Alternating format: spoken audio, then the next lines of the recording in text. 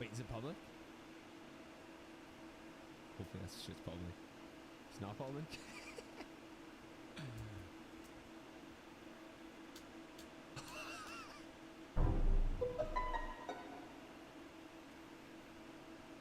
No, it's privated. It's privated. We're good. We're good. We're good. He privated it. Thank God. That would have been bad. That would have been not bad, but like we have a mental coach who sends videos Introducing and is at our Taco calls Bell's 3 when vibes are low or anything. So I leaked a video, but it's on the city. We're good.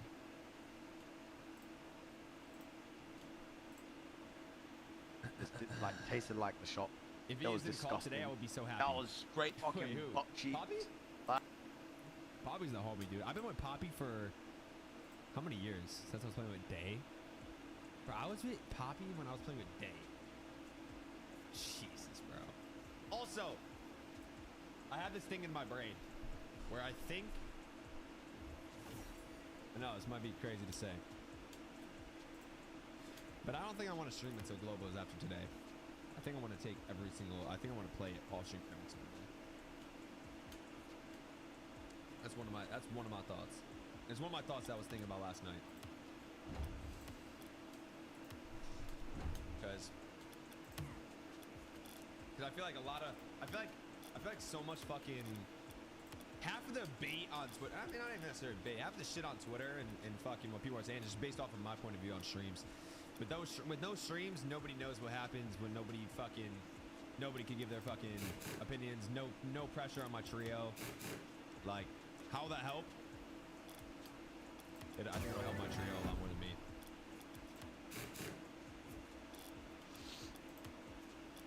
I think it's better to play off stream. Because the thing is, bro, dude, the thing is, guys. Oh my God, my screen.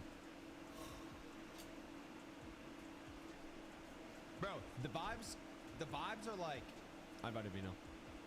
The vibes are so ass during opens. Why? I bet, Vino, I bet. Why are the vibes so ass in opens?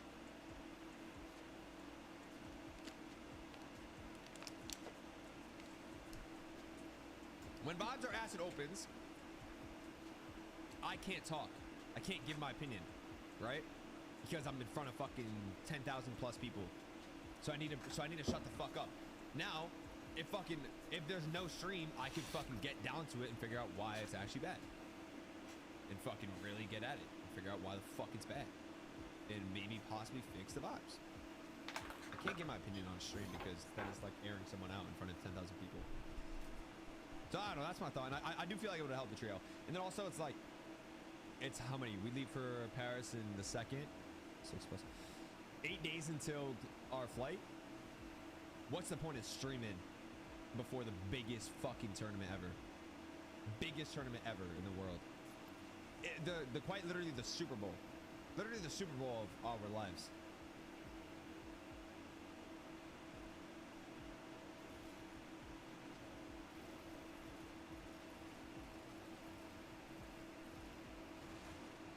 I don't know. That's what I'm thinking. I'm like, cause I'm already streaming globals too. Yo, what's good, folks? What up, Daddy? What's good? What up, Daddy? What's my name? 365 Dave. What does that mean? Don't worry about it. Well, you just said, do I fuck with your name? And then I asked you, and you said, don't worry about it. But you asked me if I fuck with your name.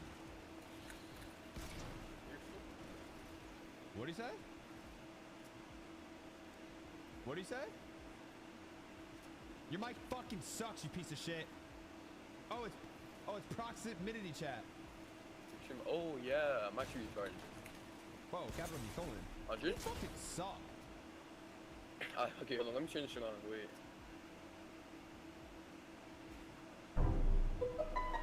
What? What? What are you talking about? Alright. The fact that you're still gonna suck even after saying that is well, literally mind-boggling. Look at you, Flopper. Look at you. Come back down here. What the fuck? You suck. No. Okay, you're 0 ping. I'm 50. I'm turning ping. Calm down. You see after, so Chad, this is a great definition of why people don't get better at the game, because every single time they die, they say some bullshit other than saying, yeah, you just shit on me, Clicks. I'm chilling, turn. Dumbass nigga, 200. Whoa, Capital, you calling? Focus up. I'm dead. I can say what I want. Chill. Look at you. Flopper. Look at you. Look at you. You're suck. paying 2 You got suck. bear gun. You suck. Okay. You suck. You suck. You suck. If I kill you, give me a PC. You suck. You suck. You suck. The thing is about you is I would never give you PC to you. I just see no potential. Yeah, you're right. Yep. I know I am. Flopper. Come here. Come here. Oh, zero ping. Zero ping. Zero ping. Zero ping. Zero ping. None of that has to Yeah. do with ping, bitch. Get the fuck down. No. Cash go check out reality socials on Twitter. Let me join the XF, please. Check out reality socials on Twitter. Oh my god, and he's going next. Oh my god, I'm a droid. Oh no. Who's no stream? What's his name, bro? I'm not sure, bro. Love you, Clicks. Nah, that guy's so nonchalant. Nah, that dude got so much aura. I'm not even chilling. Nah, that dude got so much aura. Nah, that dude's him. That dude's him. So nonchalant and shit. Yo, do people think when they like say their fucking like social medias that like people y'all gonna like go fucking hit them up and follow them?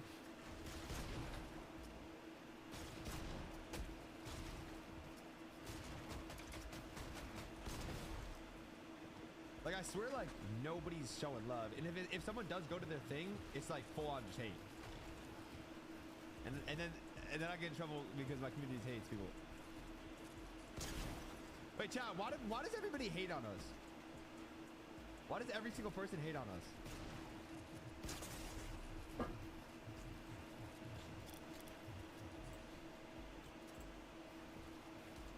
Oh my god. I'm gonna edit this right here.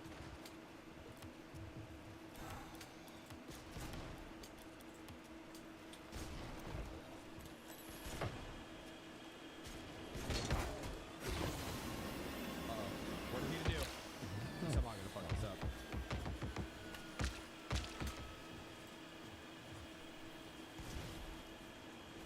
What the fuck? Holy Chuggy Wuggy!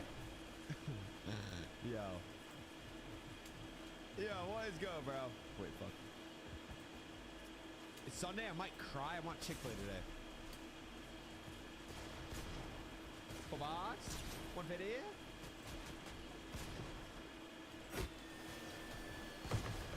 Yo, I'm actually primed when I'm chilling. Chat, we're playing with Vino. Chat, we're playing with Vino. For like 10 minutes and moving up. I'm gonna play for like an hour and then we'll walk into a closing ceremony. And I might stay on. I might stay on until like 8 and do like 10 hour, or I might get off and then re-get on. What's cracking with my daddy? No, take that back. Keep the last part back. I forgot.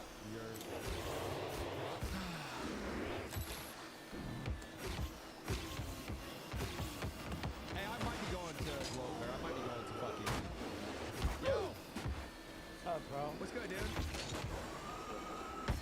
How you doing, dude? I've been You do what? Here's my game. fucking nervous as shit right now. Oh, I'm probably not bad. I'm probably not like this. Like hyperventilating right now. What the fuck? why you hyperventilating? How old are you? You got any earnings? I don't like that. I'm just high pain though. Like, but it's not an excuse. I gotta get better. What's your pick? 40's possible. Yeah, it is. It is. Isn't that what Josh plays on? Yeah, I was just gonna say that. Josh plays out 40. Yeah, 2 months. How's the proximity Why chat? the I don't fuck know. am I? I'm actually shaking. Like, what the fuck is Are this? you cold? I don't know. Look at you. You're moving, bro. What? I know, bro. I just need to like. I don't know why I'm shaking so much. It's actually bad. Guess I'm just fucking nervous right now for no reason. Like it's actually bad. I'm not gonna-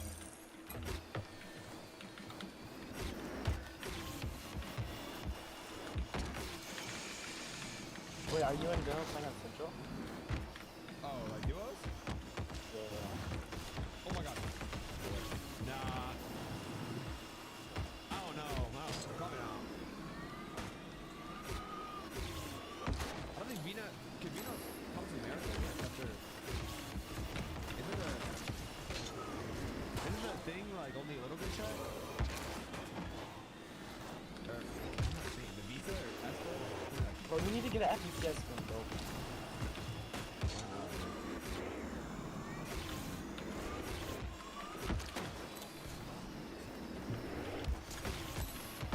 So hard.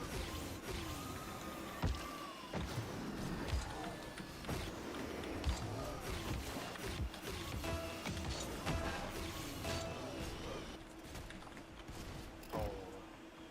Isn't Vina playing with Chino? Coming?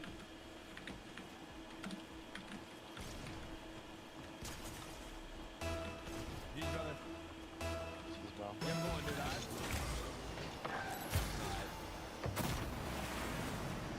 I like that, dude. He said his dual options are cooked? He said his dual options are cooked? I can't lie, that dude's actually the homie. I like him. You're not a loser.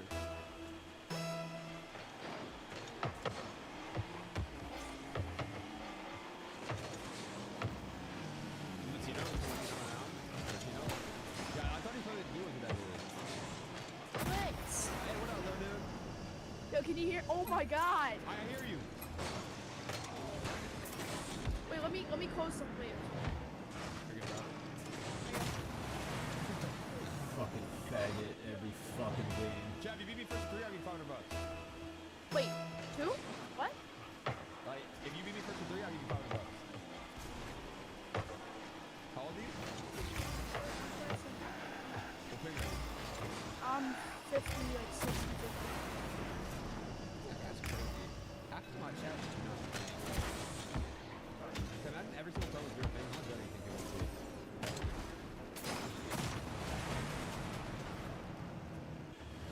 First to 3? Yeah.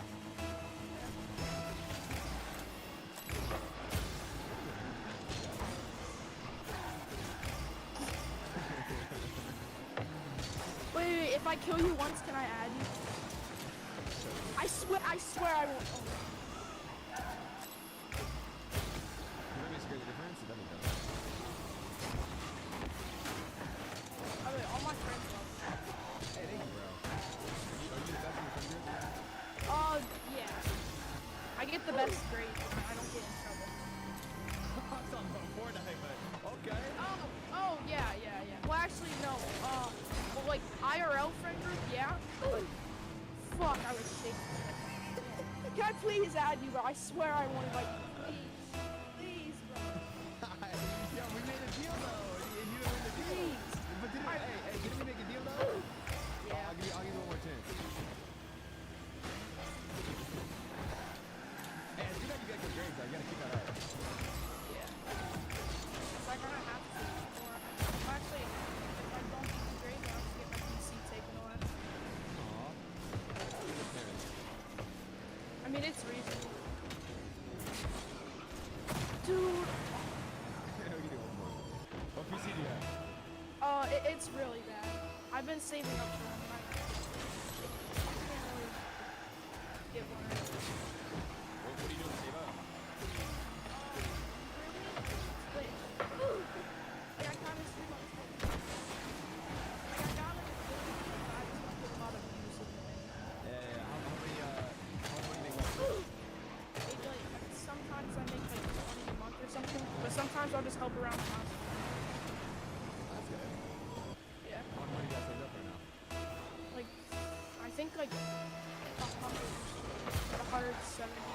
That's good. I don't even need like an over. Your parents buy you a PC at young. I paid, and then, well, actually, I paid like, okay, so there was this guy, and he was like, Fucking he was faggots. supposed to be like building up, like my stepdad knew him, and he was supposed to be a good guy. So I paid 600. Listen, I paid 600 of it, and my parents paid like 400, and it ended up being like really bad. It was like a 1060. How much did you spend on it? $1,000 bucks? Yeah, we got completely ripped off. Well, you know, $1,000 bucks for PC, you're gonna get a shitter, right? Yeah. I mean, I don't remember. And then we just got another one like from Best Buy, which I put like another 600 towards. But I mean, this one's not as bad though. Like I can act. Besides, like sometimes I'll lag.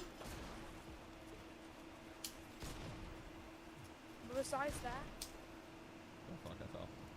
Wait, so, wait, reset. You just bought a PC from Best Buy? yeah. Which it's not near as bad as the last one. How much did you spend on it? Like around 1,000. But we did like a payment plan, kind of, like 1,200. So basically, like Your we paid PC's them good? Kind of. I mean, it's not what I. Like, I don't want to sound like some spoiled kid, but it's not really what I. Oh my God! Good job, bro. Thank you. It's not really like the best I could have, but it's something. Damn, dude. How much frame did you get in? Like right now, it's 100, like 100 and like, like 100, like 100ish. But like in scrims, sometimes like my game will crash and it'll say like this file is overhung. What did I mean, like overheats or something? No, it like yes. But like usually if I play scrims, like I'll go in it right now. The ball, you fucking faggot. Because like, yeah, I capped it. Like, it's kind of bad, but as long as I don't crash, I don't even mind it. Like it's just nice that I don't like get lagged out. Even though like I go on like it's just laggy or like spiky like, if you move around. I mean, I hope eventually. I've been streaming for like 6 months. What? Yeah, January. Yeah, so I've been streaming. 26.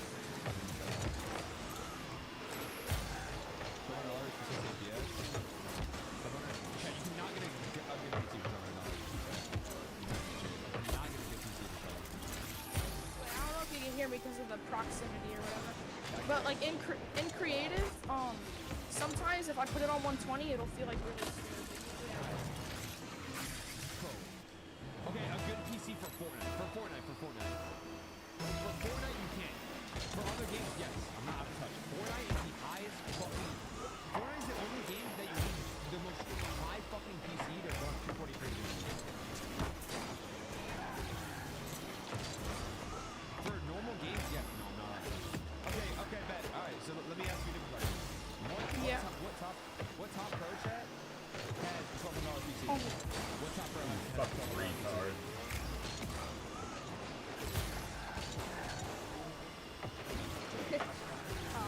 There you go. Yeah, Pixel to follow. You fucking get it. Fuck these retards.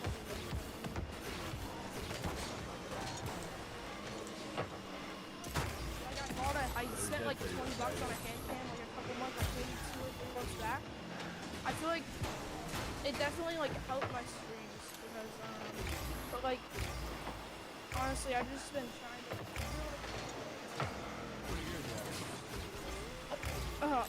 like 1, bro. I'm gonna be honest. It's like not, to be honest, I get 0 views. I'm just gonna be. I'm not gonna lie about it. I just. Don't get too embarrassed. You're just starting off. But but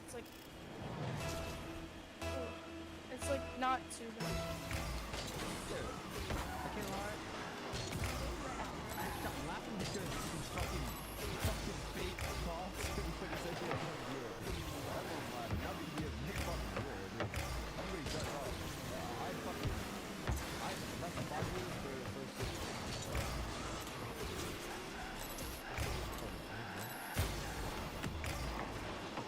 For the first year I was playing? I know I'm watching. What's your choice, bro? And then also I haven't been like too good, but like Oh my god. Because like a couple days back, he's not really my friend anymore. He really made me mad. Holy. Okay, so a couple days back, he invited me to like a Discord server, right? And I thought it was just like. I don't know why he thought about dropping me for so long. I just ended up dropping him. And I found a way better.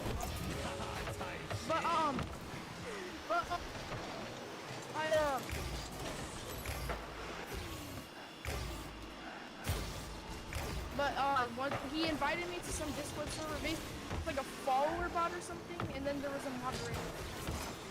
I thought I would get banned. So I was not. I left it, and then like after like a day, it stopped. But it was just some moderator just follow botting my shit all day long.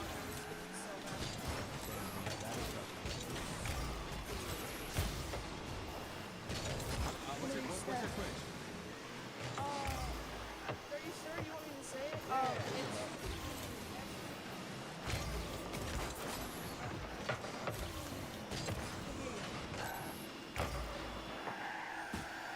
Yo? I'm not getting it. Oh, okay. Yo, what's up?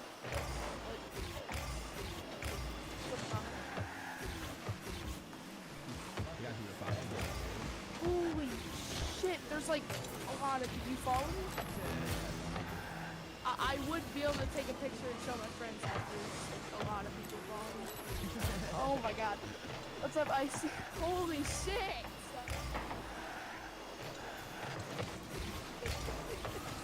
I'm gonna call my friend. I'm staying in voice chat. I'm gonna call my friend. Holy shit! I can't even see who gifted it. Yeah, hey, you're tripping. I think your screen's frozen, bro. Oh no, you're good.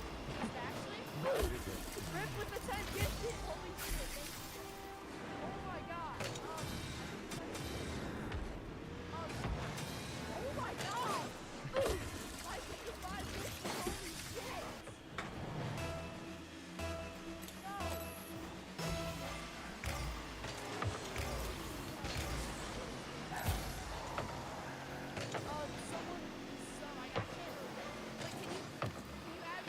Wait, fuck this retard. Oh shit, okay. I just had you.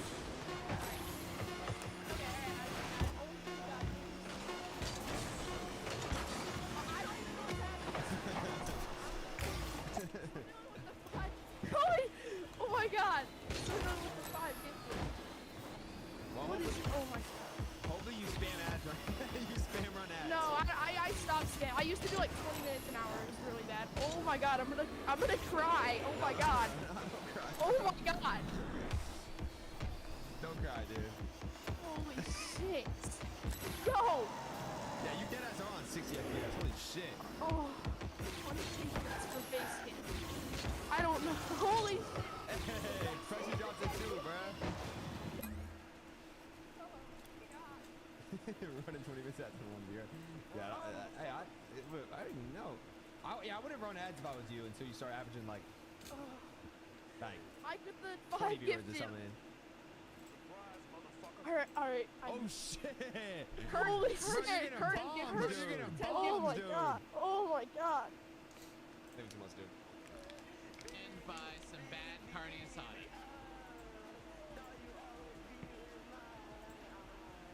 I do not know what's happening right now. Kurt.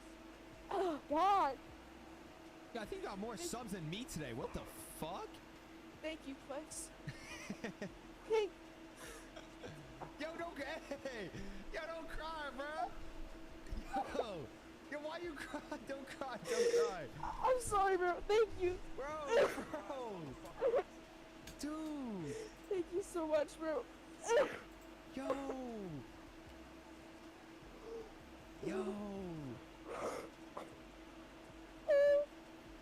Yo, don't cry, dude. This is a good thing.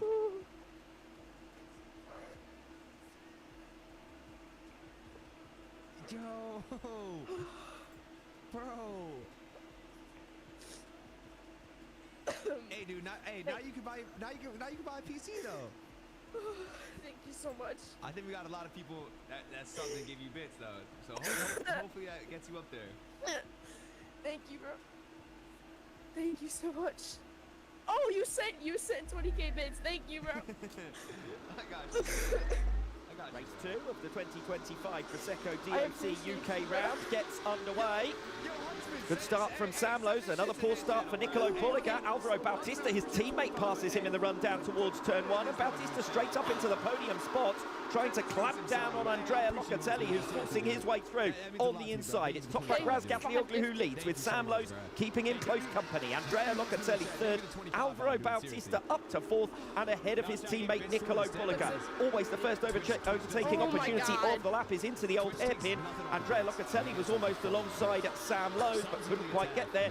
Lowes holding on then for second position, and now Sam Lowes starting to mount an attack on Toprak Razgatlioglu as well. Yeah, and you can see here off the line, once again, Bulliga drops down to fifth.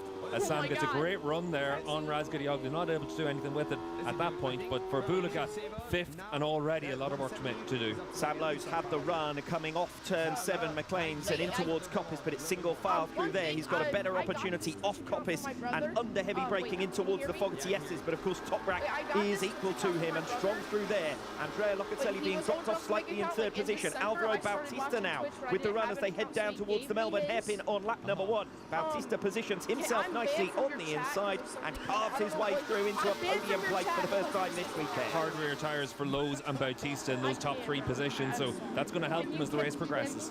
And we know how strong Alvaro Bautista is in the latter stages. Realistically, we anticipate Bautista's fight to be with Sam Lowes, so it's key that he's got through on Andrea Locatelli, and now he can see his direct rival in this race up ahead of him in second position.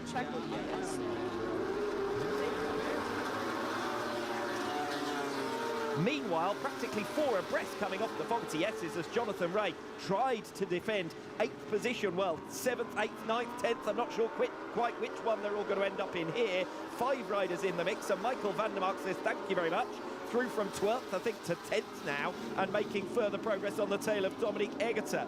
Ryan Vickers covering the inside. Jonathan Rea has got bundled out of the top 10 altogether. That's a real shame for Jonathan Rea, because we know he's had the pace to go with Andrea Locatelli this weekend so far, but he's ended up down the order in this one. Meanwhile, Andrea Locatelli loses out in the run towards turn 1 at the start of lap number 3. Bulliga now will go after his teammate Alvaro Bautista, and we expect him to have the significant pace advantage. Will he be able to utilise it on this lap number 3? Bulliga goes to the inside, into the Melbourne hairpin. Alvaro Bautista cuts back and recovers third place. Locatelli not close enough after his error through the S's earlier on in this lap. So Bautista is back in P3, lives to fight another day. But while these two are scrapping it out, Sam Lowes escapes away 1.3 seconds clear in second place. Bulliga passes Bautista, and the two teammates hardly doing one another too many favours as they come now into lap number 4. Yeah, there's someone down at one of the leaders. And it's going to be Sam Lowes from second position. Toprak Razgatlioglu goes through. What a shame for Sam. He was doing such a good job to keep up with Toprak at the head of the field. So that promotes Nicolo Bulliga into second position. But the gap is already the best part of 2 seconds. And it's a similar tale to what we've seen in race 1 and the Superpole race for Nicolo Bulliga. But a little bit different now just because it's the longer race and he's got more of an opportunity. But for Sam Lowes here in second, it was just one of those, you're trying to push down and you're going to attack Razgatlioglu, and that's what you have to do whenever you're riding on the limit. For mistake for Sam, at least he had the podium this morning.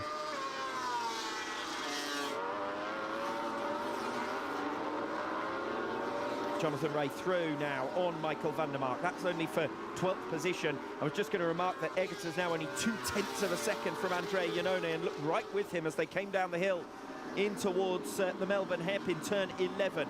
So lap 11 begins. Razgatlioglu 2 seconds clear of Bulliga. That looks like game over. Bautista 3 seconds further back in third. 2 seconds back from him, Andrea Locatelli.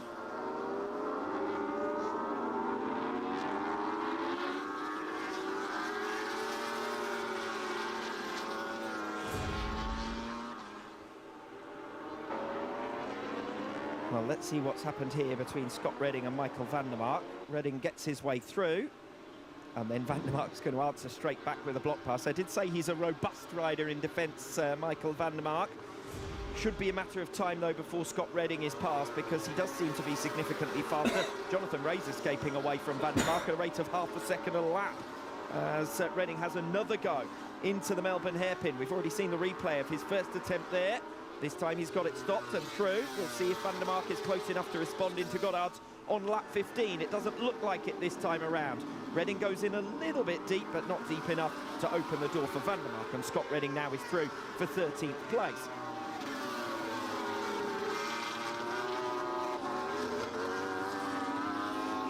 Oh, big moment for Andre Iannone. Almost goes up the back of Garrett Gerloff ahead of him.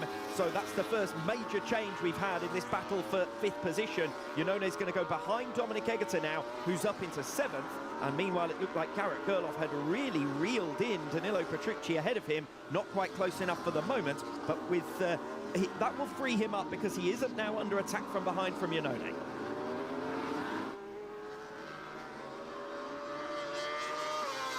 You can see the track limits warning for Toprak. That means that if he exceeds track limits again, he will be given a long lap penalty. Let's see if it was just what happened through the gravel at the Foggy S's. You can see they're just touching the green paint through there. And for Toprak, needs to be careful for the rest of this race as we move into the last 4.5 laps. Yes, fair enough for a warning, but can you imagine getting a penalty for that one? It looks like basically perfect riding, doesn't it? But Toprak Razgatlioglu, 3.5 seconds clear, so hey, that would give us a good finish, wouldn't it? Bautista right on the tail of Bulega. Take 3 seconds off Razgatlioglu, and we can have a photo finish between them. We see the riders making their way through. Remy Gardner in the background of that shot behind Dominic Egerter. So Gardner up into 9th place. And as you can see on the timing screen, Ryan Vickers is now down in 11th position. This is the move that I talked about. This was Andre Iannone getting through on Dominic Egerter. That was for 7th position. And there's been another one somewhere with Ryan Vickers dropping down to 11th place behind Gardner and also Iker Lecuona. So again, Vickers missing out on a top 10 finish that he's had the pace to have top 10 finishes in all of the races this weekend. Yeah, just dropping down into the 29s last time around, so maybe just got bundled out of the way a little bit. But for Ryan, it's been a really strong weekend all the same. Lecuona has actually done well to come away and get himself into the top 10 now at this stage, as we get to see what happened. And yeah, for Ryan, just runs in deep into the Melbourne loop. The door is open for Iker, and he just comes through. Alvaro Bautista making another couple of tenths of a second in the first sector of this lap. Bulega responding later on. So the gap between them will be 0.8 of a second by the looks of things going into the final lap or so here.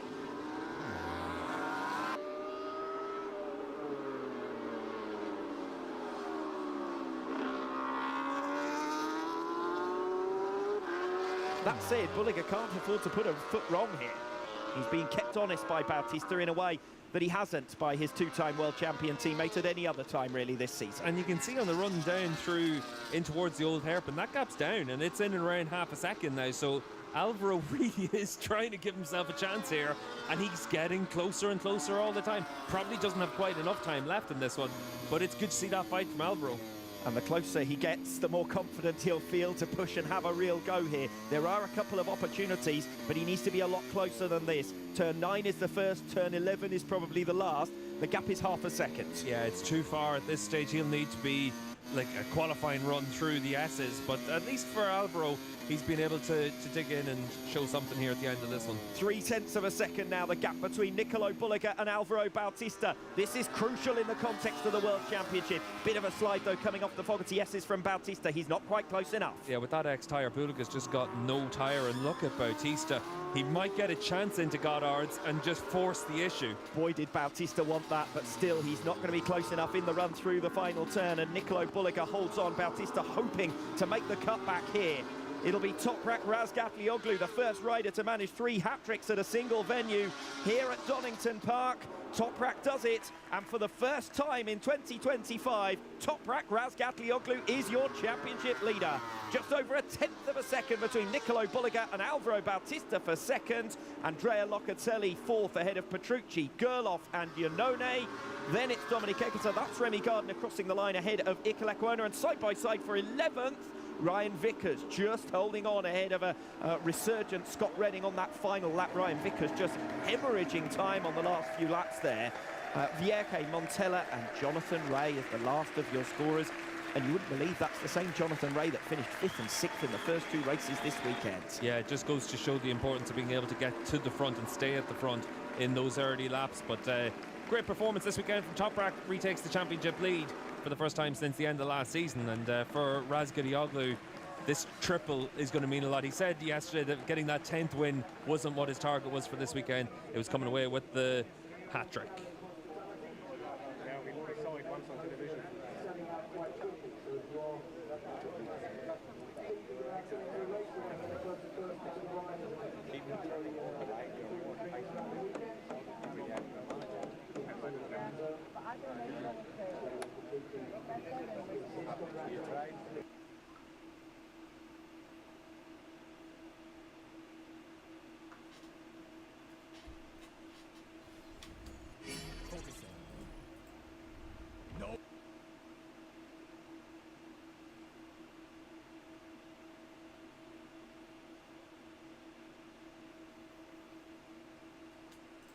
GTA Roleplay, a game where in 1 minute you can go from robbing banks, high-speed chases, and gang wars to being... I ran 0 on East and 800 earns in 2 months, and then NAC I run 50 and I only have 100. Kind of sucks.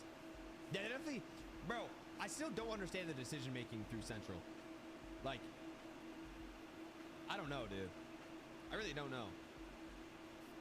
Yo, Prexy, name of 10. Hey, Prexy, thanks for showing love to that dude. I'm not even joking.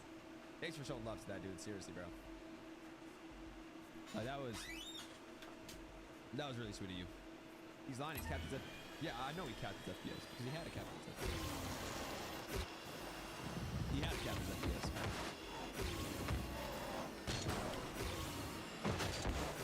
Central makes no sense. 70th players on East. Yeah. Okay, bro. Chat. I hate to tell you guys, they're not bringing back East. They're not.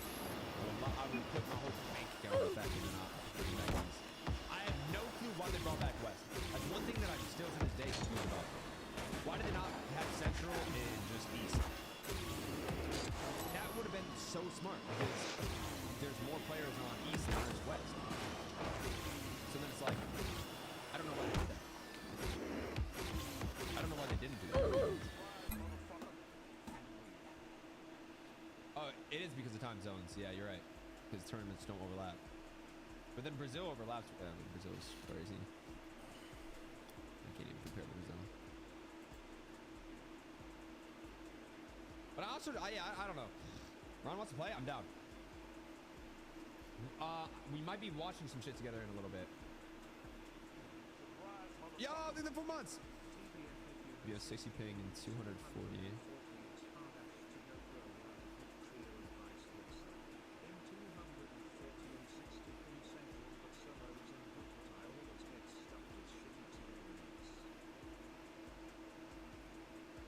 Yeah, how do you guys get good teammates if you're a noob?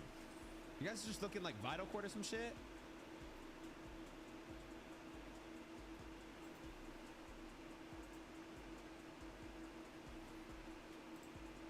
Oh my god. Wow. Wait, where's rank? Wow, reload is 10 times more problem than the normal. All right, I'll play one more game if I get it. If I get in with the next 2 minutes. Then if I don't, then I'm just gonna queue up reload. Reload's probably better. Find a teammate isn't a thing. Yeah, that's gotta be so hard in 3 months. That's crazy, bro. That's so crazy. Hello, I'm Ryan F9, and the most aspirational of all motorcycles share one design. The Bimota Tessie 3D has it for $44,000. The Virus 995 has it for $69,000. The Arc Vector has it for $166,000. Even the most coveted fictional motorcycles, Kaneda's Machine from Akira and the Bat Bike. Together, they're the most famous motorcycles to never hit the road, and they too both share this common thread. It's starting to tug at you a little bit because it's right here, hub center steering, whereby the wheel is turned from its center rather than skewering it to some fork that pivots about some steering tube somewhere else. Now remember, this is the reserve of the elite. the exotics, the racers. This is the secret stuff of dreams, the private parts of pure fantasy. So prepare to witness my 1998 Italjet Dragster 50 F16 filler cap. We have a Ducati trellis frame, a MotoGP prototype front end, all for a scoot that will never hit 90 kilometers an hour. I touched 87 once, saw God. Now, this is the only time Hub Center has been made available to the lowest plastic chromed echelons of society. Italjet did it in 98, 99, 2000, 2001, and in 2002, they went bankrupt. But not before seeding a half dozen of these oddities across Canada for the half dozen motorcyclists on a failed engineer's budget to be able to purchase the design of their dreams, albeit a little dream that took 10 years to appear at a foreclosure auction in Chilliwack. Never mind, all the wonders of Hub Center schematics are here, chief of which is that you don't need a fork. And if you don't have a long lever acting on your steering tube, then you don't have high torque on your steering tube. And if you don't have that, then you don't need a really strong frame to connect that point to the other critical point at the swing arm pivot. And if you don't need a frame, you don't need a frame. Hub Center bikes are just two torsionally rigid arms, naturally reaching from the most naturally rigid part of any motorcycle, its engine. Objectively, Hub Center is the simplest, the strongest, the stiffest way to design any motorcycle. And that's not even counting the stiffy you'll get every time you change tires on two single-sided swing arms. The only exception to all of this is the scooter, where the engine is inside of the rear swing arm and therefore the Hub Center design is completely moot. I told you Italjet went bankrupt.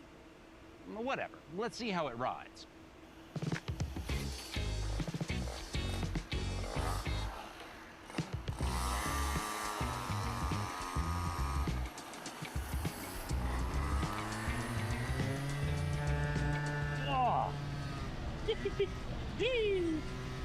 It's a monorail. I mean, this is a reasonably bumpy road. And it just hugs a line tighter than Joe Biden. And most motorcycles, oh, look at that. You know, the fork is doing double duty on most bikes, suspension and also steering. So when you hit a bump mid-corner, that bump translates through to your steering line, makes everything all wobbly. But this, the arm that actuates the suspension, is completely separate from the linkage that steers the motorcycle, meaning there is zero bump steer. It just behaves on its line no matter what the spring is doing, which is down there between my legs, by the way. Now, speaking of, because the swing arm extends straight forward, you can go hard on the brakes, and that deceleration just translates parallel to the lever. Meaning, even under heavy braking, I retain, see, full suspension travel. That's brilliant. It's amazing how many forking problems we've all grown used to when Hub Center is just better from first principles. And I will admit that the rubber boot down there is prone to water ingress and rust, and when that happens, the feedback from the linkage is even more random than it is now. It's not that linkages can't be made to handle phenomenally. I had an old Z3 with a linkage much like this, and on that thing, I mean, you could run over a Braille Harry Potter and be able to tell that Dumbledore was gay, but motorcycle linkages, they've only been tried a few times, so they never really got very good.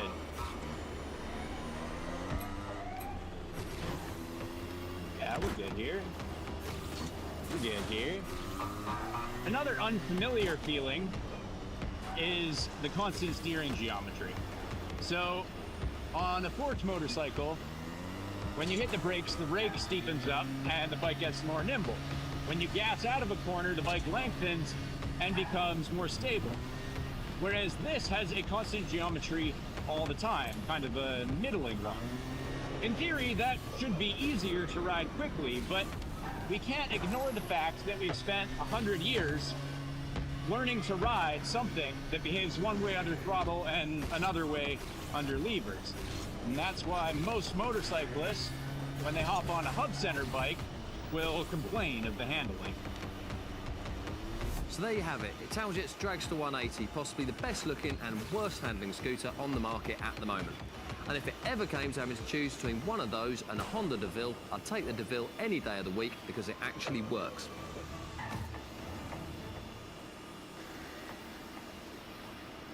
Oh. If Bargain Bin Richard Hammond has a legitimate complaint, then it's that. See, when conventional forks hit a bump, they deflect the tire up, but also rearward. Look here, though, at the hub center arms. As this compresses, it actually rotates the tire forward and into the obstruction. That's why my little Italjet attacks every pothole like they owed us money, and that's why these never became mainstream. Only for a brief moment in the earliest days were hub centers the engineer's choice. But back then, the roads were crap and the engines were slow, so the theoretical performance benefits remained just that, theoretical. Meanwhile, riders noticed a very practical pain in the balls and quickly switched to the less perfect, but far more comfortable telescoping forks that we know today. It's not that hub centers couldn't be made similarly comfortable with an equal 100 years of development. It's just that forks were the better choice earlier, so they stayed better later, a phenomenon known as path dependence. You know path dependence already. Take QWERTY as the nearest example. The keyboards are laid out like this so that neighboring keys rarely have to be typed together. Why? Because doing so could jam a mechanical typewriter. Of course, in the electronic era, that's exactly the opposite of what you'd want. QWERTY asks our fingers to travel 2.1 times the distance as another layout like Dvorak, but for no current reason. Since QWERTY, though, typists were trained on it, and stores were stocked with it, it remained the best and cheapest choice despite not being the best. That is path dependence. And in the same way, Bimota contested World Superbikes on their Tessie. Yellow sucks. And Yamaha won some Isle of Man TT podiums on their GTS 1000. Honda even took points at the highest level on their hub-centered Elf in MotoGP. But each of these very promising projects were abandoned for lack of funds. Imagine having to reinvent the wheel mount every night in your garage while your competitors slap on some mass-produced Öhlins and get practicing. That is path dependence, where what we do is what we did because it's what we've always done. So, is my little Italjet dragster much better or worse than a conventional scoot? No, not much either way. But how much better could it be given an equal 100 years of R&D? Two roads diverged in a yellow wood, and sorry I could not travel both, and be one traveler, long I stood to look down one as far I could to where it bent in the undergrowth. Then took the other as just as fair, and having perhaps the better claim because it was grassy and wanted wear. Though as for that, my passing there had worn them really about the same, and both that morn equally lay, and leaves no step had trodden black. Oh, I kept the first for another day, but knowing how way leads on to way, I doubted if I should ever come back.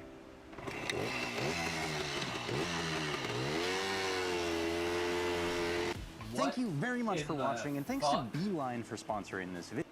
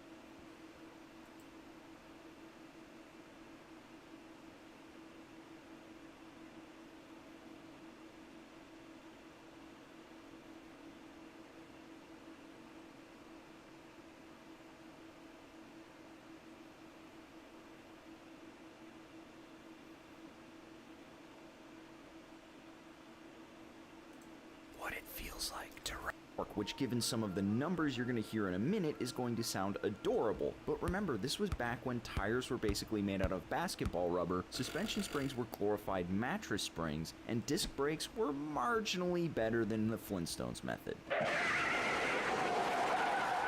For the sake of brevity, I'm going to skip over 40 or so years of history, but suffice it to say that the Speed Wars happened, the Busa won, and no one cared that Kawasaki made the ZX-14, which was a demonstrably faster and better bike. So everybody went home, and while the world kept turning, Kawasaki stewed. From a decade of noogies and misplaced anger came the first Ninja H2, a 999cc inline 4 with a world first. The first bike to feature a supercharger. It claims 228 horsepower and 104 foot-pounds of torque with the best tech Kawi could throw at it, which somehow still doesn't include Öhlins front forks, but I'm not judging. And that's not to mention the H2R, which is a track-only version and puts down a paltry 310 horsepower and 121 foot-pounds of torque. No wonder Ebe's gotten his H2 to put down some bonkers power numbers. But the reality is some people have a death wish and back problems and couldn't get in on the fun. Enter the ZH2,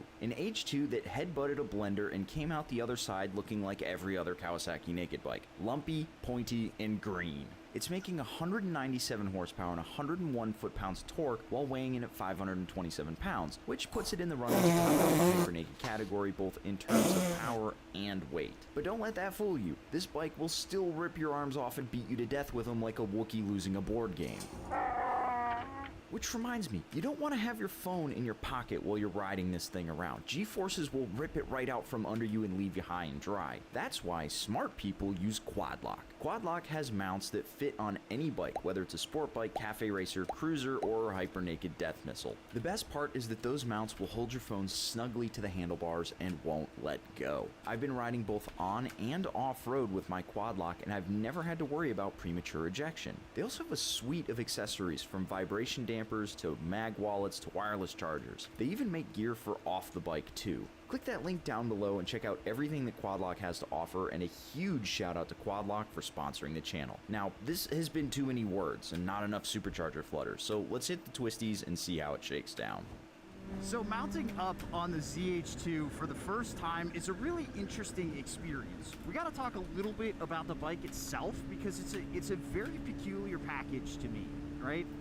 It feels very much like if somebody tried to pixelate a Sea-Doo. I'm sorry. They're just like, they're not very smooth, and they're not a very pretty thing to look at while you're sitting on it. You know, usually one of those things that you say is that it doesn't matter what the bike looks like when you're riding it because you can't see it. Well, you kind of can see a lot of stuff on this bike, and it doesn't look great. I'm trying to think of a nice way to say this, but I think that most folks who are coming to the ZH2 do not give a fuck about how it looks to themselves or others. It's not a taste thing that brings you to this. It's the motor, right? It's the motor.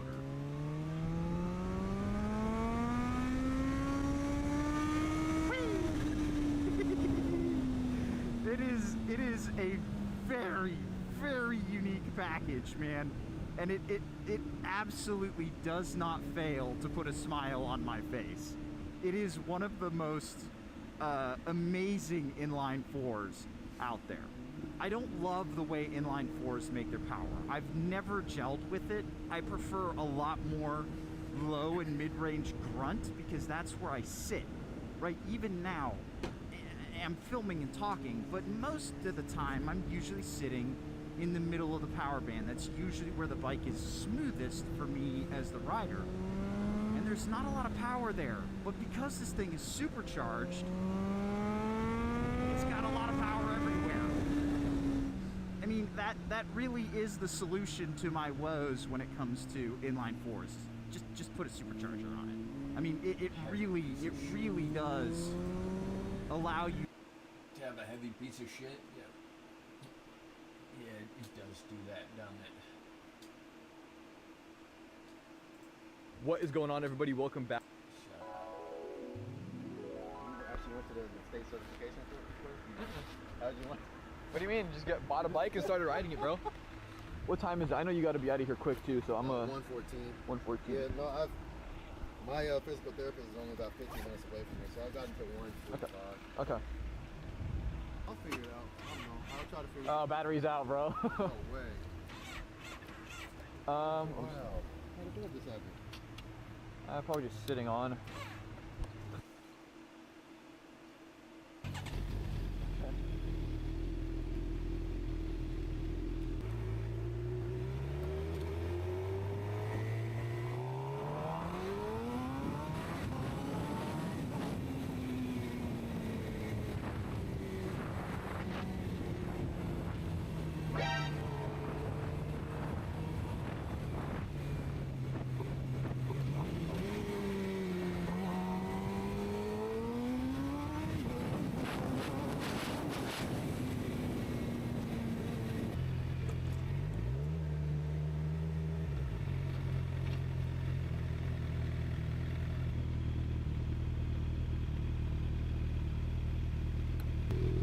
I'm not gonna turn it off, so you know it's recharging. Yeah.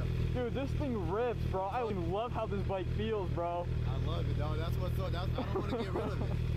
It's perfect. 1,000 was a bit too much. So you have the code 5D. Something with the secondary throttle valves or something. So. Oh, is that what the F1 light is? Hey, you know more than I do about this shit, so. It pops up 5D. Oh, is that what that is? That's the that's the error. Oh shit. Yeah, that's the code. Okay. Secondary. I feel like this bike got a little too much power. I don't know. That's what I was wondering, bro. Because I was thinking the same thing. I was just like, oh, this has to have a power commander on there or some shit.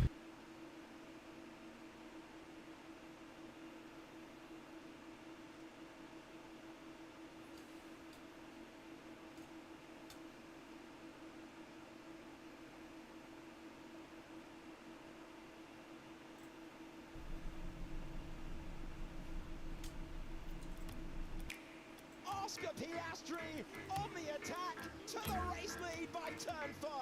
Fast as fuck, boy. Norris improves the benchmark, but he's going to be under pressure from Piastri. Trying to take away pole. Miss. And he does so. Oscar Piastri wins for the first time in Formula 1. Piastri and Norris separated by nothing. Norris inching clear. Late on the brakes for Piastri. Does he make the corner? He does. Leclerc is not going to give it to him, so going the long way round and taking the position. He's late on the brakes for Max Verstappen. He keeps the lead for the moment. But Piastri powers by. Oscar Piastri wins. Oscar Piastri wins. Oscar Piastri wins. Oscar Piastri wins. Oscar Piastri wins. Oscar Piastri wins.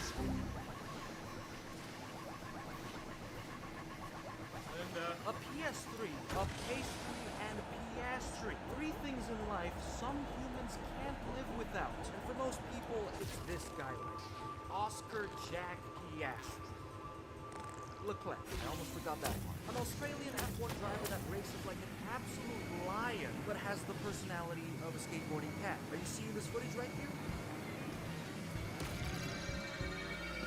Believe it or not, that's Oscar driving a Formula 1 car. But despite how he can appear this way, Oscar manages to stand out more than anyone I've seen enter the sport in years. Someone who's cool-headed but drives like his life's on the line, and improves at a pace faster than it took Liam Lawson to lose his Red Bull seat, making Mr. Pastry one of the most talented racers I've seen. And that's because Oscar is a driver with so many positive traits from other F1 drivers fused into one. He's like the end result of an F1 driver orgy. He races clean like Kimi Raikkonen, overtakes with Verstappen's aggression, has the likability of Alex Albon, Fernando Alonso's racecraft, Mark Webber's feistiness as a teammate, and again, Kimi Raikkonen's aura. Heck, the guy even has a sarcastic version of Daniel Ricciardo's humor. Lots of problems with track limits, ladies and gentlemen. Best work experience ever. Oscar Piastri. And of course, better consistency than Lance Stroll's ability to crash a car every weekend. Now I know I'm showering this man with more compliments than a Krispy Kreme donut, but I have to say some pastries deserve to be glazed. And for Oscar, it's because of how fast he matures. In F3, he won his debut season, jumped straight to F2 the next year, and won on his debut again. This man was speedrunning his racing career. Then in 2023, Oscar finally joins F1, where he pulls overtakes while defending against Ferrari in Austria. Got a sprint podium in Spa, a win in Qatar, the race where drivers were literally throwing up in their cockpits, and finished the season with 97 points. But he was still 108 points behind Lando, which is fine. He was practically a newborn baby, and there's room for development over the years. But then Oscar suddenly improved more than anyone expected, because right as 2024 started, he practically gained 3 years of experience overnight. As the season went by, his pace was faster, racecraft was better, and he was sniffing Lando more and more. And this happened the same time Lando wanted to challenge Max Verstappen for the championship. And while that didn't exactly go to plan, Oscar pretty much said, okay, fuck you, watch this. In Monza, he stole the lead from Lando and finished ahead. Then he won in Baku, with dive bombs crazier than Japanese pilots on Pearl Harbor, and his overtakes in Spa were stunning. The last time we ever saw a new driver perform like this was Lewis Hamilton in 07. Oscar may not have started as well as Lewis, but it's how fast he improves. And how Pastry does this is thanks to his mindset. Oscar's brain adapts and thinks quick. Like, take a look at this interview moment. Is it true that F1 drivers can tell what course it is from just hearing an audio recording of it? I've seen people do it before. Well, this is coming down the pit We're in lane. the pit lane then, yeah. Yep. Long pit lane. Okay, this is a very slow corner. I reckon it's Bahrain. You're right. It is. There you go. The fact that Oscar knew what Bahrain sounded like faster than an F1 fan recognizing the Dutch anthem is a different level of aura. And it's the little things like that which makes Oscar so special. Take a look at him playing this basketball game.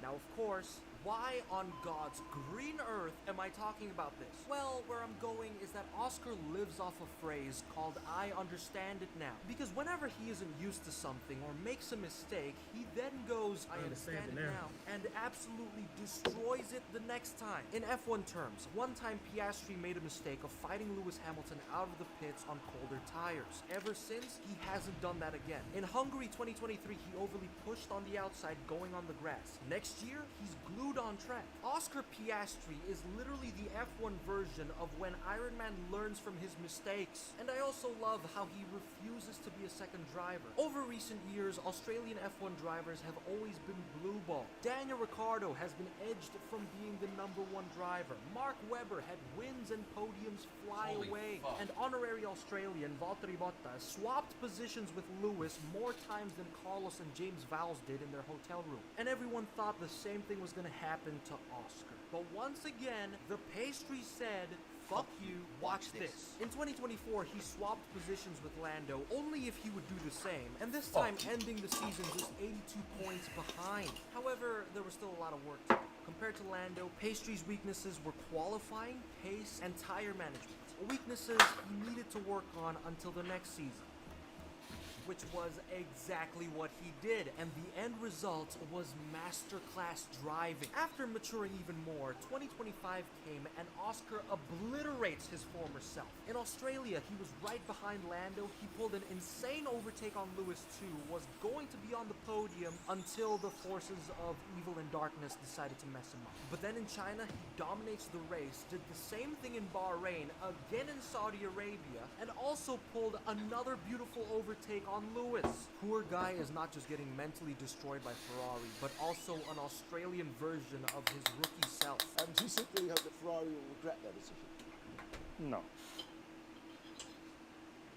But then came Miami, a race I think showed just how much Oscar knows what he's doing. In the race, he needed to pass Max Verstappen, a driver that will do whatever it takes to defend his position, literally, even if it means he'll throw axes at you. So you don't have to tease Max anymore. You see, whenever Max has to defend, he's smart with it. He uses the rules to his advantage, going down the inside, braking late, and sometimes pushing the other driver off track. And Oscar knows that. So when the time came, Piastri took the outside line, convincing Max to use his usual strategy, brake later and shut everyone's dreams away. But unlike other drivers, Mr. I Understand It Now wasn't on the outside to overtake. He did that to force Max into an error. Oscar knew that Max had less pace and was going to brake late to defend, which happened. And as Max's tires locked up and fried, his car went wide, and Oscar passed on the inside. Jarvis unshit my pants. Holy fuck. His drives were so good, even Christian Horny himself admitted that Oscar would be a suitable replacement for Max Verstappen. For plan B, in case he were to leave. You know, Oscar Piastri. And a couple days later, Red Bull fired him. They couldn't handle the truth. But there are still these smooth brains who think so little of Oscar, saying he's overrated, which I can try to understand. In 2025, Lando could still do much better than Oscar in specific areas. And if he didn't bottle so much, there probably wouldn't even have been a championship fight. But at the same time, what if this and what if that, you know? What if Oscar turns into a literal pastry and can't drive anymore? What if Fernando Alonso started flying with wings from his back and wins the championship for the next 10 years? God, I wish. I'd agree that Lando can have the edge on Oscar sometimes, but also no shit. He's a driver with more than double the experience. You'd expect that from him. Overall, I think some people can never be satisfied with drivers like Piastri because he keeps shattering their expectations. So the bar just keeps getting higher, higher, and now it's at the edge of the universe. So it's fair if Oscar doesn't win like 2023 Max Verstappen. What he's done so far in 3 years is more than 95% of drivers. But apart from his masterful driving and maturity, there's also personality. Oscar is one likable driver, along with Alex Albon and especially Kimi Räikkönen. They both don't speak too much. They know what they're doing, and most importantly, Oscar also just drives, lies on the floor if he's tired, and has one expression. Whatever happens, this is the face you're getting. Though on some occasions, we do get to see him switch things up a little. And when Oscar gets a little frustrated, his humor is what stands out the most. So driving like he was in his first go-kart race. It's still like fun with all these years later, huh?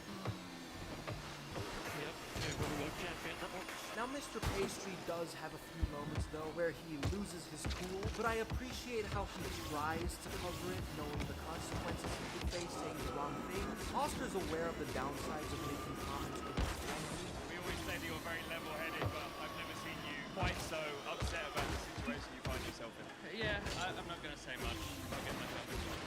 Like, there was a moment after a race where Lando was interviewed about Max, and Oscar knew that Lando could get himself in trouble here, so he just gave him the stinkiest side-eye. I could smell it from here. But as much as Oscar is calm and nice, people often forget that he can still be ruthless, as he once said himself. Just because I'm calm doesn't mean that I'm not ruthless. Like, did we all forget his Alpine tweet? Oscar ate that team up and left no crumbs. Or when he posted a photo of him flying a plane on September 11th. Well, he also took down the tower and left no crumbs. But most importantly, he aggressively fights Lando and refuses to yield. A prime example, Canada 2025, where he and Lando went wheel to wheel and showed their talents. Though I'm not sure what took more of the spotlight, Oscar's racecraft or Bartolo Norris. But in the race, Lando was closing in on Oscar with more pace and fresher tires. And in turn 10, he made a move down the inside. But Mr. I Understand It Now saw it coming and went for the switchback with a better exit, catching Lando in the straight and then braking far later, getting the lead. Then Bartolo Norris tries to go for it again. That didn't exist. Another example, Spa 2025. In the sprint, Max Verstappen took the lead from Oscar on the straight to win the race. And in typical pastry fashion, he went. I understand it now. So in the actual race, he used Max's exact move on Lando and won without a worry in the world. Piastri is one ruthless, fast learner. And it also helps that he has a strong mentality. Oscar believes that he's better than drivers like Lando. Lando Norris versus you, one-on-one, who wins? me.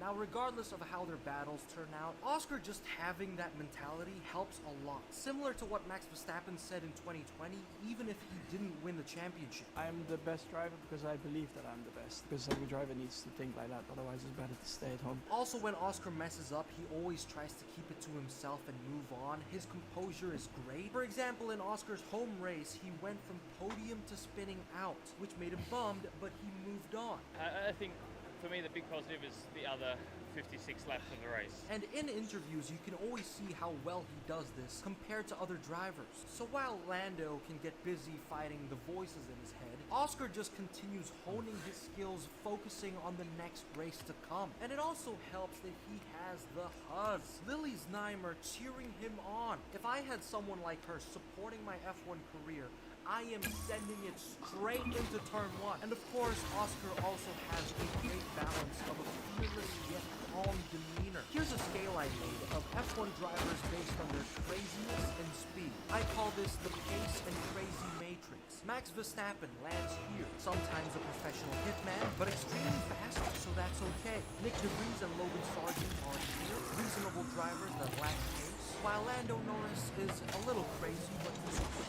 And Oscar Piastri fits in somewhere around calm but calculated. And most world champions are here, and this I'd say is the unicorn area. While these two gremlins land here, track hazards that are slower than Sebastian Vettel's scooter. But back to Oscar, he can still make mistakes. It happens.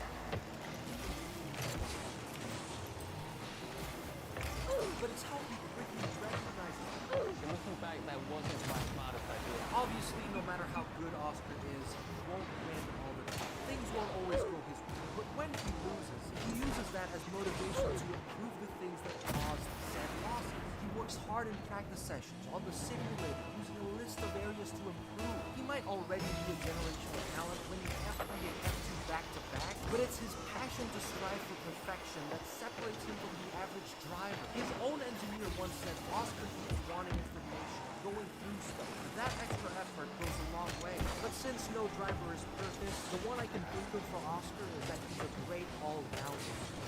Which really doesn't make sense at first, but here's the thing. Some drivers tend to sacrifice other traits to have exceptional ones. Think of it like making a video game. Max Verstappen, strength, godlike qualifying. You fucking retard.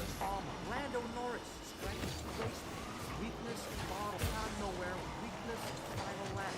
And Oscar Piastri, strength, amazing all around. Weakness, not specialized in anything. And well, if you don't want to count that, I guess he's absolutely ass at any sport that isn't Formula 1. Like this dude put all his skill points in racing. He tried kicking a ball one time only to fold into the average fentanyl addict in downtown Chicago. So while Oscar's jack ball trains, other drivers having exceptional areas can get in a specific situation. But then again, if Pace is able to adapt and make every stat exceptional, everyone better start packing up for F1 25. But at the end of the day, I'd say Oscar's most annoying opponent is still traffic. Because I swear, every time he has to go through lap cars, he loses any progress he's made. And of course, one of the culprits had to be Alpine.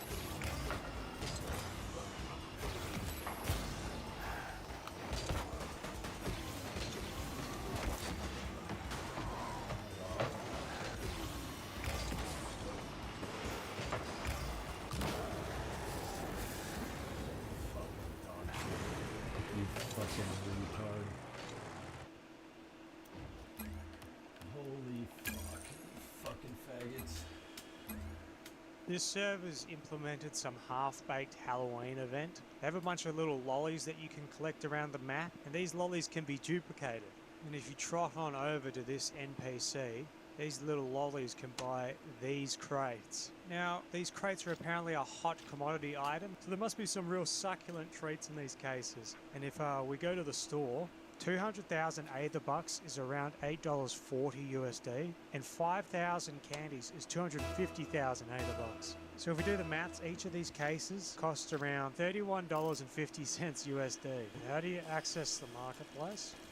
I don't know. It's. What do you mean you don't know, you bald You're supposed to be showing me this dude. Yeah, I think wait, try unbox. Oh yeah, it's like the same one as last time. Dude, they all use the exact same one. It's the same one with the case system. Alright, here, come with me, come with me. Oh, I'm gonna change my name. What is that? Yeah, that's my part of their Halloween. Is this how you get the lollies? No. So see these little pumpkins here? Like, come back. That? Yeah. Oh! I just sucked one up. Here, just come press E on this one. Did you do it, or does it say on call? Maybe you can only do one. It says on cooldown. Oh, here, come try another one. I literally got one lolly from that. How many did you get? 6 candy. Yeah, you got 6 candy. I think there's like 20 of those around the map. Oh, and they're all on cooldown. Yeah, they're all on cooldown, so you can't just go and like spam them. I'll show you how it works now. We'll go on here. So basically, while it's here, you can literally run, and as soon as you're on top of it, press E at the same time. Like that. I just stuck with it. So I That's it. saw it said like +1. Yep. No way. So now if I go exclamation mark candy, I did have 534, and now I have 1,068. Exclamation point drop and 15. Oh, there it is. Yeah. And so what? You can't don't do it too early. Do it like pretty much as you're on top of it.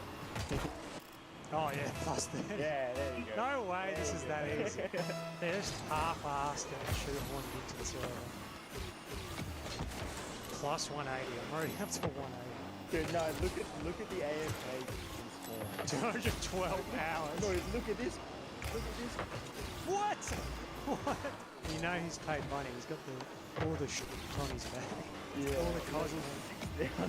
6,346 as well. The server is just like, it's not even like they don't play the server, they just all unbox cases and just get the most overpowered. Like, it's whoever has the most overpowered weapon. That's why the one we're trying to unbox, like it has the most like overpowered thing in there. I don't even know if anyone's selling it. What's it called? Decapitator. The cat. Yeah, no one's selling it. I don't think anyone has one. You can see what's in some of them, like this Hellraiser crate. I'm looking at this Hellraiser crate, and it's just 0% chance for everything except these two, I guess, garbage items. Aetherite Shard and Eternal Box. Look at the drop rate. Mystery item, 0. Hellraiser, 0. So there's like no chance you ever get them. It's all just 0. And then 45%. It must be like point. Yeah, it's like such a small fraction. They can't even show it. Dude, look at this guy. 9,908 hours, and he's running around. Oh, they've got a battle pass. They've got a battle pass as well. Come look at this. Oh yeah, look at all the goodies. They've got like in-game pokies as well. You can get on horses. Wait, what? This is some just degenerate. Dude, this is so fast. This is so much better than all the other two. Oh, you can eat my candy?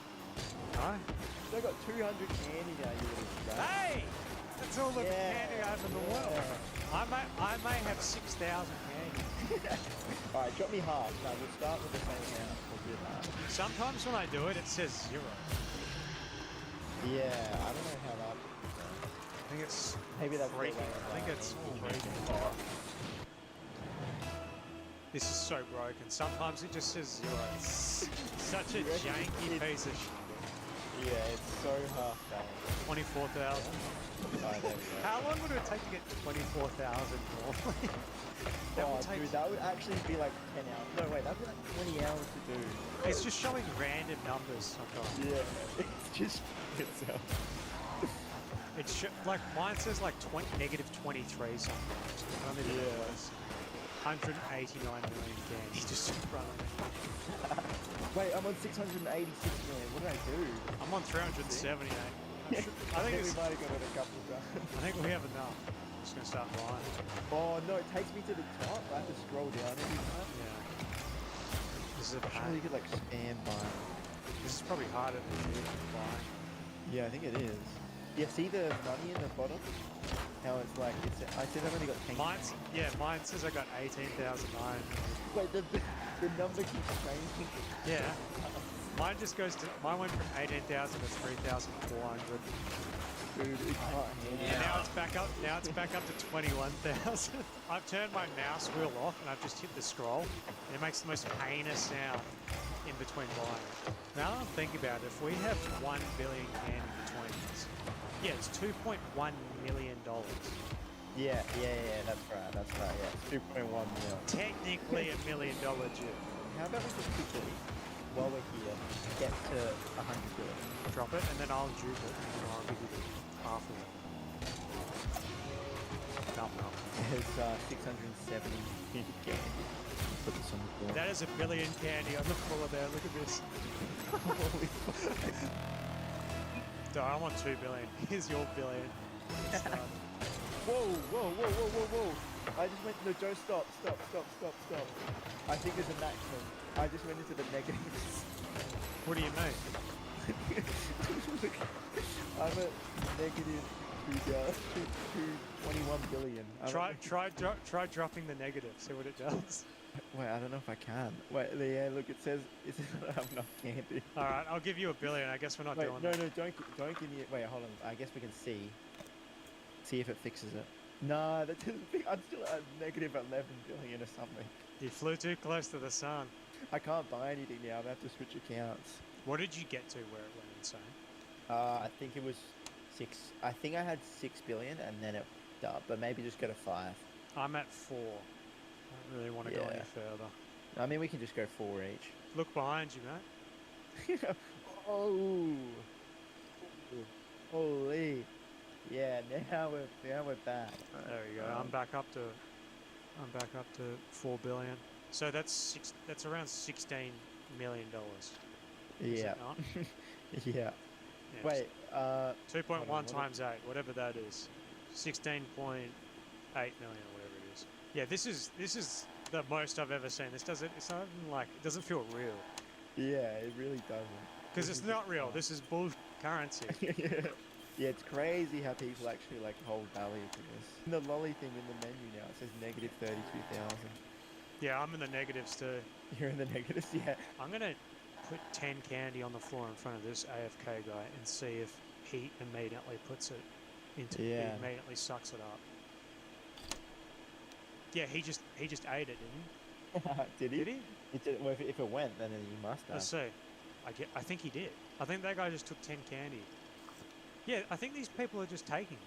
We can test this. I'll give you like 100 and see if it changes your balance just by standing still. I'll give you, how much? 100? Yeah, it's still 100. It's 99 at the end, so I'm not. Yeah, I just got it. It works. Dude, you can cross map spawn it in on them as well. Yeah, as far as your cursor is, you could just give it to whoever you want. How many crates do you have? Because I got 1,700, 1,800. Sorry. I've got 381. Should we go to 5k? How much do we say? How many do we have? Sorry, 1,800. Yeah. Should we just go to like 2.5k? Yeah, I reckon 2.5. Do that. Time to go to the market. Alright, we'll put 50 on the market right there. We're at 50. I'll put them up for $10. Oh no, $1. Make it affordable, come on. There they are. Nice. Come over here, I'm going to drop like 1 million candy on this. Where are you? To the left? In the courtyard. I'm going to drop like 10 million candy on this guy's feet. I just dropped it on. Okay, it's not a thing, right? Oh. Maybe he's going back to spawn. Let's see if he goes to spend it. Give some to this AFK guy too. Yeah, true. The guy's checking the chat now. He's checking. Give him some more. Give him some more. Give him some more. He's just not doing anything. He's frozen. Oh god, I have a feeling he's like contacting admins right now. Party at Fountain. Oh, someone just bought my market things. Did they? Someone's buying them right now. Yeah, I'm getting spammed at the top. Oh, I got banned. I got bans. Indefinitely. I just got banned as well. That guy dobbed for sure. Yeah, he dobbed straight away. What a little dobber. That quickly as well. Who banned you? It's like someone starting with J.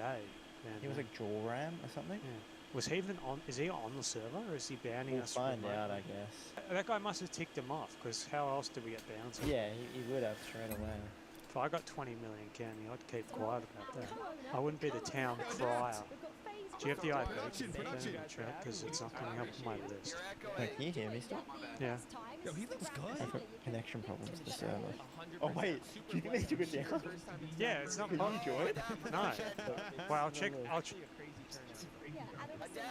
Noise compression. He did dive in. Team Falcon, they are a local side from Saudi Arabia. That's why, if you look behind you, you can see so many fans. Okay, how much? Come here How to much is in Champions Rug's pocket Square. after this? Let's be real quick. Honestly, I would say 600. Confidently. No way, dude. No way.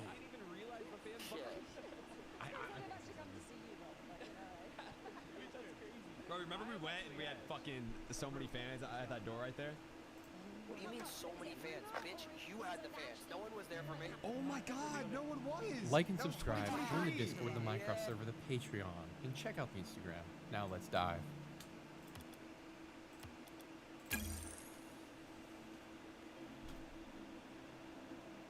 According to the mainstream media narrative, on September the 25th of 2017, Stephen Paddock would arrive at the MGM Mandalay Bay Resort and Casino to enjoy some gambling and the music festival that coincided with his trip. And it seems that his trip had been going very well for him. Employees report Stephen being deeply engrossed in his gambling, even sometimes using 2 and 3 video slot machines simultaneously. However, it seems something went deeply wrong because on the 7th day of his stay, or more precisely, on October the 1st of 2017, 64-year-old Stephen Paddock would break open the hurricane-proof windows of his 32nd story, 1,700 square foot hotel room with a tiny hammer, and fortunately for him, no alarms were triggered in this process, and he had time to scope in his 24 rifles to ensure that everything was prepared for what happened next. At 9:59 p.m. that night, a security guard walks into Stephen's room, where the door is allegedly open, and then is shot in the leg. The guard being maintained his compass, however, he doesn't report his wound. According to most mainstream media reporting, 6 minutes later, at 10:05 p.m., Stephen began firing into the crowd of concert goers at the Route 91 Harvest Festival, which was taking place in his hotel room. In just about 10 minutes on the dot, Stephen fired somewhere between 1,000 and 1,100 rounds into the crowd, which was anywhere from 1,100 feet to over 2,000 feet away from him and 32 stories below his room. Stephen struck and killed 58 people that day with his gunfire, in addition to injuring roughly 450 others with his bullets. But the panicky cause resulted in an additional 400 or so injuries. And that, for most, is where the story ends. The media never bothered to investigate, the FBI and police never give a motive, or really much information whatsoever. And as we sit today, the lives of thousands have been irreversibly damaged, and for some destroyed because of the acts of, supposedly, one man. Or so we're told. I want to get into what really happened, but first, I just gotta say the mainstream slop narrative frustrates the actual crap out of me, because by not investigating what really happened that night, they're leaving these hundreds of people and their families to be left without the answers that they deserve. So truly I pray that for all the people who passed away that way, God holds their souls near to him and his son for all eternity. Amen. That being said, let's figure out what actually happened that night and bring justice for all those people who truly deserve it. Firstly, when I set out to explain this mystery, I tried to do it in one video, but I realized that would be a 3-hour-long video, so we're going to start with the absolute basics, the fundamentals of what's wrong with this story. And to do that, we're going to start with Stephen Paddock himself, and all the things wrong with him as the alleged shooter. According to mainstream sources, you would basically learn that Stephen was just some random dude we know basically nothing about. We know that he liked to gamble, though, and he might have been mad at the casinos, and that's why he shot him up, which is absolute bogus and a disrespect to journalism. So let's go a little bit deeper. Stephen Paddock was born in Clinton, Iowa on April the 9th of 1953. His mother's name was Dolores, and she by all accounts was a good woman who sought to protect and nurture her children. His father was named Benjamin Costin Paddock, and he was quite the opposite of Stephen's mother. He was what one could easily call a deadbeat, but more so than most degenerate dads. Rather than going out to get milk and never returning, Stephen's dad went out and robbed banks, only to never return. Benjamin was arrested in 1916 and sentenced to 20 years in federal prison. He, however, would only serve 8 of those years, escaping the federal penitentiary in the dead of winter on December 30th of 1968. Shortly thereafter, he was placed in the FBI top 10 most wanted list for 8 consecutive years, which put him at around 11th or 12th for the longest time ever spent in the FBI top 10. During this time after his escape, Paddock's father would go on to commit several other crimes, including racketeering. Indeed, it seemed to work out for him, as he would die in 1998 at the age of 71. Cooper, you might say, this is interesting, I haven't heard this, but what does this have to do with Stephen? Except for give us the idea that he might have had some daddy issues. And as we stand, that's a valid question. And I'm going to follow it up by saying that Stephen Paddock was much like his father, a cold-blooded criminal. But he wasn't just your typical run-of-the-mill bank robber like his dad. Stephen Paddock was a covert arms dealer. Now, that's going to be a wacky claim to you right now, but I promise you, we have the evidence to back it up. And throughout this entire series, we're going to reference back to this point quite a few times. And you'll be surprised that there's a lot more evidence for it than you might expect. So hang on, strap in, let's do this. Personally, Steven is the older child whose siblings would describe him as the most boring and the only one who wasn't really affected by any of the issues in the family. From childhood, Steven seemed the most set on a regular life, and by all appearances, he would end up having anything but. Steven's life history is about as clear as sticking a magnifying glass in mud, but we do know some very key points. At the age of 22, which is in the mid-1970s, Steven gets a job as a postal worker, and continues doing so for several years until the age of 25, at which point he disappears from all known accounts for about a year, and then resurfaces with a job at the IRS. And from what we know, Steven stayed at the IRS until 1984, spending his time auditing defense contractors. I think defense is a pretty bogus name for what they actually do.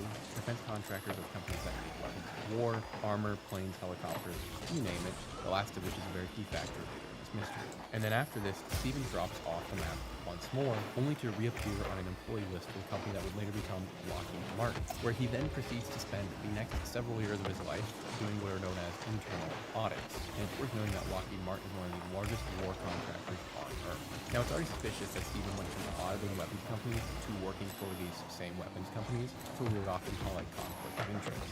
And it's super strange too, considering that Steven had neither a mathematics or finance degree, and supremely strange because he should never have gotten a job within the government or one of these companies whatsoever.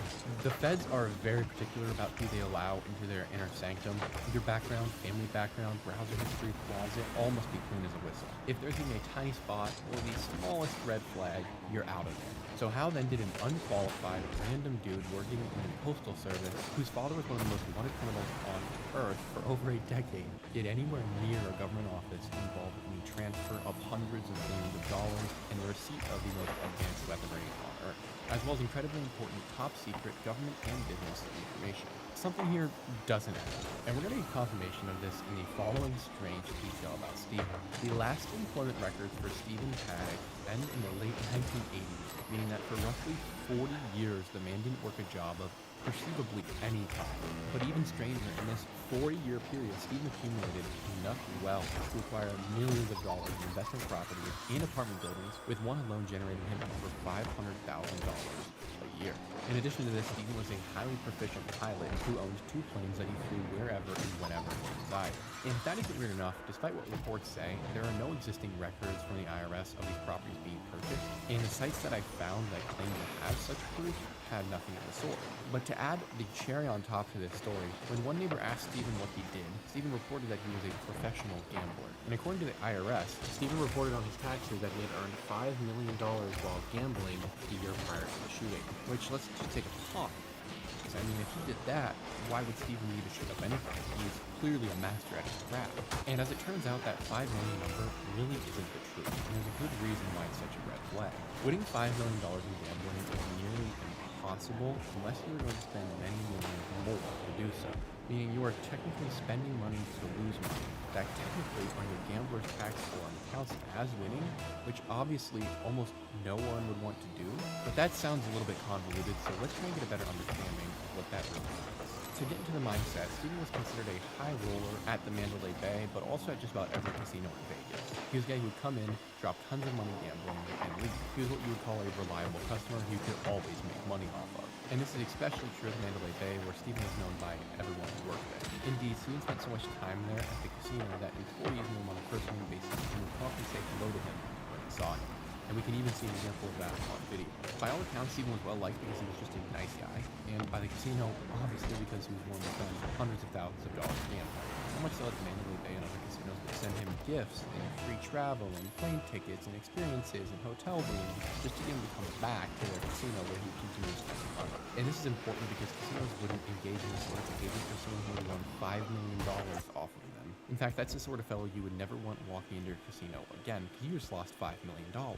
And below, I'm going to link an article that I found while researching that details just exactly how impossible this $5 million number is, and what the real likely answer behind it really might be.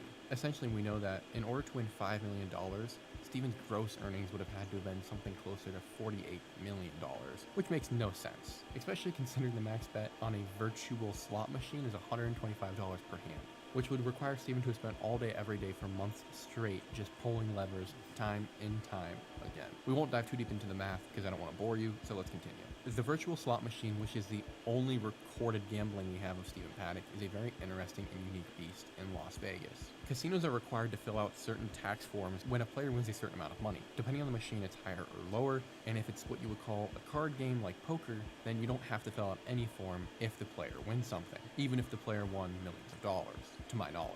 But on the virtual slot machine specifically, a Wrong. has to fill out what is called a W2G form for every time a player in a single hand wins over $1,200, which is kind of like a gambler's tax form to confirm that this player did Wrong. win the money at the casino. Which, as I found out, is extremely unlikely in this game. Keeping that in mind for a second, virtual slot machines are also known for having what's called a 99% payback rate, or play table, and because of that, you are almost guaranteed to always win almost all of your money back. For instance, if I made a $100 bet on this machine, I'm very likely to get $99 back, especially if I'm experienced. But at the very least, it'll probably be like 94%, and at the very most, it'll be 99%, meaning that the casino takes anywhere from $1 to $6 on average per turn. Okay. Keeping that in mind as well, the odds of Stephen winning over $1,200 on a single hand are about 0.4%, so incredibly unlikely. And all this is to say that while Stephen is constantly playing these games and pulling these levers, he's just losing money. Straight up. There's no other way around it. And based on this research this article did, what actually happened most likely is that Stephen spent about $5.4 million gambling in that previous year in order to win $5 million gambling as reported by the IRS. Therefore, what likely happened with this $5 million number we hear about from the IRS is that Stephen did technically win $5 million, but according to the most accurate math I could find, he would have had to have spent $5,404,933 to do so. So yes, on your tax form, he did win $5 million, but at a $5.4 million loss. Obviously a terrible deal. Losing 400 grand is ridiculous for just about anybody on Earth. However, it's about to give us a bunch of information we were not expecting, and it gives us two fascinating questions and rabbit holes to go down. The first and most obvious question is, where did this $5 million come from? I don't know about you, but the last time I walked down the street, I didn't just see a pallet of hundreds lying there and pick it up and put it in my pocket. And according to Stephen's finances and work history, this is exactly what we're led to believe. He's acquired tens of millions of dollars over his lifetime from nothing. Also has an incredibly advanced real estate portfolio and has enough free cash to make a prince blush, taking his baby mama on 4-month-long gambling vacations where all they do is gamble every single day. Something really does not add up here. But the math does begin to work a little bit better when we think about the purpose of losing money at a grander scale than what we might be thinking. And who else has employed this tactic before? So right now, let's just veer off the road onto the dirt path and begin discovering a little bit more of this for ourselves. Because what Stephen is doing is not actually that uncommon. For the most of us, losing 400K is a loss of 400K. But for Stephen, he's just spending 400 grand to make 5 million. Let me explain, because that does sound really dumb. This tactic is used by all sorts of criminals and people with questionable income streams to convert illegal cash, like drug money, or blood money, or in our case, gun money, into squeaky clean cash. In fact, it's one of the oldest types of money laundering. And so now let's look at this from Stephen Paddock's perspective. I'm walking into the casino with a giant chunk of cash that I can't spend anywhere because I got it illegally. But at a casino, they don't really ask questions, especially when I'm an ultra high roller preferred status member, and everyone at the casino knows me, and this casino knows that I'm the kind of guy who's gonna spend a bunch of money here and they can make money off of me. And from the casino's perspective, that's all true. Every time Stephen walks in, they're making thousands, tens of thousands, or hundreds of thousands of dollars.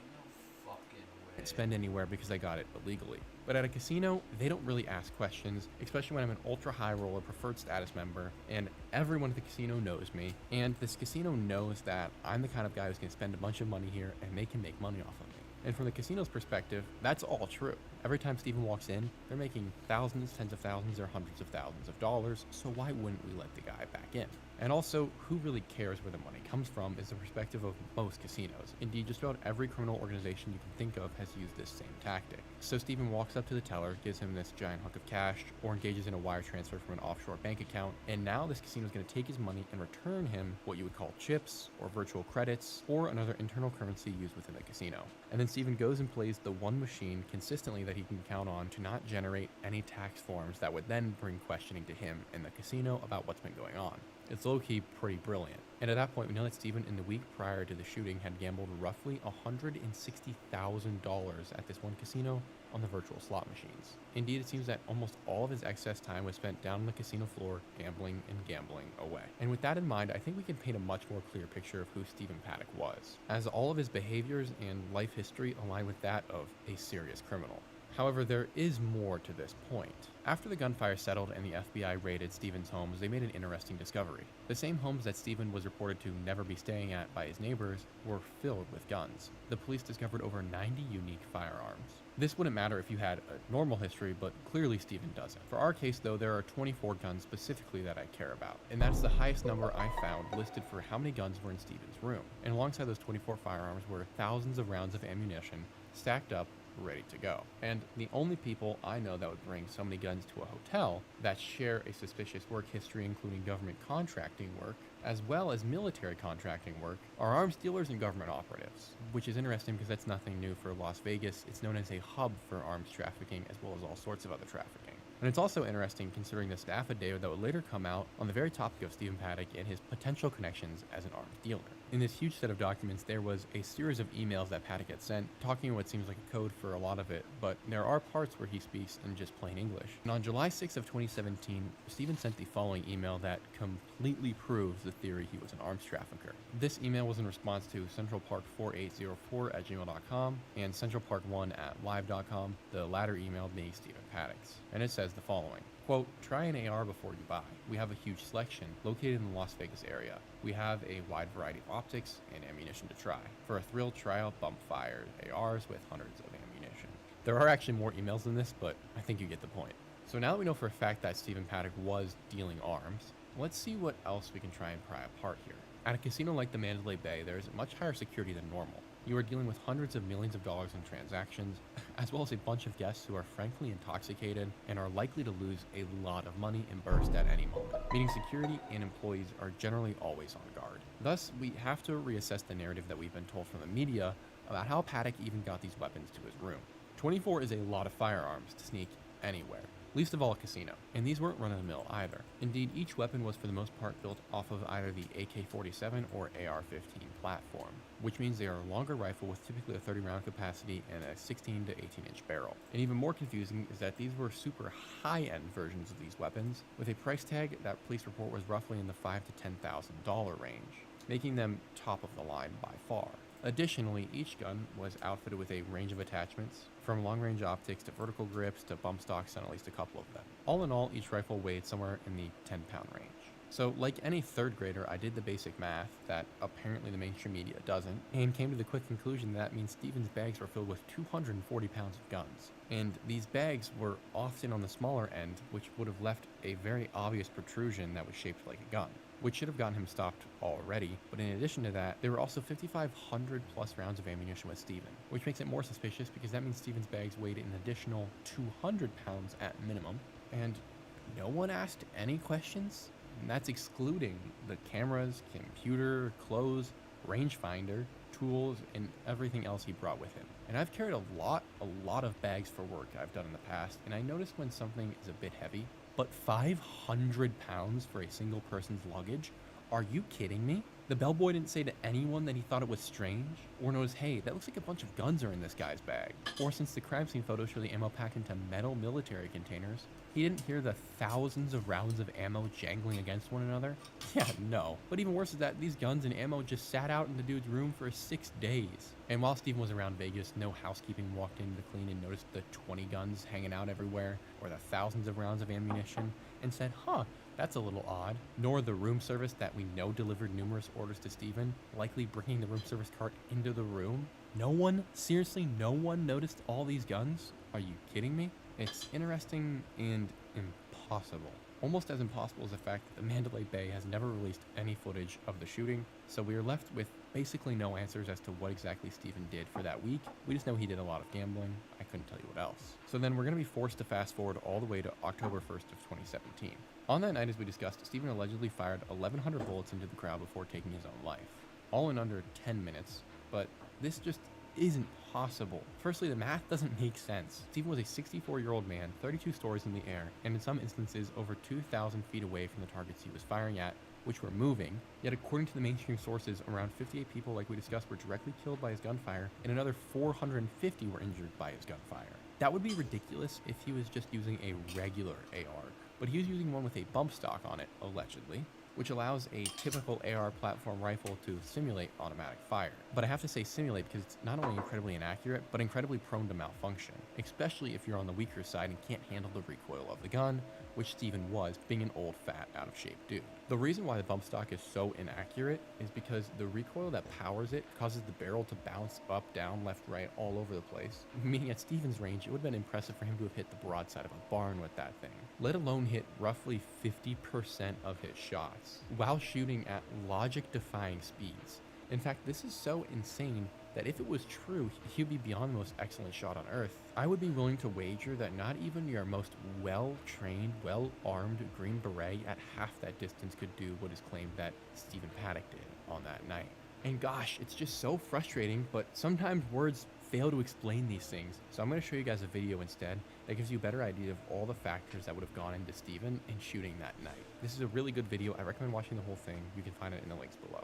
The bullet will then rise above the line of sight, creating the shape of a half circle as it meets the same impact point at a farther distance.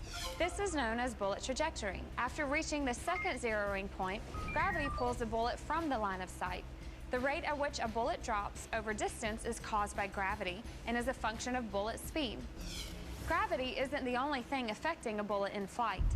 Drag, air resistance, and wind deflection are all factors in slowing down or pushing a bullet away from its target. Drag is determined by bullet speed, ballistic coefficient, and air density. It also increases when bullet speed relative to air increases. Wind will affect the vertical or horizontal component of the trajectory by causing deviation of a bullet's flight path. When the wind blows against a mountain, hill, or tall building, it generates a vertical component. Vertical wind can blow up or down, and the bullet will be deflected in that same direction. Because of these factors, long-range shooting can be extremely difficult to be precise. I think that sums it up really, really well on how impossible this shooting was. Factoring for wind and distance and how relatively weak of a caliber Steven was firing, that being .223, based on my best guess, he would have had to have been aiming upwards in order to get the bullet to go that far and then to land on people.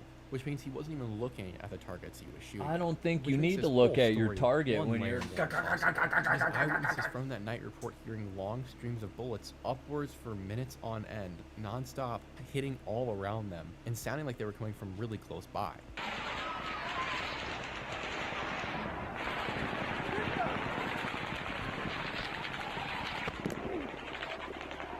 Which would be impossible for any of the guns that Steven owned. And these accounts go directly against what the mainstream media told us about Steven, which was that he was constantly switching between these 24 guns and switching windows, which is also stupid because it would just be faster to reload the same gun repeatedly.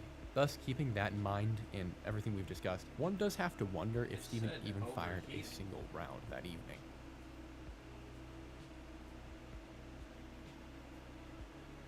This is where things get really tricky, knowing Steven's background and that in his room were a whole host of firearms. It's easy to assume that he was the shooter, but this can't be. For all the reasons mentioned before, but also because of this. According to the mainstream media, there was one shooter and the gunfire exited from the 32nd floor where Steven was located. But eyewitness accounts that night tell us something very different. And in the case of the few people that spoke about it, something deadly different. Let's take a moment and read a brief account of a woman who was there that night. The entire account is really worth the read, also will be below. However, for our purposes, we're just going to read a bit, otherwise this video would go on for like an hour and a half. It wasn't ceasing, it wasn't slowing down, and it was directly behind us, following us.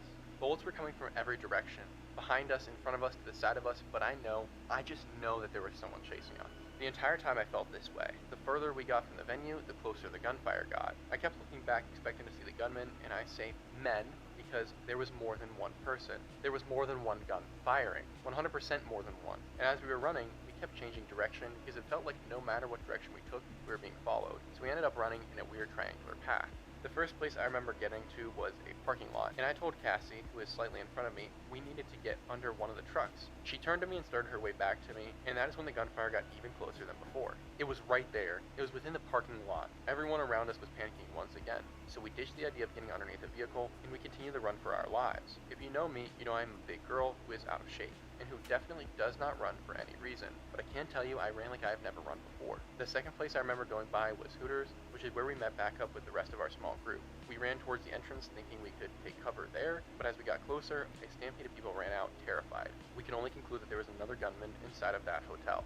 The woman who posted this article is named Kimberly Schumel, and she made it to her Facebook account about 3 days after the incident. And alongside this post, to prove she was there, she uploaded several pictures of her and her friends at the Route 91 Harvest Festival, including a photo of the group in front of a sign that has the Harvest Festival logo on it. Therefore, because I don't believe in disparaging victims because their story is inconvenient, I'm going to decide to believe her here. And it's worth noting that Kimberly was one of many who would post publicly about her experiences with multiple shooters and her frustration that the media kept saying that it was only one. Unfortunately for us, however, Kimberly would be found by her mother around a week later in her bed, having died suddenly in her sleep. There was never a real cause of death given, although some speculation has arisen. And that should be the biggest red flag to you imaginable, but it's gonna get worse. It seems that anyone who knew anything and went against the mainstream media narrative was at risk of being put onto the proverbial chopping block. And indeed, saying the term multiple shooters seems to have gotten you on a list of some sort. For instance, there was a man who was present at the shooting named John Beelman. After leaving the concert and making his trip back to New York, Beelman would receive a very strange visit from the FBI 2 days after the shooting. And then the following day of October the 4th, around 5:20 a.m., he took his disabled daughter outside along with his 12-gauge shotgun and ended both her life and his own right there in the backyard. No information has ever surfaced about why he did this or really what the FBI had come to his home for, but we can speculate for sure.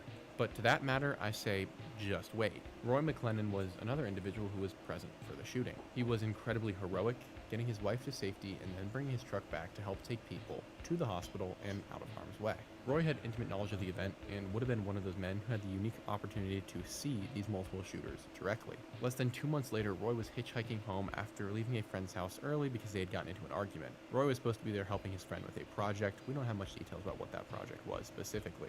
However, we do know that it was around 1:33 a.m. when Roy was hitchhiking home, and shortly thereafter, while on a desolate stretch of highway, what is believed to have been a Camaro came flying around a bend and slammed right into Roy, but he didn't end his life there. The Camaro would speed away, leaving Roy to writher in pain on the ground until eventually he perished, alone in the darkness. His wife was angry and understandably so and began asking questions. However, it does seem that someone would not want her in Vegas or asking questions because Roy's wife would experience a house fire about 2 months later, which was the final straw eventually compelling her to leave Vegas. No charges were ever pressed in the incident with her husband and his demise, nor in the burning of the home. Indeed, there is actually very little information online about either. Once more, the couple of Dennis and Lorraine Carver, who were present at the heart of the shooting, and also based on available evidence believe that multiple shooters had been present, survived the shooting. On that day, Dennis had gone so far as to lay on top of his wife, sacrificing himself to save her, before getting her up to run.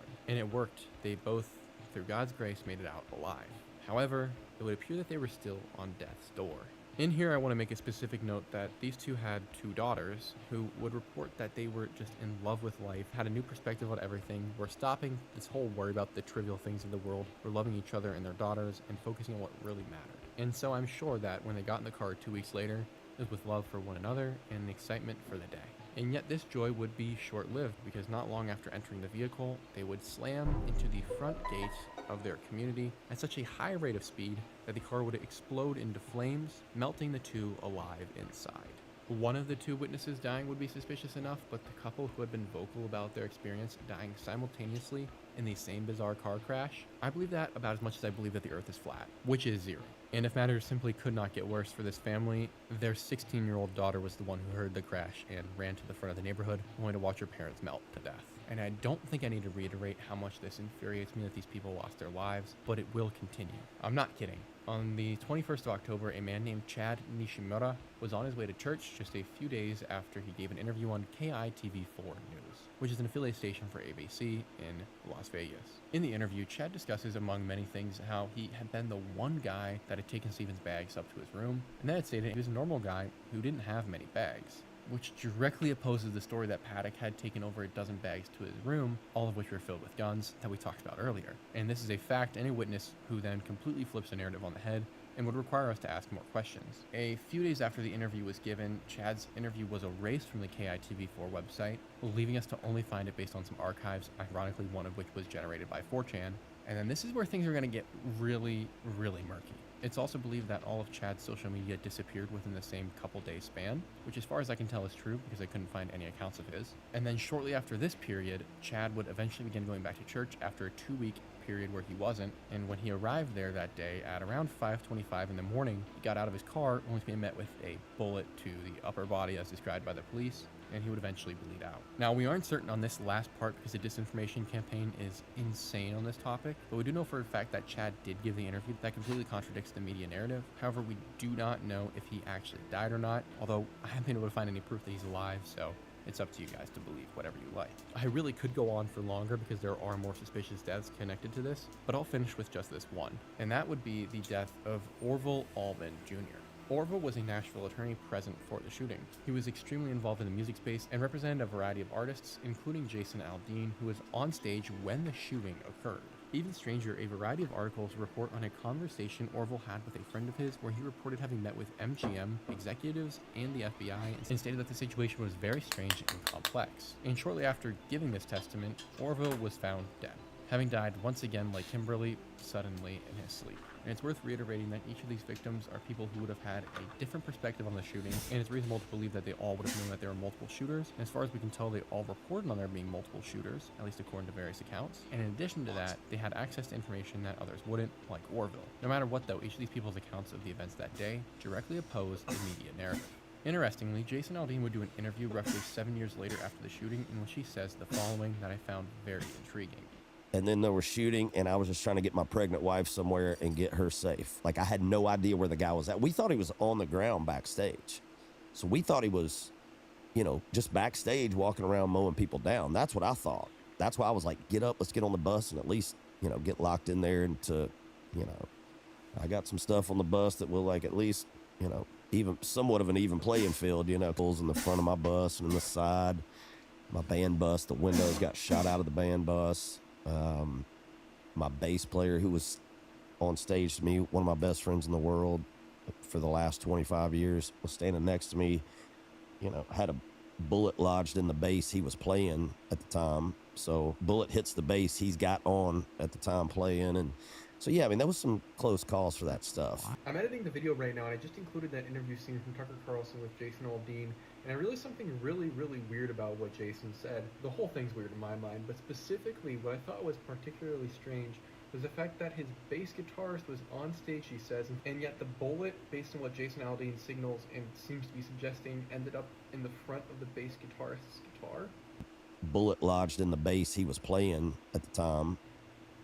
That doesn't make any sense because the Mandalay Bay doesn't face the stage. The Mandalay Bay is actually back a little bit to the left side of the stage is what I guess it would be. So that only makes me further suspicious and would go to prove that there was more than one shooter, which also Jason sort of suggests because he initially thought there was a shooter near him on the ground. In fact, he subtly references that him and his whole team had guns in the RV that they take to shows and were going to use that to fight back if they had to. So something really weird is going on here. Even the guy who's on stage doesn't really seem to believe the story of what we're told. Just something I thought I'd add in there. Let's get back to the story. All of this really does make one wonder how this could have occurred, but before we get into the multiple shooters theory, which is probably going to have to be in the next video, we first need to look somewhere else to better understand the context of the situation. With everyone who went public with multiple shooters theory, or would have had some advanced knowledge that other concert goers didn't, we now are placed in a position where it's impossible to believe the media narrative. So therefore, let's continue and try and find anything else that we can about this situation to give it more context, which is difficult because outside of these witnesses, no one else has come forward to talk about this side of the topic. And it seems logical why not. Anyone can surmise that it's pretty adverse for your health to speak about this. And moreover, the FBI allegedly confiscated and buried most of the footage from that night. Now, I cannot necessarily confirm those reports, so it's not the hill I choose to die on, but we do know that the FBI seized all the footage from the surrounding casinos, hotels, resorts, restaurants, you name it, and still to this day is the only one who has possession of those images, meaning that reports are murky at best and video evidence is nil, which makes identifying the shooter extremely difficult. Think about this, no one actually saw Paddock fire a single shot in anger, nor did they ever really see bullets coming from the 32nd floor of that hotel, which should raise all sorts of red flags, but there is one exception to what I have just told you, and that is a man named Jesus Campos, who has a very interesting story, or as we'll find out, stories to tell. On the night of October the 1st of 2017, Jesus Campos reported initially that he had led the police up to Stephen Paddock's room and had heroically taken a bullet to the leg in the process. And yet, this can't be true. As is thematic in this case, Jesus Campos and the police would repeatedly change their story, which they did in this instance. Jesus Campos originally reported taking a bullet around 10:18 p.m., which at the time is when the police reported the shooting had begun. However, shortly after this, the police then changed the shooting timeline back by about 13 minutes to 10:05. So now Campos is caught in a lie, but no one ever presses him on this. Campos realizes this and then changes his story to state that he had actually gone up to check on a door that was left open at 9:59 p.m., which would then have been 6 minutes before the shooting, and at that time he had taken the bullet. This too is incredibly strange because clearly this guy is lying, but it's even stranger because Jesus made a call to the security office at that time, but on it he was incredibly calm and mentioned nothing of a shooter nor taking a bullet to the leg, which one would think would be the critical information you give after having been shot by someone who's engaged in a mass shooting. Moreover, the fact that he had called down at 9:59 p.m. to report on this door means that he had known of Stephen Paddock 6 minutes before he had begun shooting and could have easily gotten the police up there to stop the events that would later occur. This too is not where it ends. From what I can tell, the final narrative that Jesus ended up on was that he was called to the 32nd floor because a fire door had been barred shut, which officials would later presume was Paddock's work, and that when he went up there, he called it into the security office and was walking back down, at which point bullets began ripping through Stephen Paddock's door, with one striking Campos in the leg. This, however, is impossible for 1,000 reasons, one being that the camera setup that Stephen had acquired, which we'll get into in the following episode, would not have allowed him to see Jesus Campos down the hallway. In addition to that, what we are told is that Stephen Paddock was firing .223, which is an AR caliber, but a weaker version that cannot punch through thick wooden doors in a casino and then travel down a hallway fast enough to strike a security guard. On top of this, Jesus then paints himself as a hero, telling one of his colleagues to get out of the way when he walks up the stairs, as well as telling a woman to get back into her hotel room when she looks out. All of which obviously didn't happen, according to the report he made that night, where he mentions nothing of the shooter nor anything suspicious, besides this closed door that was apparently not even barred shut like was later reported. Also begs the question of, if there are people on this 32nd floor, why did none of them call it in? But hey, what do I know? So with all these different stories that leave you and I confused, what actually happened? And if this security guard is a serial liar changing his story every 5 seconds, do we even know who was there shooting that night? And do we even know what actually happened? And the answer simply is no, we don't. But one thing is for certain, Jesus Campos cannot be trusted whatsoever. Now, I know there's going to be a minority of you who think that I'm extreme in saying that we cannot trust Jesus. After all, it was just the adrenaline that caused him to change his story. Okay, you know what? I'll play ball with you. I disagree, but let's do it anyway. This isn't the only thing Jesus Campos would lie about. In fact, we're not even sure Jesus Campos actually existed. So, I know once again that sounds crazy, but let's dive into it. Jesus Campos isn't actually a security guard. Or at the very least, he isn't listed on the security guard database for Nevada. Fun fact, it's required for every security guard in Vegas casinos to have a specific license that ensures they have the proper training. And searching for Jesus Campos in this database in the days after the shooting would show you that Jesus Campos isn't anywhere on that database. There are several Camposes, including Larry Jesus Campos. However, if we look at the profile picture on the Facebook after doing some sleuthing, we can see that this is most certainly not the same Jesus Campos that would later encounter Stephen Paddock. Moreover, we can be certain that Jesus Campos is his name because it's the only one ever used on any media source that I found, both mainstream to more independent. No one else calls him by anything else. So now we know Jesus was lying about his story about encountering Paddock, as well as being shot, and likely even lying about being a security guard. Thus, at this juncture, we can trust him just about as much as we can trust any of the last 5 presidents along with a child. But it does get stranger. Right after the incident, Jesus scheduled himself on dozens of interviews with both television and written media publications, wanting to tell his story. However, just before going on these, he leaves the country to go visit his family in Mexico. Literally not even bothering to tell these people that he wasn't going to be there, he just didn't show up. And this is another issue. Not only is it weird that he didn't come to the interviews, he says that he took a road trip by himself to go see his family. Yeah, that's a 700-mile drive from where he lives in Nevada to Mexico, where his parents are. And we're led to believe that the man who just took a bullet to the leg, his accelerator leg no less, was able to drive 700 miles on it? No.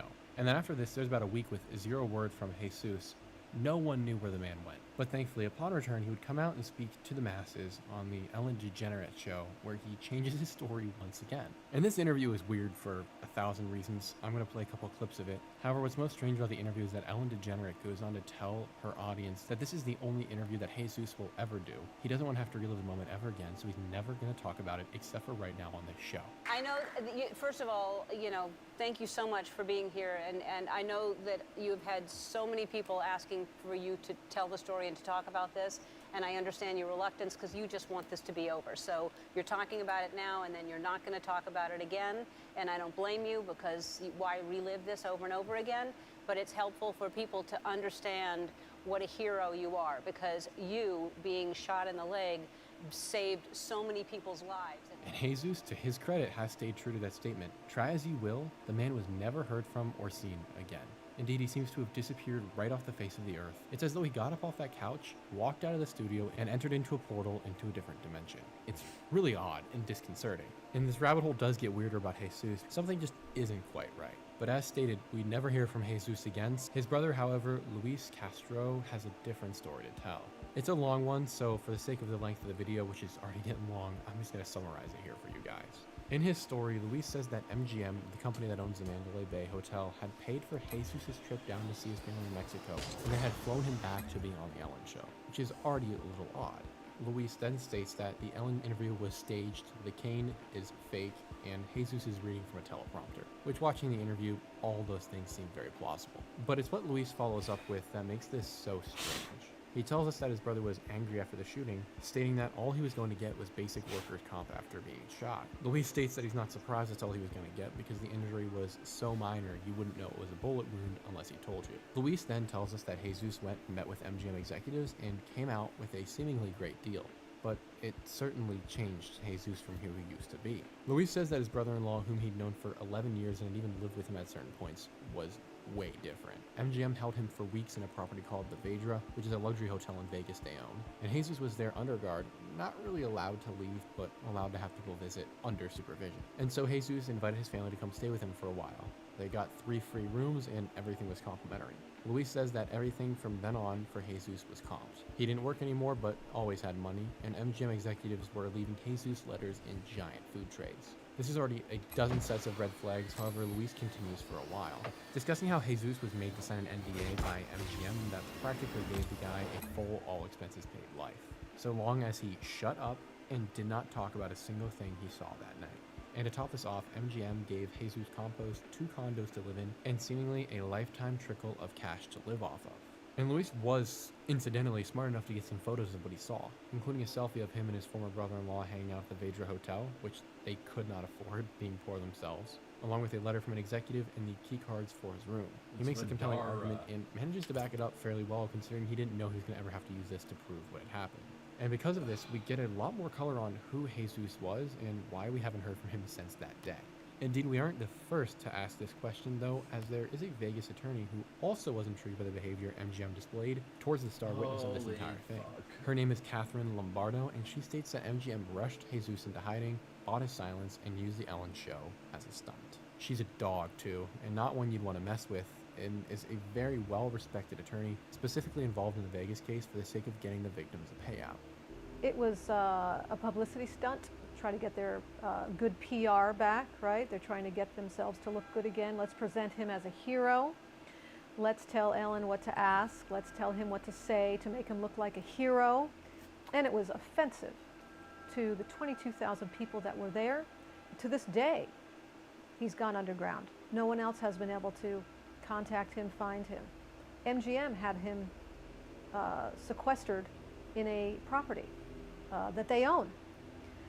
One of our investigators went to his house, and there is a security guard, plain clothes, parked outside of his house in a car, just an unmarked car, that is most likely employed by MGM, who hopped out quickly and cut her off at the path and said, whoa, whoa, you know, what do you need? Can I help you? No, you can't knock on that door. No, you can't go in. No, he's not here. So they're holding him. So the whole thing is a sham. She's saying the quiet part out loud, that's for sure, and her whole job is to seek restitution for victims, which makes me think that, once again, we aren't being told the truth. The little trail that we do have outside of this shows that the company Jesus was allegedly contracted from doesn't really exist. An investigator went to their offices and found them empty, while at the same time found their phone lines to be unresponsive. And when I tell you this is about the most tame we're going to get in this story, I really mean it. I don't know why I expect to be able to make this all in one video, but I hope you guys enjoyed part 1 of this series, because this is going to get really crazy from here on out. If you made it this far, I really do hope you enjoyed the video. Thank you so much for watching. I plan on doing the full series explaining everything wrong, the story as we're told. And like I said, this really is just the beginning, you guys. It's going to get a lot weirder from here. And when we start getting into the people who are involved, there's going to be a lot of questions that we get asked. Like I said, I hope you guys enjoyed. Thank you for all the extra support that's been happening on the channel. For 50,000 subscribers, that's a mind-blowing number. Thank you for everyone on the Young page. dude making that shit. That's crazy.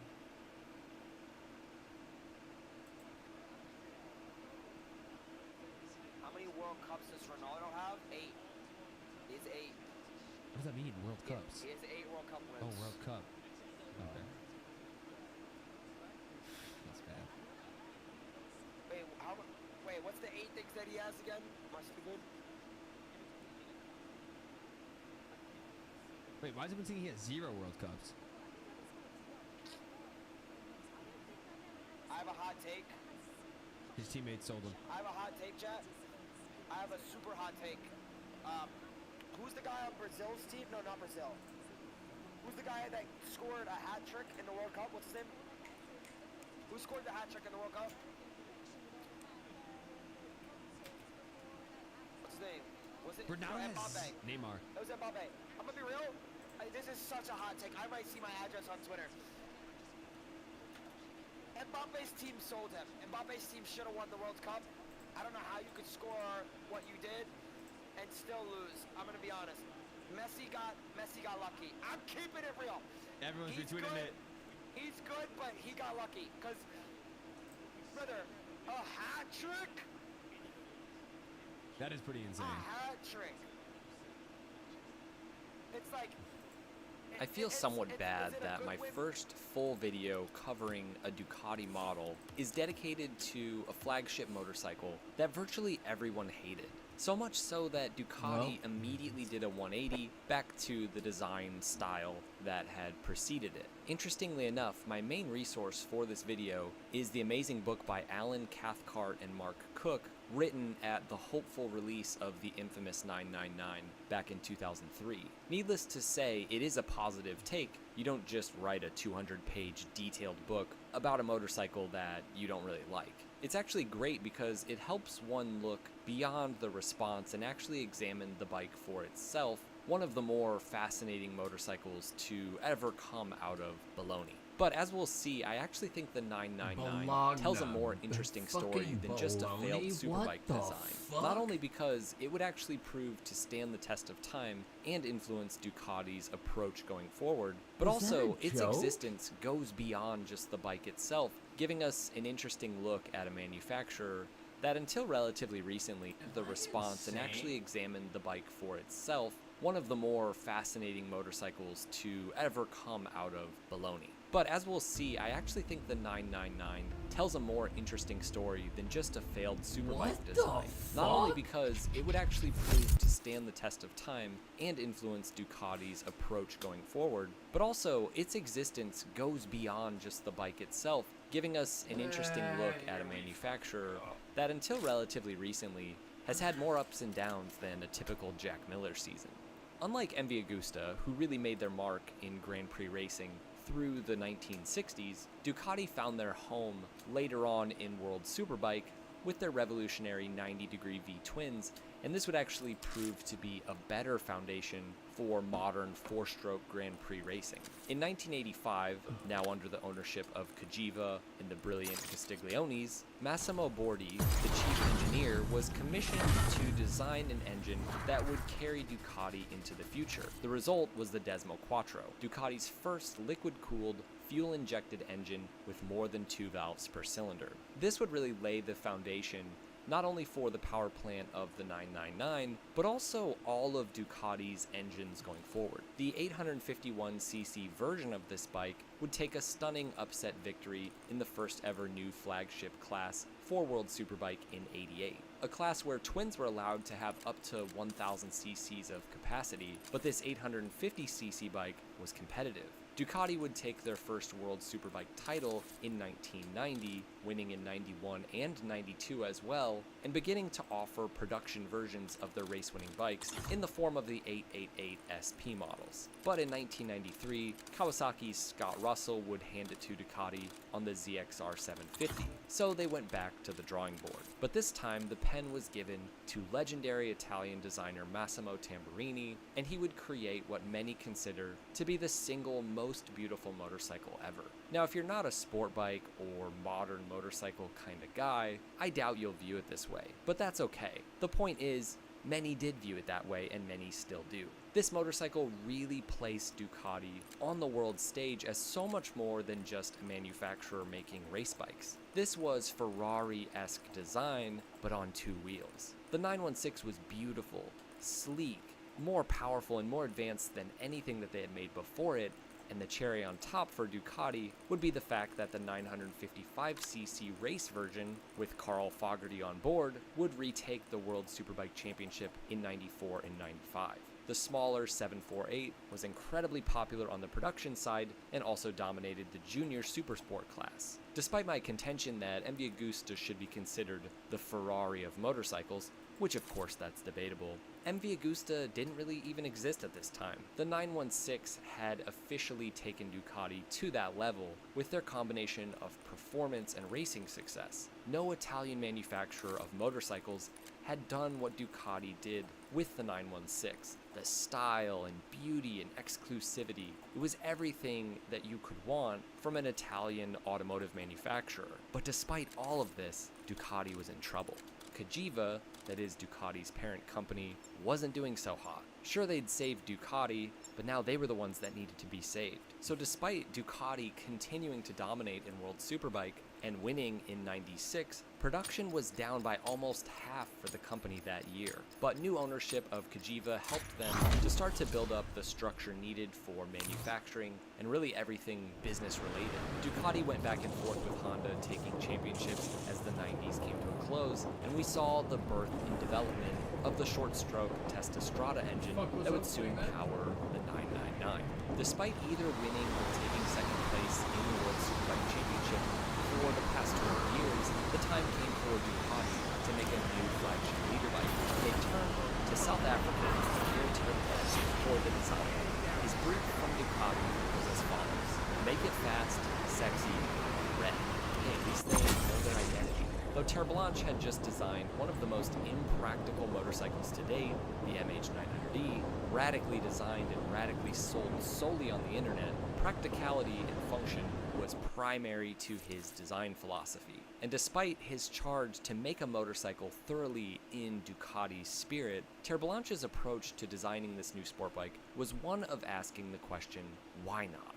Why not use this new material? Why not try out this new technology? Why do we have to follow the tradition of making sport bikes uncomfortable or impractical? Though there is much overlap between how Terre Blanche and Tamburini approached design, they did work together quite a bit prior to the design of this bike, and for example, both see the entire motorcycle as one coherent thing with all the parts fitting together. We would see as the 99 would take shape that the differences between how Tamburini and Terre Blanche looked at motorcycles was pretty obvious. With this new motorcycle, Ducati took a big step forward in terms of development. For this bike, they made extensive use of computer modeling and various other pieces of computer technology to not only speed up the process, but really to just perfect it. This doesn't mean that Terre Blanche wasn't somewhat old school in its approach, from sketching to clay modeling. It just means that when the designs were handed over to the prototype department,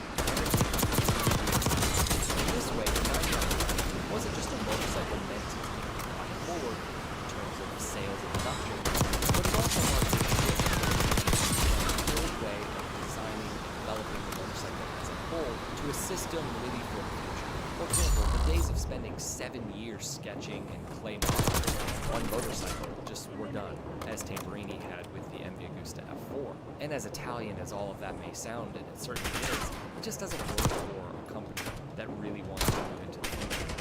Terre Blanche believed that the 916, though beautiful, was a nightmare to actually ride at any sort of distance. He wanted this new motorcycle to be the kind of bike that anybody could put down serious miles on and do it pretty comfortably. So he lowered the seat and changed the seat design so that more people could ride the bike, successfully giving the 999 more of a feel that you were riding in the motorcycle versus on it. This is something that we talk about a lot still today with motorcycles.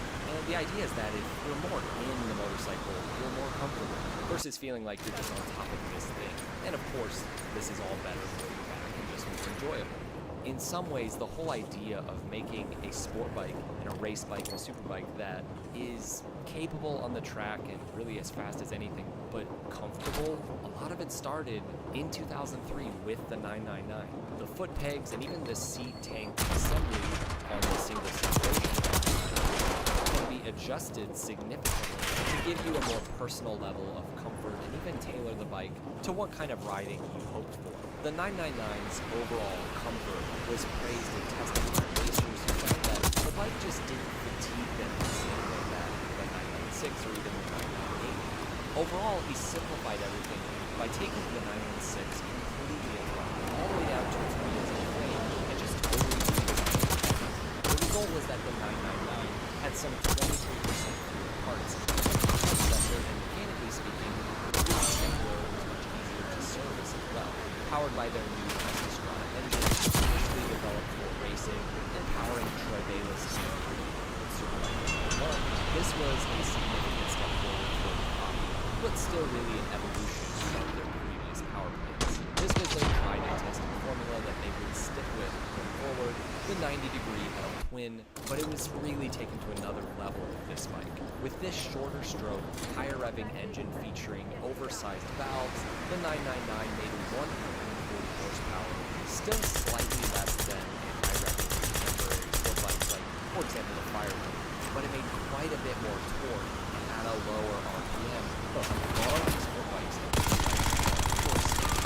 I think it's fair to say that the problem in the rider's eyes with the 999 wasn't really the way it performed. Cycle World's early test of this bike sums it up pretty well. They say, unlike Massimo Tamburini's 996 series and his MDU's F4 torture devices, anything other than track days and Sunday morning toots, the 999 can actually be ridden places like a real motorcycle. It was faster and better in every way. It won 3 World Superbike titles in its short life, took more race wins than any Ducati before and most Ducatis after, and it was infinitely better for real-world use. So unless you're a Ducatista who believes that part of Ducati's identity must be that their bike is totally unusable, this bike was better. But here's the thing, it looked nothing like the 916, or any Ducati for that matter, and fans of the company didn't like it. Terre Blanche's words about the design upon its release are interesting in light of what would happen at Ducati. He said, "I wanted to do something very striking, new, and fresh that would last until 2010, something that wouldn't become dated after. So of course you're going to shock me. I had no intention of doing just another 996.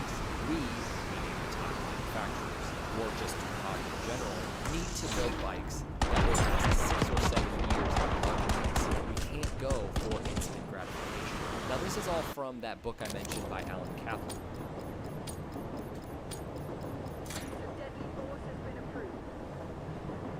I'll put links so that you guys can check out that book. It's pretty amazing. The book notes that the reason a company like Ducati wants designs that last longer than a few years is that they simply can't afford to redesign or reskin the 999 in 2 or 3 years. But here's the thing, that's exactly what would happen. This design, this look that this bike had, was all to serve function. Terre Blanche describes the bike's style as basically the nicest round puzzle make to fit around the mechanicals to fulfill the role that people wanted. It had to be comfortable, for example, for a pillion, or a tank, something that many designers just fit in there to look nice, had more purpose. It had to fit nicely for the knees or it didn't work for it. Every single aspect of the bike's design had a purpose. Nothing was there for show, it was just pure sport bike utility. But it wasn't very pretty. Terre Blanche even striped in photographs, and it had a double-sided Yuck. Now, to say that people didn't like it is a bit of a overstatement. Some people did, but a lot of people absolutely hated it. Most motorcycles that come out bring out two responses to potential buyers. There's the, whatever, and usually that's a reaction to bikes that just look like everything else. And then there's the, okay, I really like that, or I love that. With the 999, it was so polarizing, not in the sense that you either liked it or you didn't. No, you either liked it or you absolutely hated it and were angry that any manufacturer, let alone Ducati, would make something so ugly. But sometimes the smallest groups have the loudest voices. The 999 way outsold the 916 in its debut year, and over its life, it's fair to say that Ducati produced more 999s than 916s, despite the apparent vitriol regarding its overall look.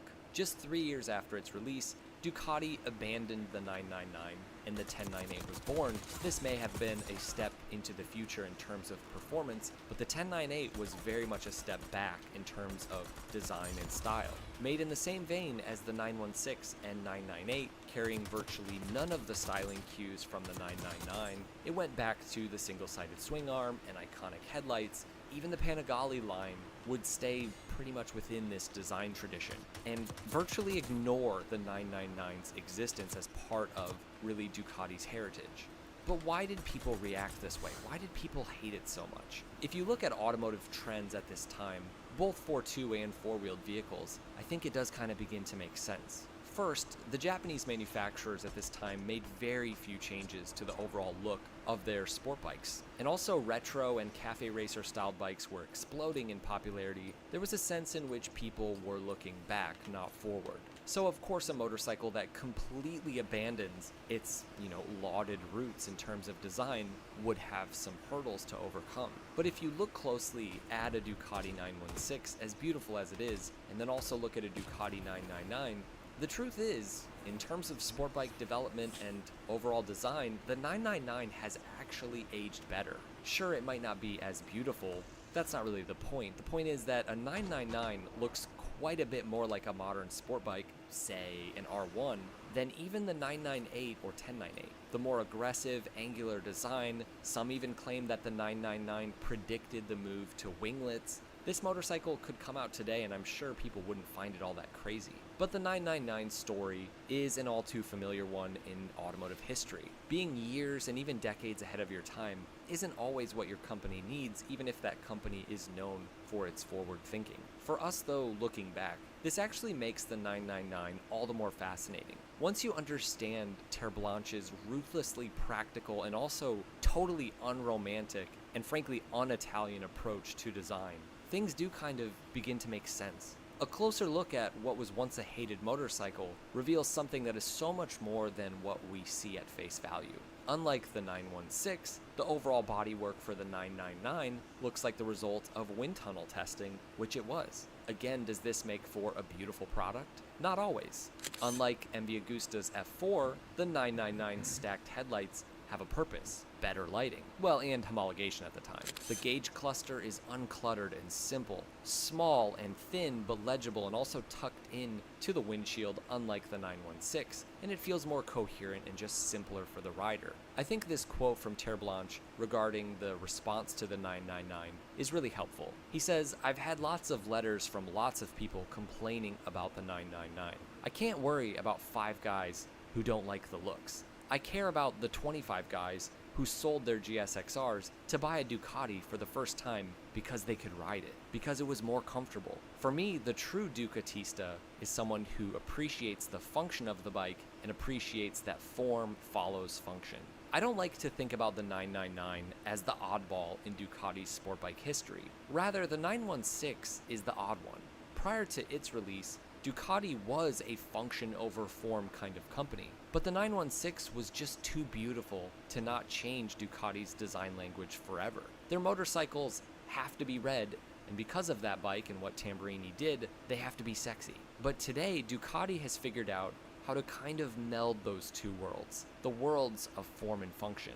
The ruthless, aggressive, raw look of a Panigale V4 is really a testament to this. Does a new Panigale really look more like a 916 than a 999? I'm not so sure, to be honest. There's an amazing podcast called Brodo GP, and they have an episode, which I'll link below, covering Terre Blanche's designs, and they talk about the ways in which the 999 successfully predicted the future of sport bike and even race bike development, with all the side wings and just the overall low, long stance and the busy, asymmetrical design language. The truth is, Pierre Terreblanche has always been a designer who was too smart for his own good. Regardless of all this, I think we have to learn to appreciate these motorcycles from history that were hated in their day primarily because they were just different, not because they themselves are actually bad. It's okay to be different, guys. That's the point. Alright, I hope you guys enjoyed this video about the most hated Ducati. Be sure to subscribe and check out my other videos as well, and as always, ride safe. Man, fuck that bike. Fucking thing ugly as shit.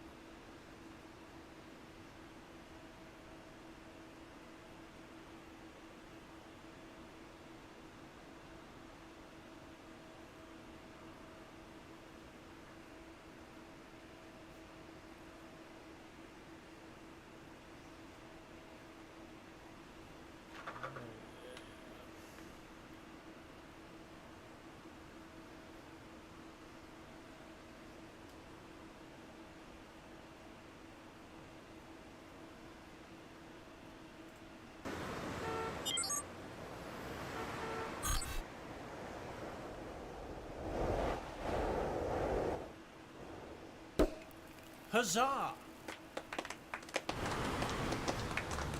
Cheers, gentlemen, to another year of record-breaking ringtone sales. Of course, we did have a little help. Who could forget this year's best-selling cast of characters like DJ Penguino, Romeo, the Disco Cheese Wheel, Goblin, just Goblin, and of course, Ring Chimp's latest star-in-the-making, Schizoto.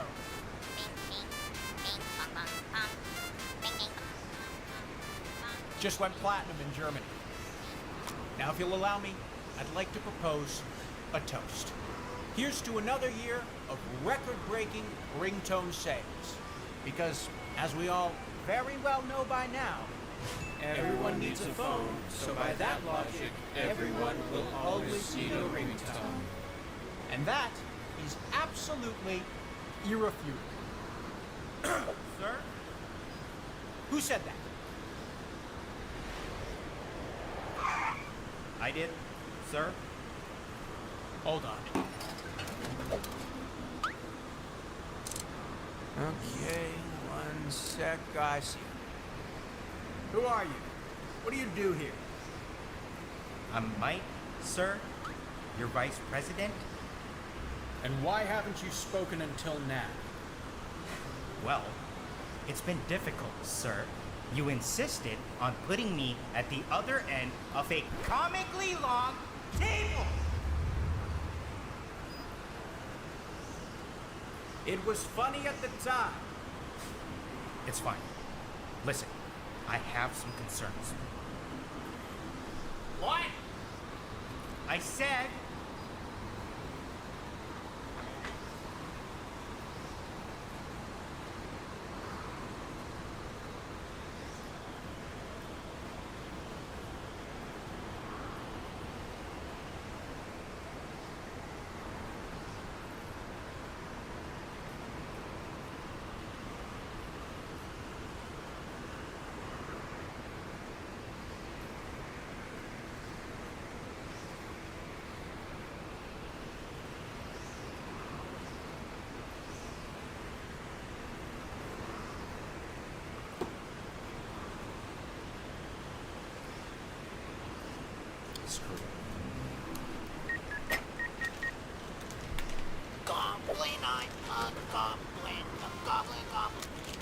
Hello? Sir, I have some concerns. Out with it. I think our sales are about to drop. Hard. That's impossible. Read the plaque again. Look, I know people need ringtones, sir, but that doesn't mean they need to buy them. Besides, our business model is terrible.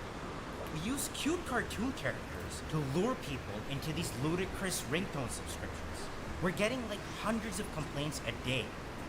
But I've been working with legal, and I think if we clean up our act, we could actually pivot into... Hey, Mike. Yes, sir? Do you know why we're called Ring Chimp? Because animal mascots make us look more approachable. No, Mike.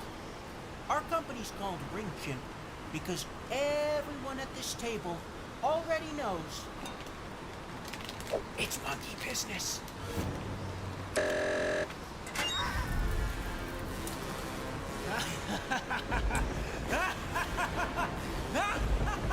Ringtones! In the mid-2000s, cell phone culture was in its golden age. You gotta remember, before Apple dropped the iPhone and permanently nuked the concept of mobile aesthetics, phones were actually interesting to look at. They came in a myriad of shapes, colors, and orientations, and the model you chose often said a lot about you. You had Blackberries for the refined businessman, Motorola Razors for the trendy teens, and the Jitterbug for geriatrics. But perhaps the most unique aspect, the part that truly portrayed the face behind each phone, was the ringtone. In 2002, a technological innovation in cellular hardware helped to drastically improve the audio quality of cell phone speakers, helping to take ringtones from this to this. And just like that, an entire industry was born. Suddenly, ringtones weren't just a mundane option buried in your phone settings. They were songs. Actual songs. Timeless shit like NSYNC and Papa Roach. For phone users, young people especially, it was a game changer. The ringtone revolution provided an exciting new way for people to consume their favorite music, personalize their devices, and boldly express their music taste. Sometimes annoyingly. And in public forums. But it was a hit. During a time when mobile devices were still quite primitive, ringtones became one of the first instances where people would actually look to their phones as a source of entertainment. You see, back then, phones really couldn't do much. You couldn't stream music, you couldn't watch movies, you couldn't even book convenient doctor's appointments with today's sponsor, ZocDoc. Gotcha, stay with me now. ZocDoc is a convenient online booking system that allows you to search for and compare high-quality doctors that can meet. Now, while ringtones might have just seemed like a fun little fad, for record companies, they were a godsend. By 2004, music labels were turning their attention away from failing CD sales to focus on what was now becoming a billion-dollar ringtone industry. In fact, this new format had become so popular that music labels had begun to favor artists whose songs sounded better as ringtones. Suddenly, becoming a top ringtone artist was something to strive for, something that was rewarded. Quite literally, too. I mean, they actually tried giving out Best Ringtone Awards for like 2 years. Wow. Ringtone, I'm feeling that, man. I don't think he's feeling it. But regardless of its consequences, from 2003 to 2007, ringtones would make record companies billions in additional revenue. A welcome change for an industry that had spent the last 5 years getting kind of slapped around by online piracy. And it's no wonder it made money.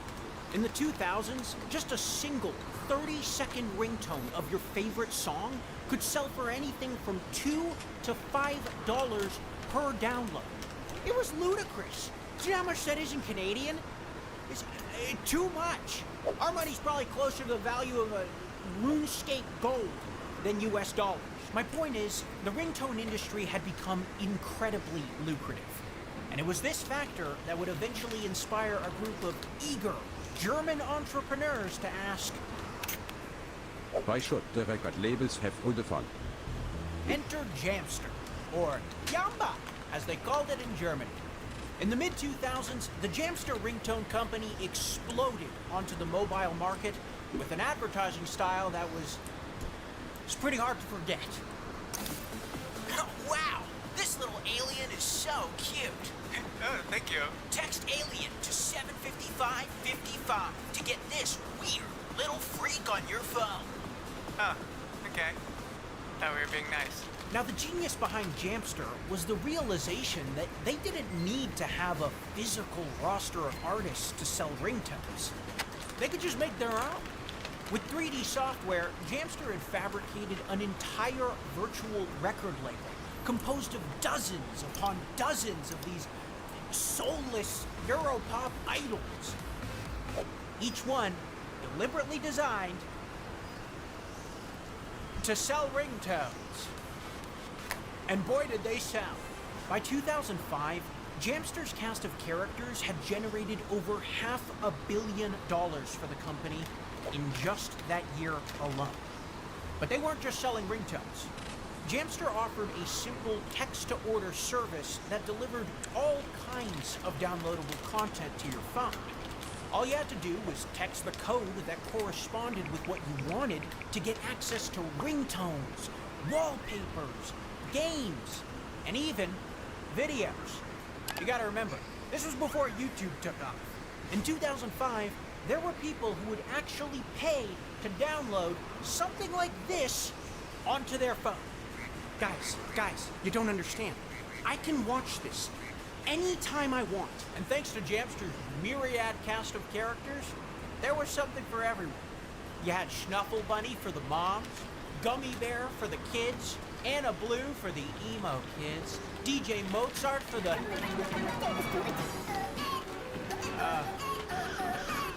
this one sucks. But out of all the characters that existed in JMU, not one managed to rise to the monumental level of star power of Crazy Frog.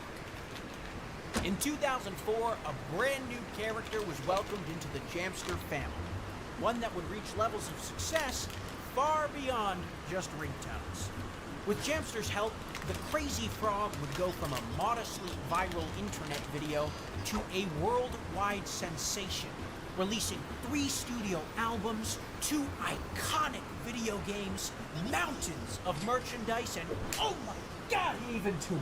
Crazy Frog was Jamster's poster boy, the ringtone star that demonstrated how companies like Jamster were capable of producing virtual talent that could rival the success of real-life pop stars. It was a testament to just how big the ringtone industry could be.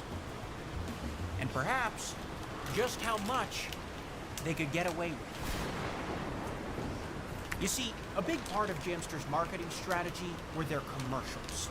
In the 2000s, these ads would play incessantly and were a pivotal part of what made the brand a success. But if you pay close attention to them, you might notice something strange. A common phrase you'd often hear in these commercials was, "Text now to get this on your phone." But what you wouldn't hear was the price. In fact, the language they use doesn't even imply you're buying anything at all. Text this number, get this on your phone. They almost made it sound free. And in a way, it was true. You weren't buying anything. You were subscribing, oftentimes up to $10 a month, for a ringtone subscription buried in the fine print of the ad. And all it took was a single text to fall for the trap. Turns out Jamster's all-too-convenient texting service made use of a tricky little billing system known as Wireless Application Protocol, aka WAP. Please be mature. In the 2000s, WAP billing was the main payment method used for downloading ringtones. And it had a very exploitable little quirk. You see, WAP gave third-party companies the ability to apply charges directly to your phone bill with nothing but your phone number. Now, if this sounds sketchy, well, that's because it was. But the ringtone companies loved it. This meant that people didn't have to overcome the psychological hurdles of inputting their credit card for purchases. They could just text FROG to 555 and instantly be subscribed to this. Hell, it was so easy, even a child could do it. And they did. A lot. On the internet, you'll find countless stories of children who ran their parents' phone bills into the hundreds of dollars, all from subscribing to ringtone ads that were clearly designed to get their attention. Seriously, if you were a kid in the 2000s, you probably remember just how prevalent these commercials were. I mean, they played everywhere, all the time. According to a survey, in 2005, 87% of the United Kingdom had seen the Jamster Crazy Frog commercial an average of 26 times. That's a lot of bings. That's a lot of bing-bings. But Jamster's advertising strategy was aggressive for a reason. You see, they were trying to cast a net, one that was intended to trap as many customers as possible into a subscription service that was easy to fall for and hard to cancel. But how was this allowed? Wouldn't your carrier company be able to block these kinds of shady charges? Well, they could, but they wouldn't. Because they were f***ing in on it, dude! Reports have shown that mobile phone carriers would often collect as much as 30 to 50% of the charges they facilitated through WAP billing. And they would then bury these fees at the bottom of your phone bill under ambiguous terms like premium calling. Hell, some ringtone companies would even charge you without ever getting your permission. I mean, all they needed was your phone number. They could just add a charge to your bill and hope you wouldn't notice.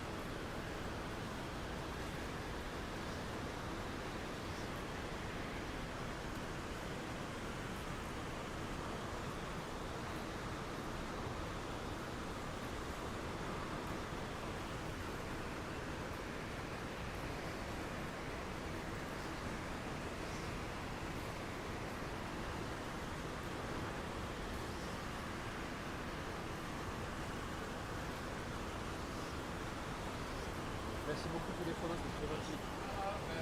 Salut, si vous avez des streams et que vous êtes nouveau, n'hésitez pas. Et si vous êtes que pour les drops, bah, c'est pas très gentil.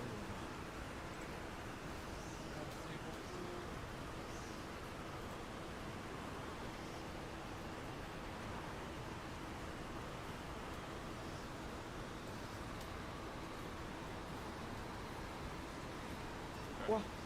Je disais bien, ça je m'en suis plus.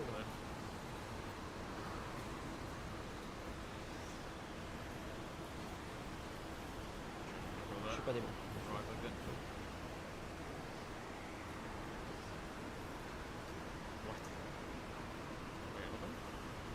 Ok pour les drops et alors? C'est pas un vrai.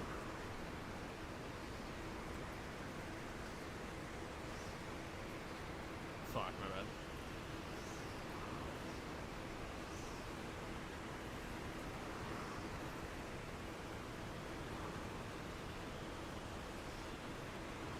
Go on the shot.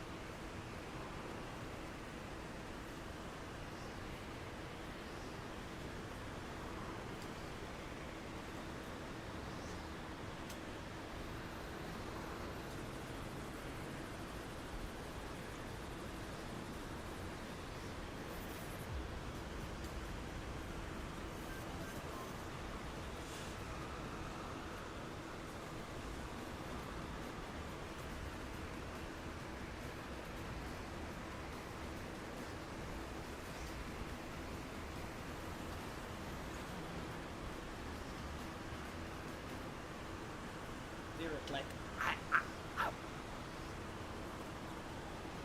Nice. fuck.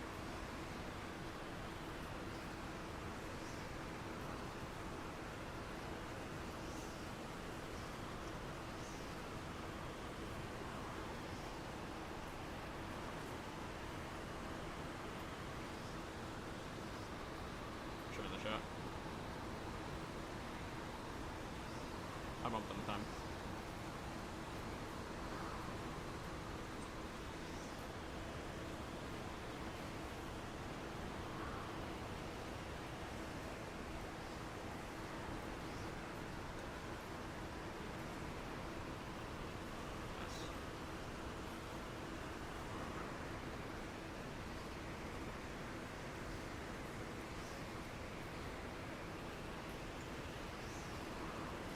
Fuck, my bad. For some reason I thought I would... just bad touch.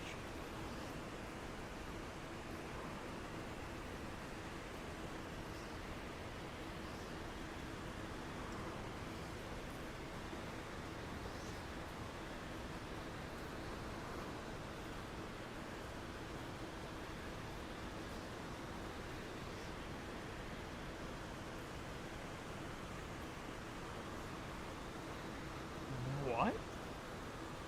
In the bumps.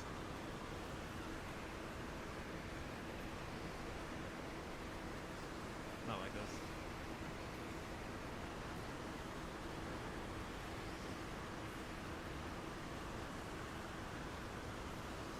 Oh my god.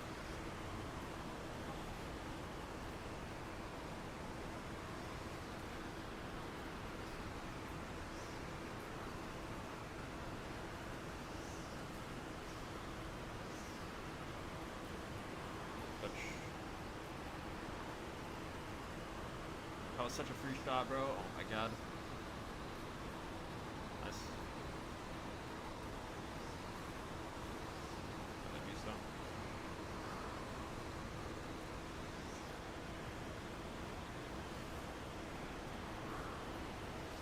Nice. God damn.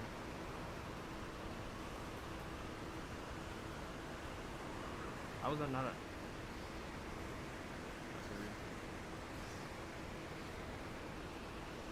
Fuck. Sure, click him out.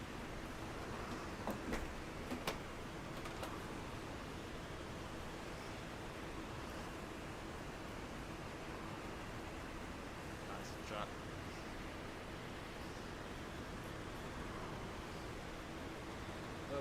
Did I overclock my controller or not?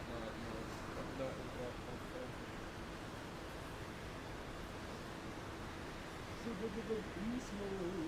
I gotta say that shot was actually insane. I kind of just trolled the rest of the game, but at least I scored that.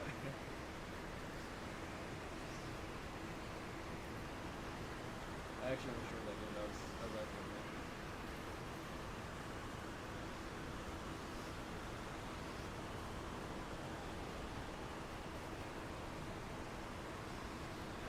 My matches we can load.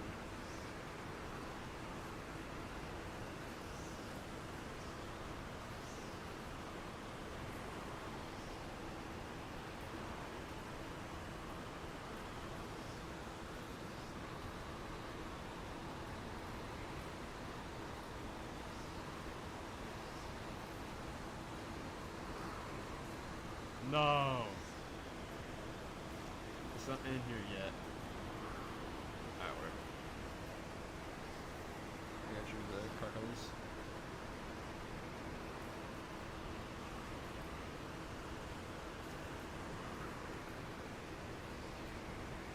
Through the motor carpet? Yeah.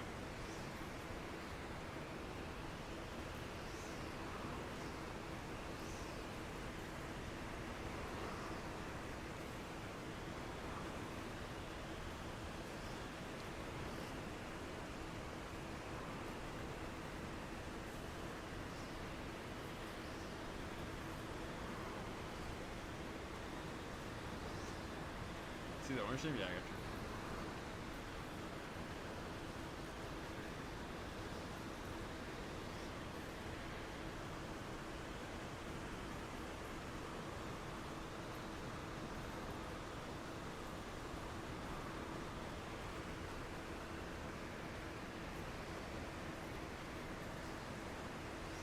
Thanks, no problem, no problem.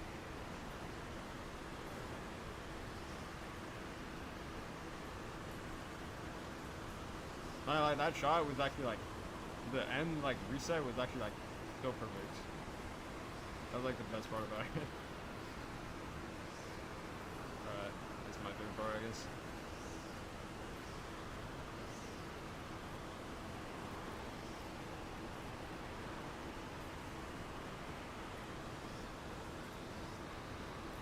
Setup that you didn't see works in the main setup.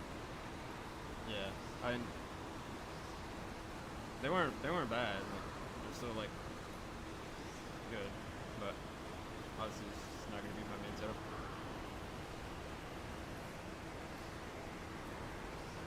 Yeah, my main setup is definitely better, but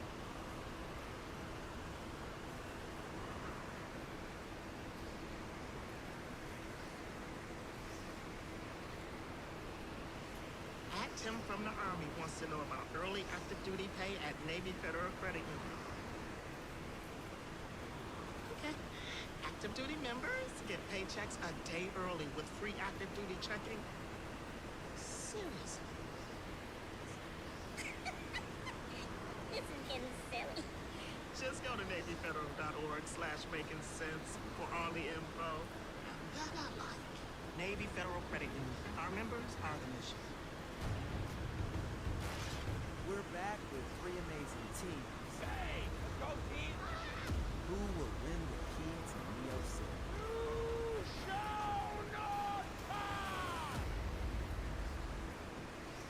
You can hear the critics scream.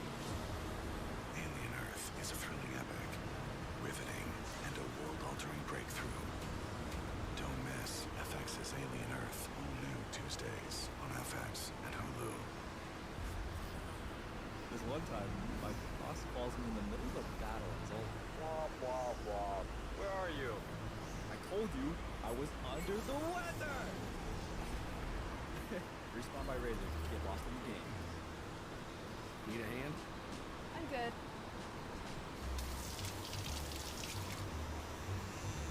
You clean up nice. Always. So, Scum, what will your guests think? They'll never know. Ooh, water spots? Not on my watch. Looks like our job here is done. This takes care of that. See what Delta can do.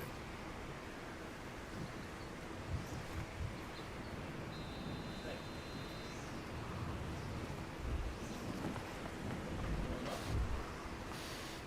Wi-Fi from Frontier isn't just for VIPs anymore. So everyone's good to go. Ew. Even people with less than 1 million followers? Get the best Wi-Fi ever. Wi-Fi 7 with an Eero router on 100% fiber. Now on Fiber 500 and up, starting at just $29.99 a month. Only from Frontier. With Amex Platinum, you get guaranteed 4 p.m. checkout with fine hotels and resorts when you book through Amex Travel. So you can savor every last moment. That's the powerful backing of American Express. Hey guys, have you ever heard of a place called Lunch? Oh, Lunch? Got it. Yeah, it's a farm upstate where apples roam free. Oh, good. Because, you know, Mott's applesauce is made with real apples. I thought I would. He's in a better place now. Mott's. Real apples Make real good applesauce. Oh, yeah. You're looking at one of the newest reasons to love Red Lobster. New seafood boils, turning Crab Fest into a crab feast. That's the look of real happiness. Served daily only at Red Lobster. It's all good. It happens.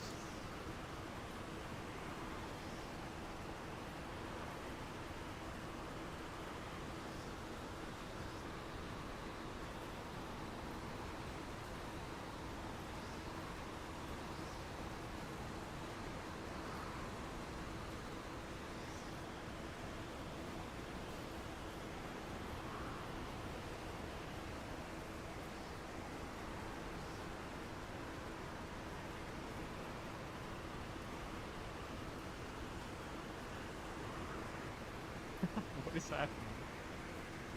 That's crazy. Yeah, that was actually a peak shot. The ending like reset was actually so perfect. I did not expect that.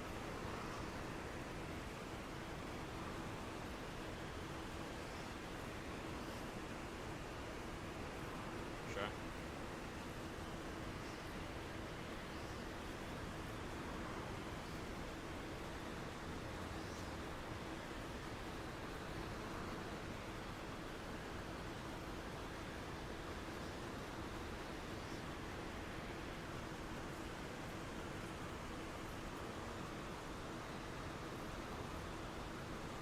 What is happening?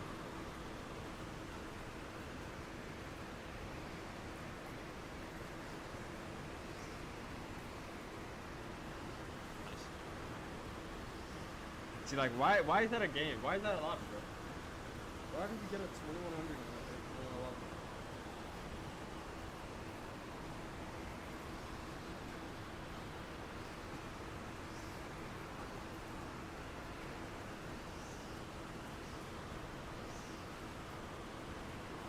You actually took the reset? Yeah, it was actually perfect.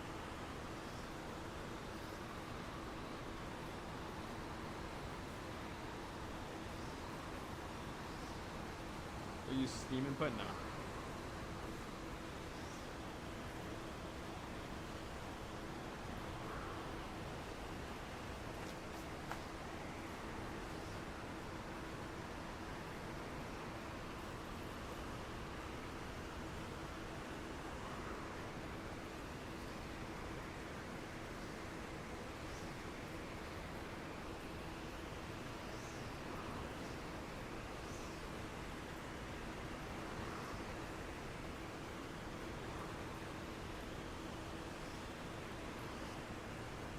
I'm on the leaderboard in like 29, 28. I don't know if it updated though.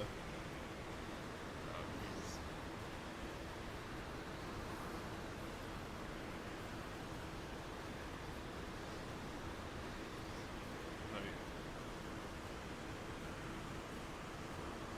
Where did Beast Mode and Bobby go? What? Why does this allow me?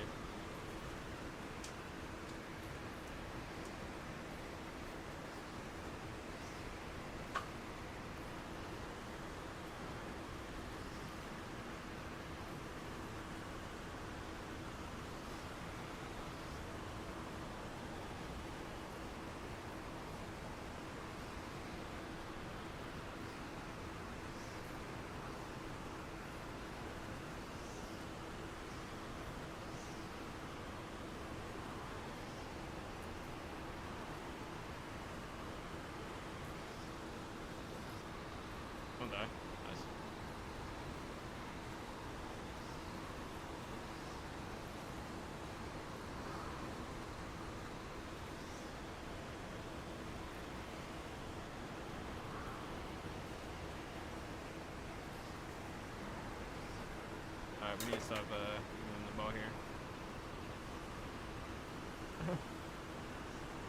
It is open. I saw what?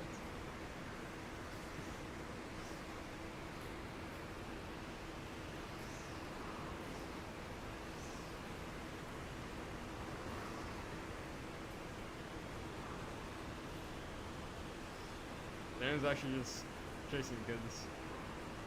Rossi just wants the ball now.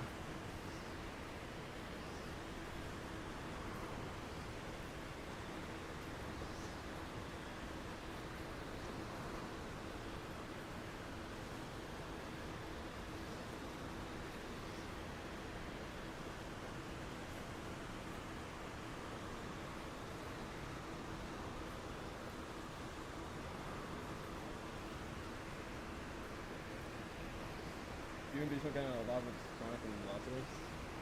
Was that before we joined, or?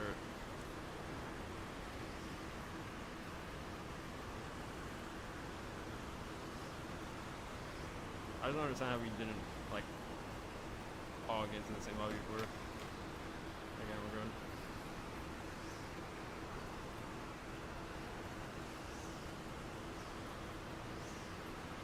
Dude, what is happening? Why is that a save?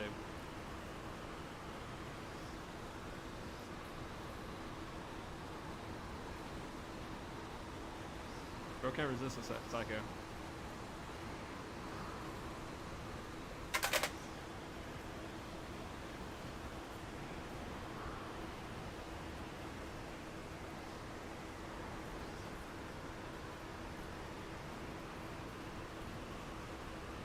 Oh, okay, there you go. Oh, good.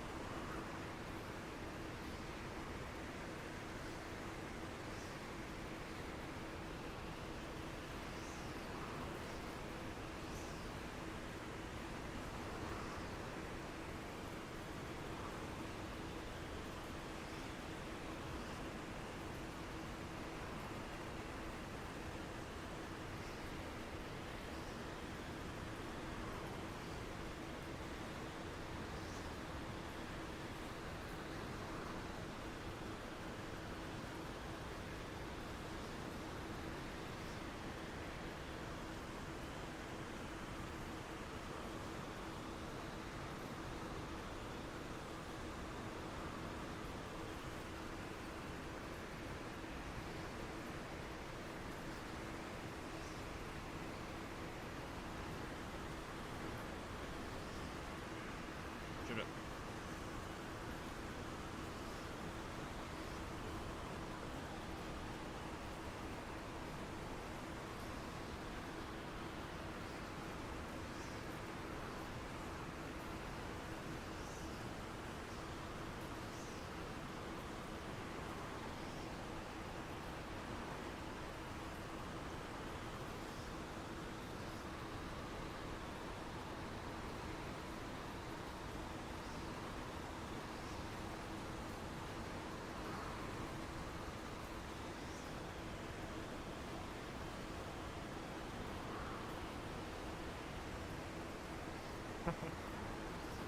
Dude.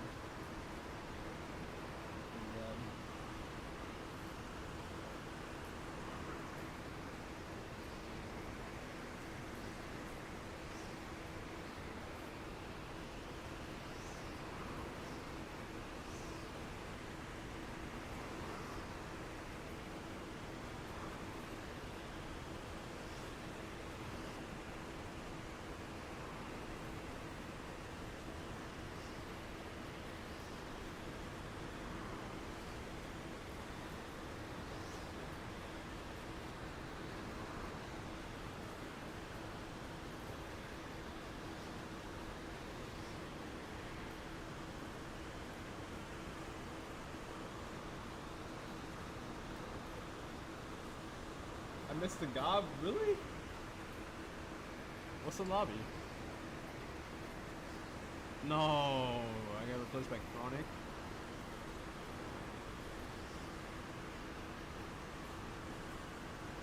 Why are you being so passive aggressive? Goro was passive aggressive on me.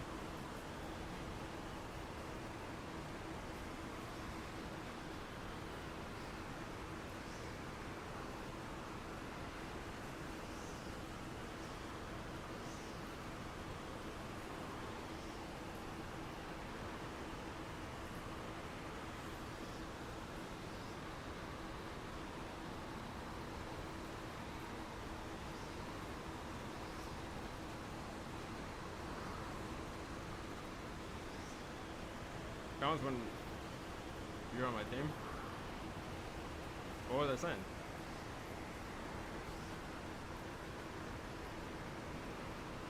That you should stop giving them the ball? Is that it?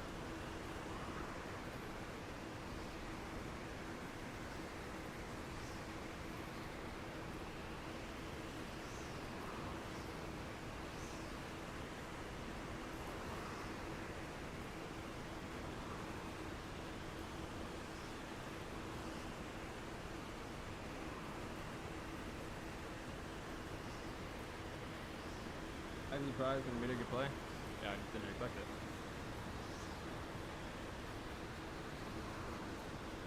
I don't understand what's bad about that.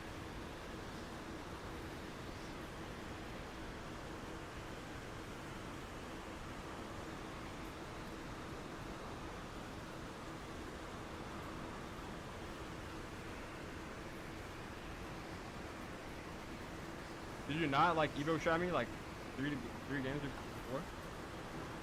Like that game? Or is that not considered passive aggressive?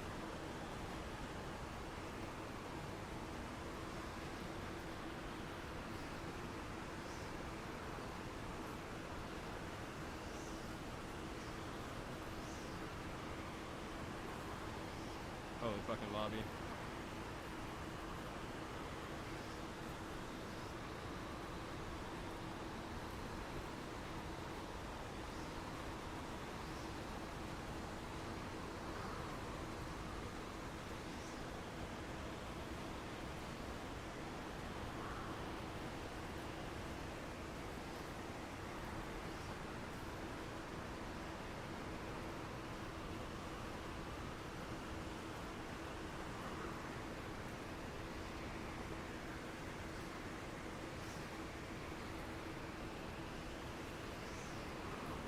What did this guy do?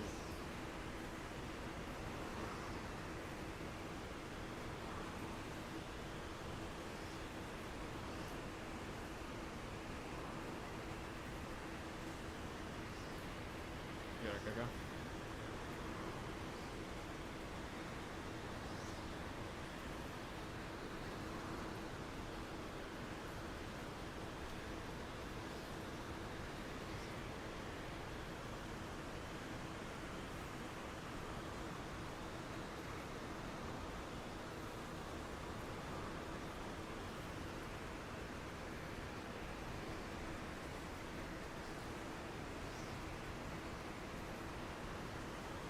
Good shot. Living placement.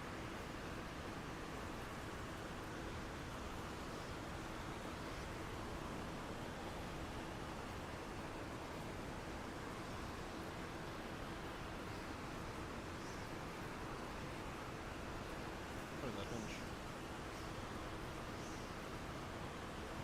Good? Okay.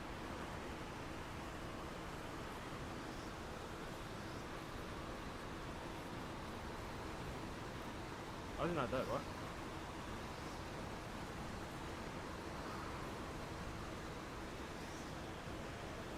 Oh, we got the news stuff, I think.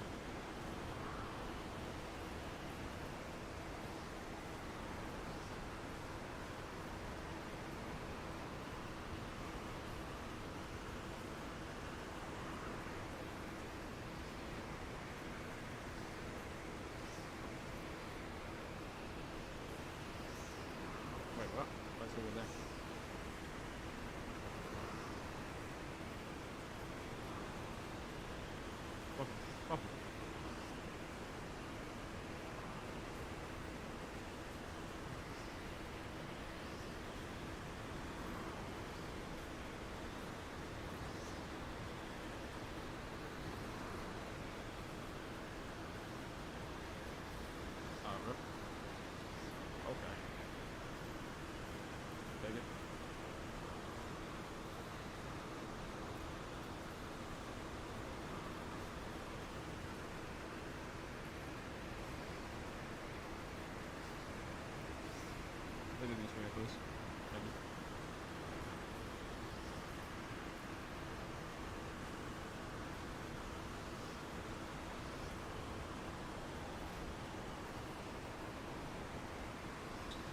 watch UFC Fight Night Shanghai. Walker versus John with the minimum knockout guarantee.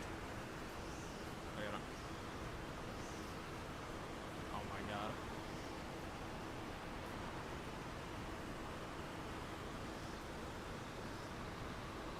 Ready?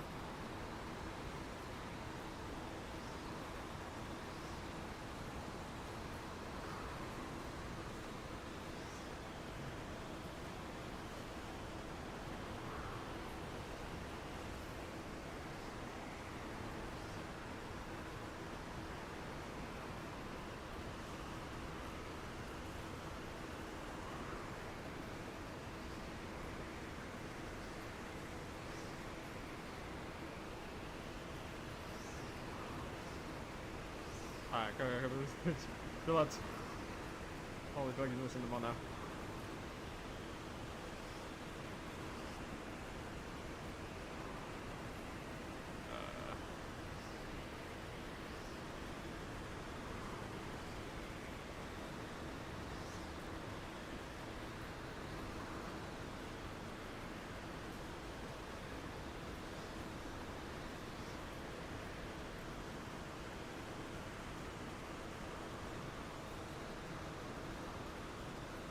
Bad.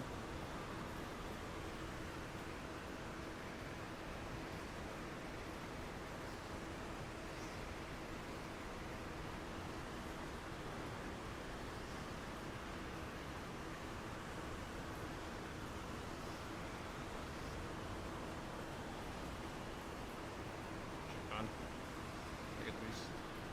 Go for me.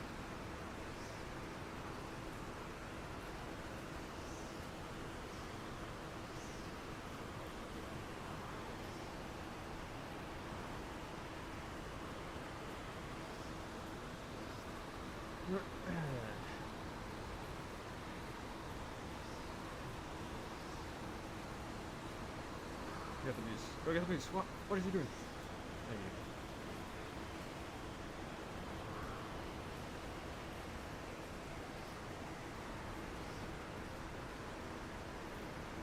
Get the beast, get the beast, get the beast, get the beast.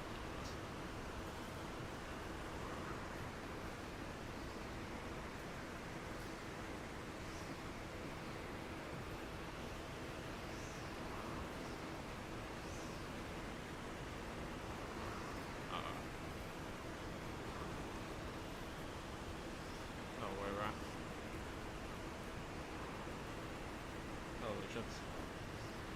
Insane.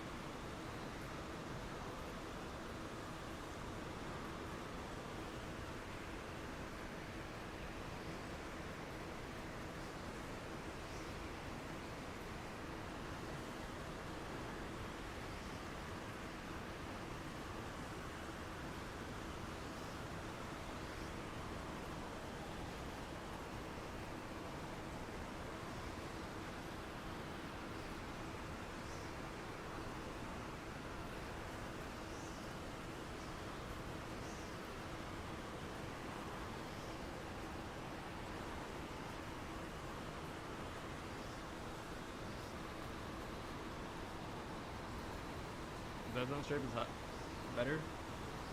I don't know. I think most people use whatever default is.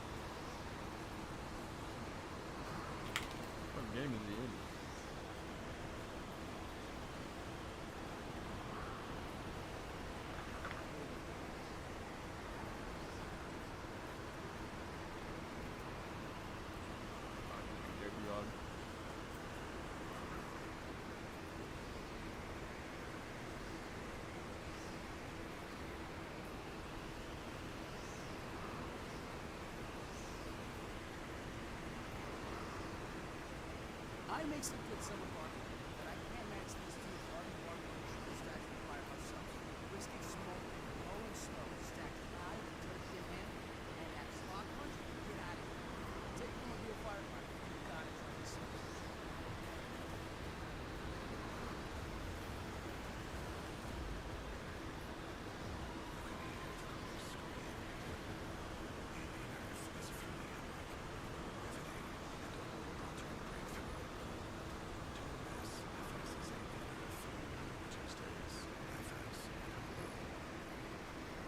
So tense and easy. It was easy to pay off on the rights of the Bradley Park. Can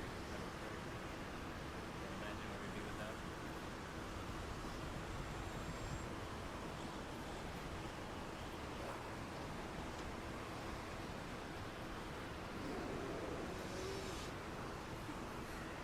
Sure, yeah.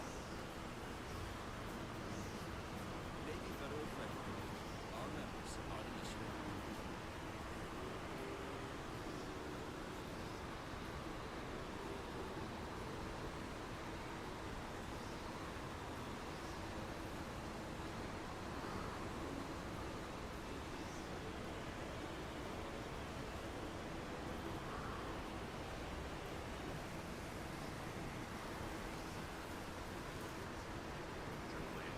For refreshingly good service, get coverage confidence with AAA Insurance.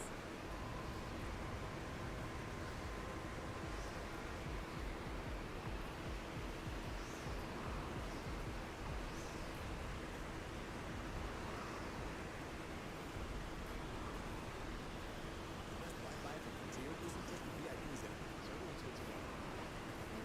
Even if you have less than $1 Get the best Wi-Fi ever. Wi-Fi 7 with a zero round 100% fiber. Now on fiber 500 and up, starting at just $29.99 per month. Only for Frontier.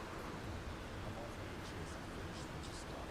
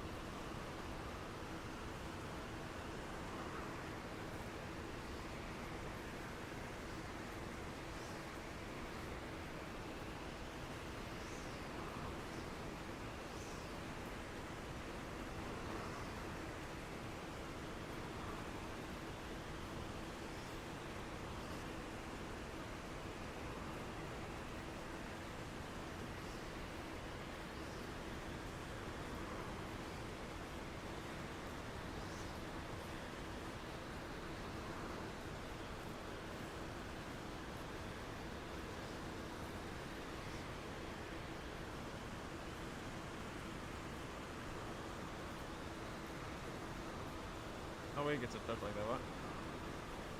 I knew you got it. Maybe not.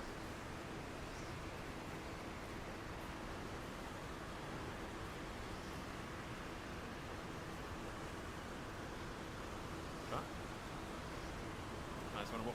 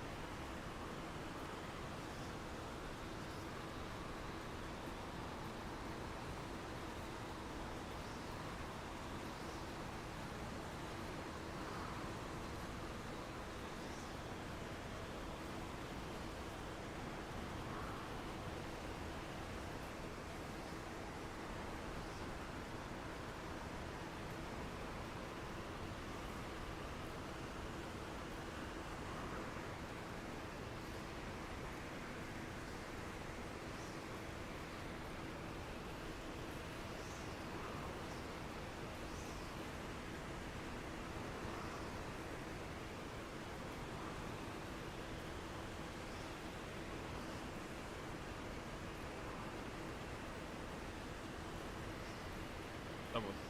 Go. Ah, never.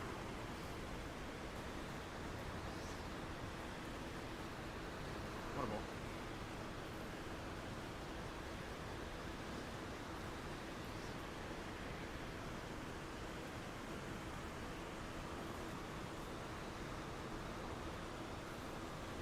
I would have dodged.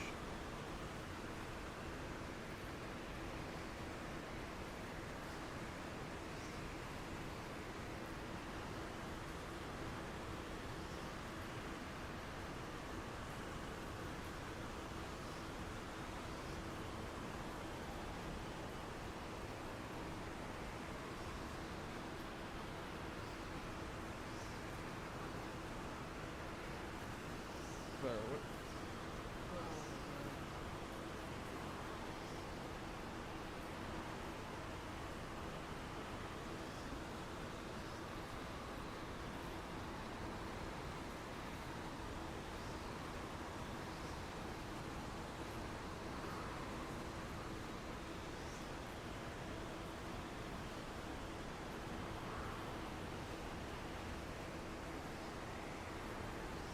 Oh my god, please.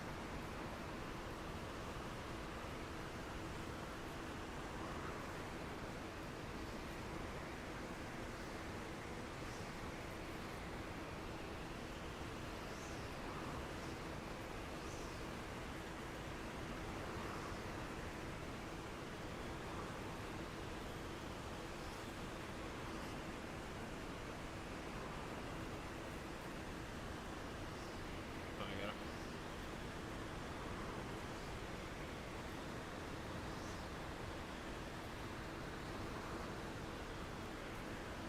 What is happening? What?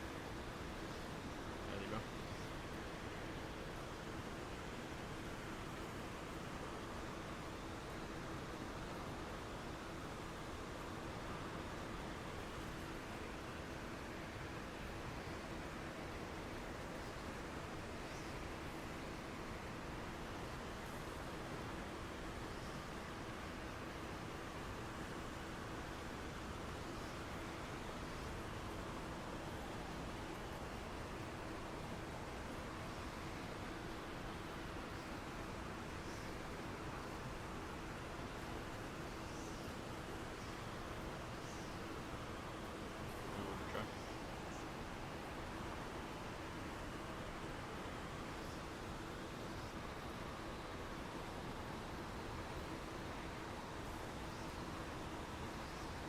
Try. Keep going, Pike.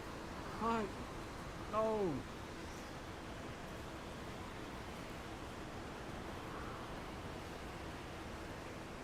That's unlucky.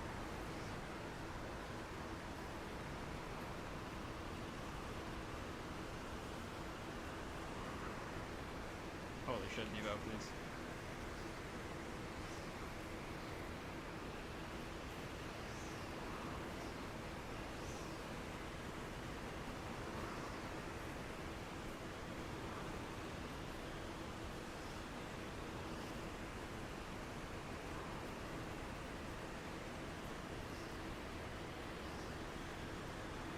Sure.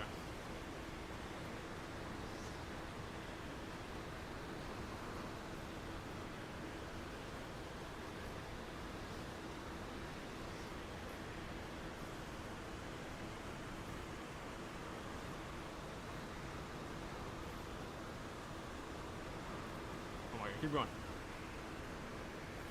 Wow.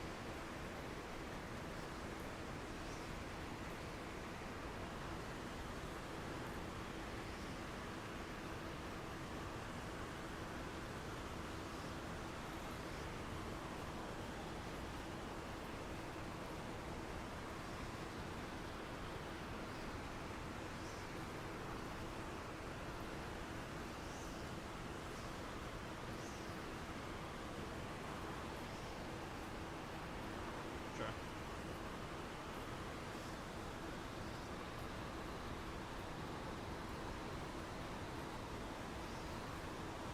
Oh shit. Your middle? Holy shit, I like that. Where'd it go? Oh, I don't like that. Wait. that now. Nice shot.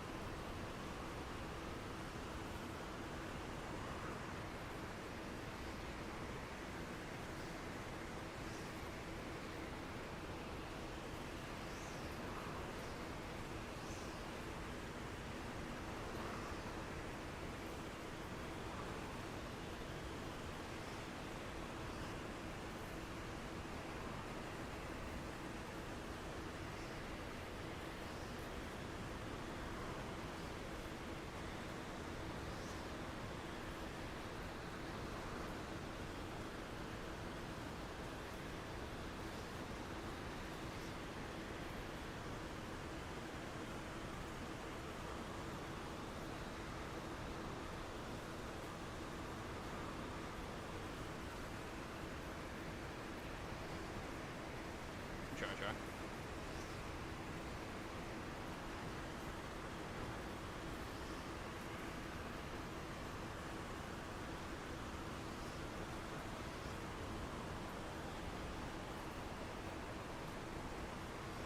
Dang it.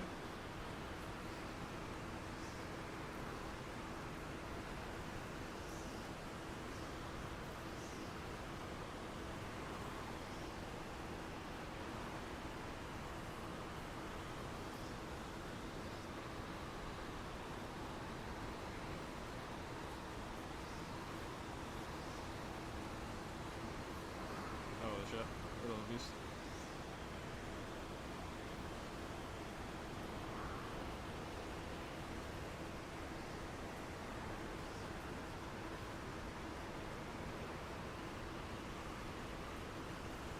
Okay, where's bro going? Like, the ball's in our net. Ah, that's fine. Alright.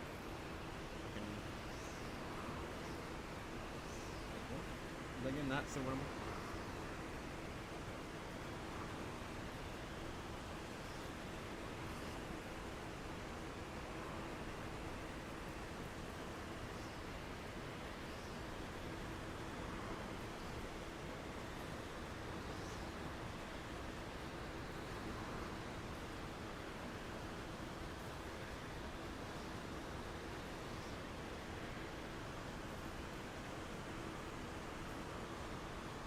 Teams you played on what was your favorite?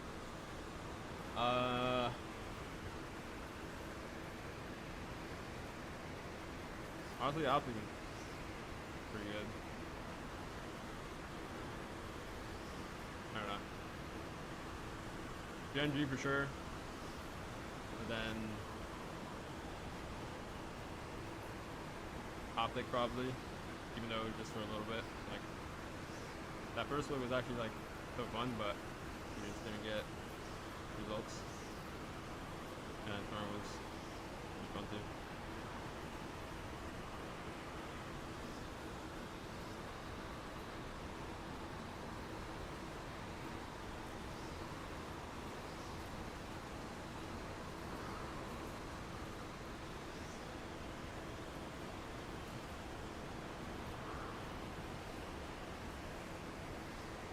Dude, where's the lobbies, bro?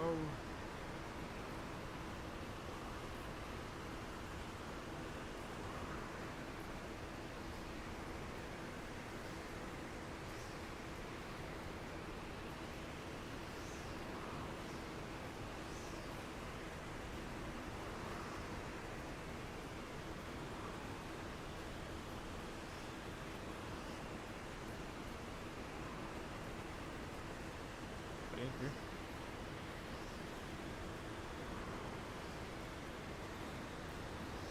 Try. Definitely if you can. Hugging.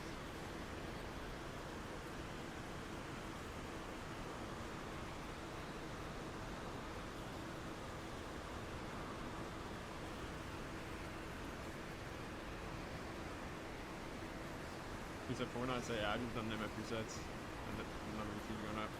That's how I make a new one.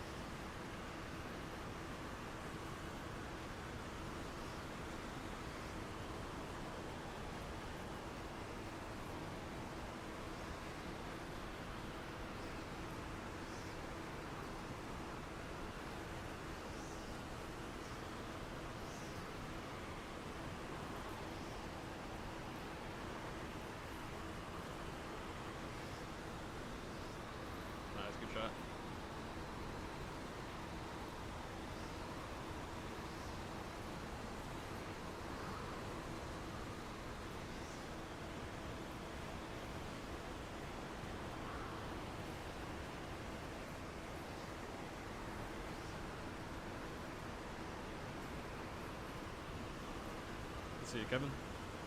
Ooh, Pogo. Plan B, sorry.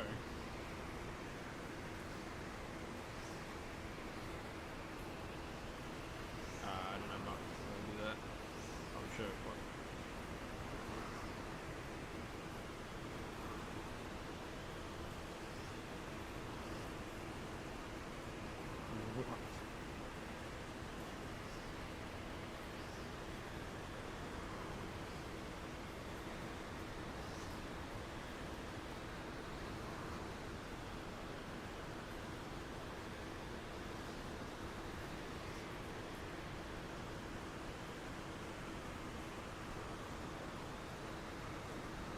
Kevin. Okay.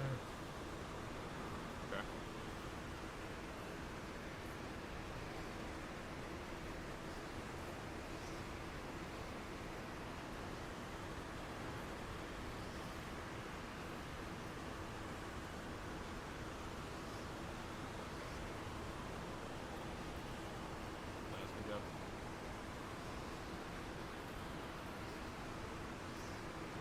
Holy shit, Kevin Mackey.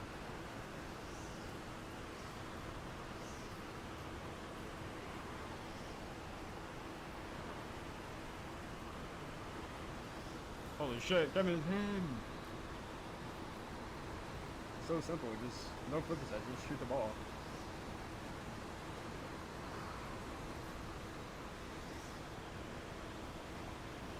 Oh shit. Oh, he missed. Yep.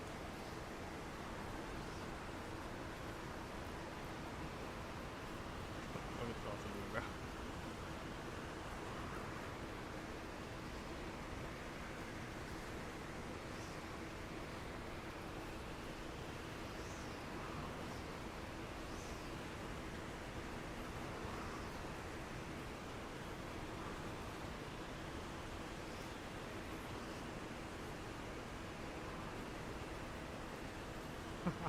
Fuck.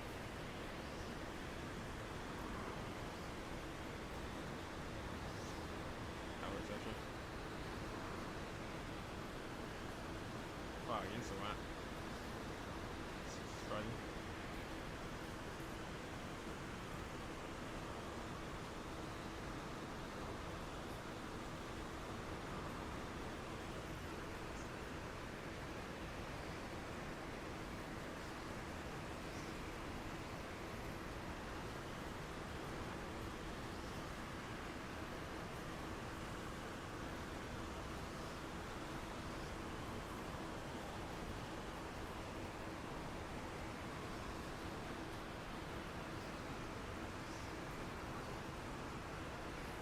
Where the fuck did he come from? I thought he went back.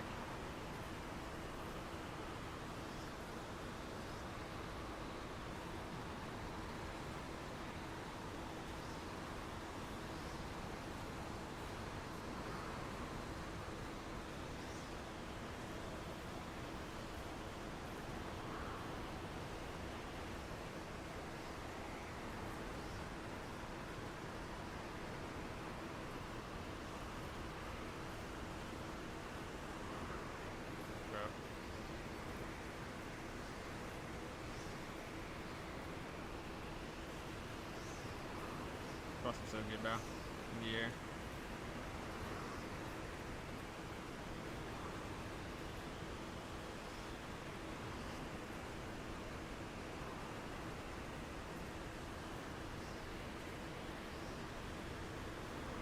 Okay, so not winnable.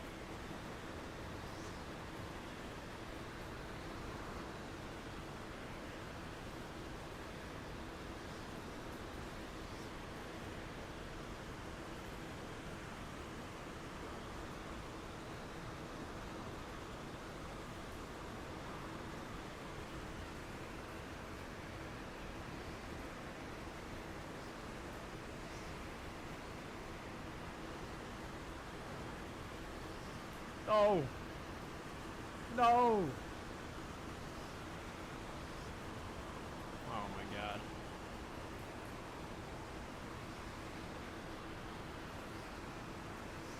Dude, please.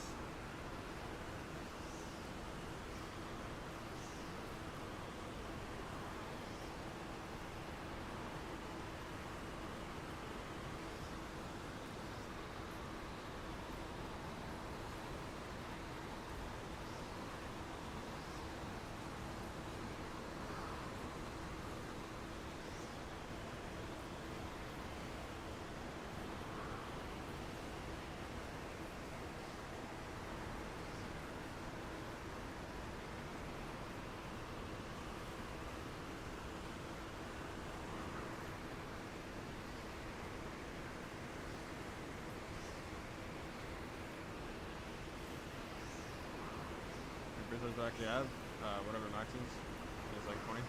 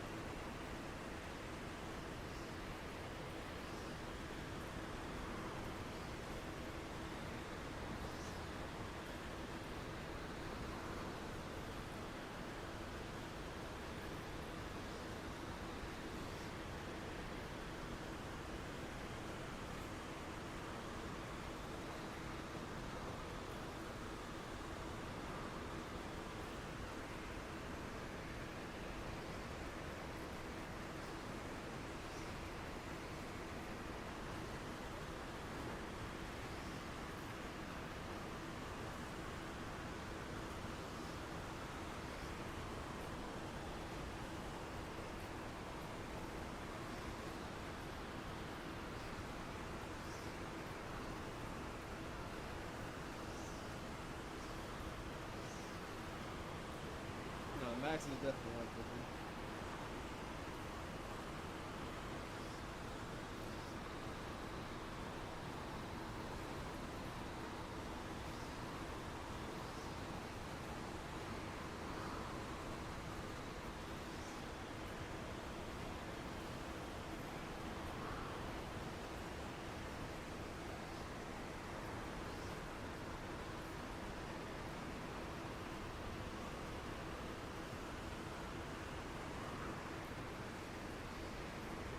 Basketball.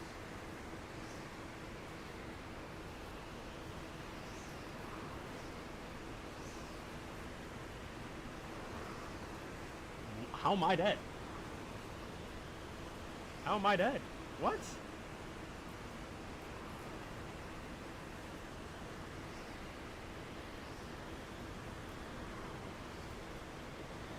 The best Wi-Fi from Frontier isn't just for VIPs anymore. So everyone's good to go. Ew.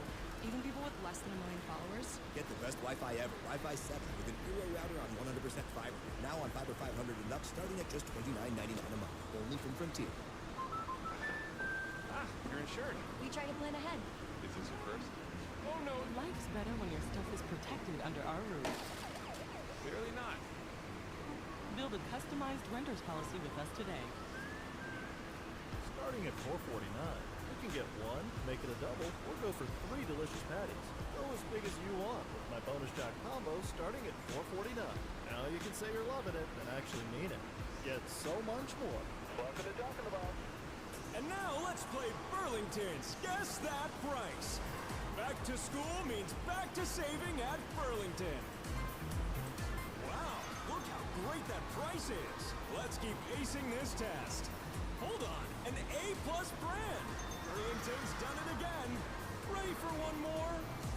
That's right on trend. Saving is now in session. Burlington, deals, brands, wow. We've been here from the jump. What makes me feel unstoppable? Forward motion. I don't like ceilings, I don't like walls. Keep pushing it forward, and I'll just let them keep up.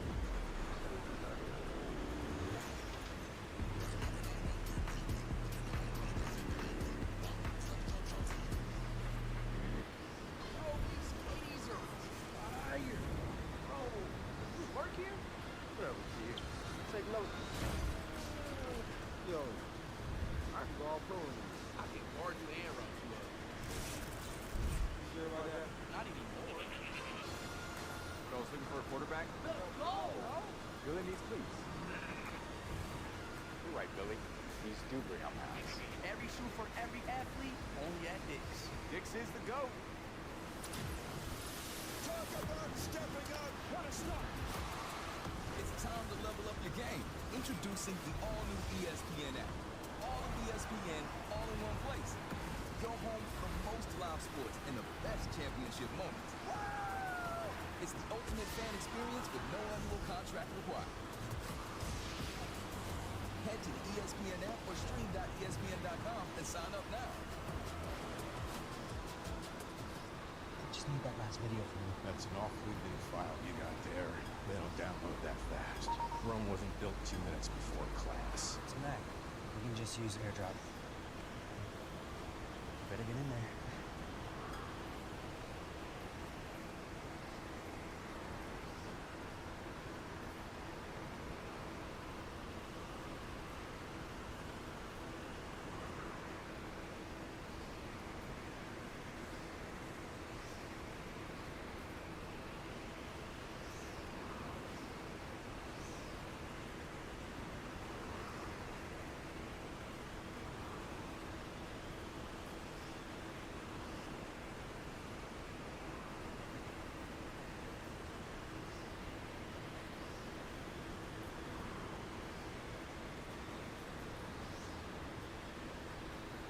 No, man. I fucking...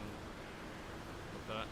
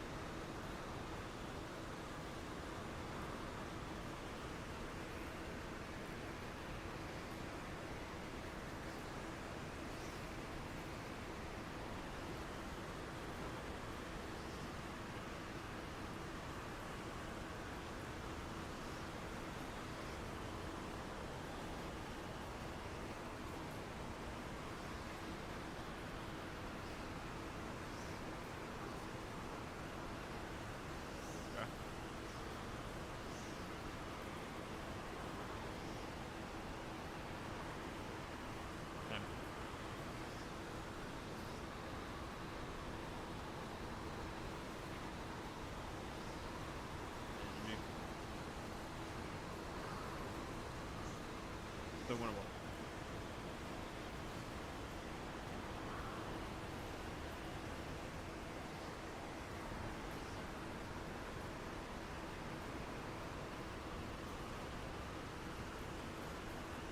Not winnable.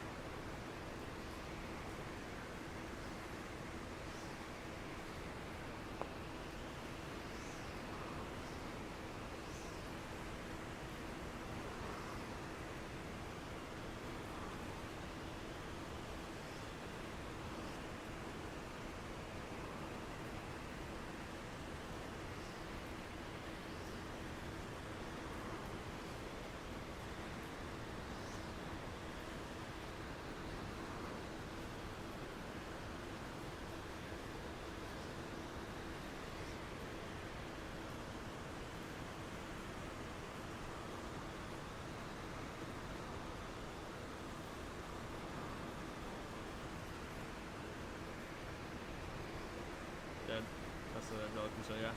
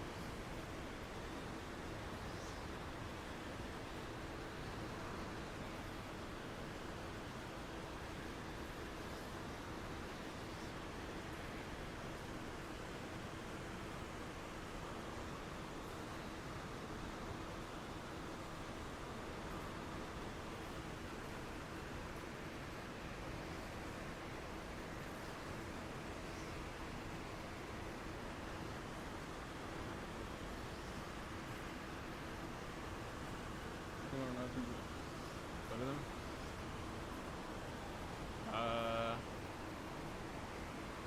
Sure. I'll put like a few. We lose the lot, I'm just gonna get off, I think.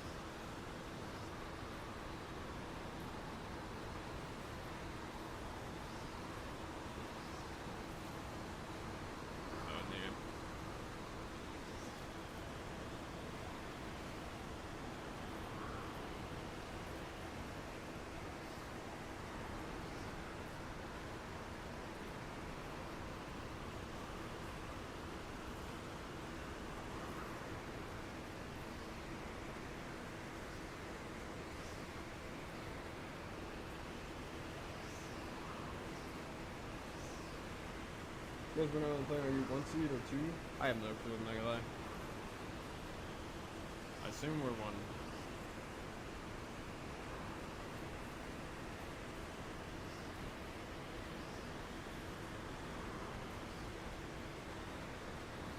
Let's play this, do Xbox Park plays. Plays I'm listening to is automated.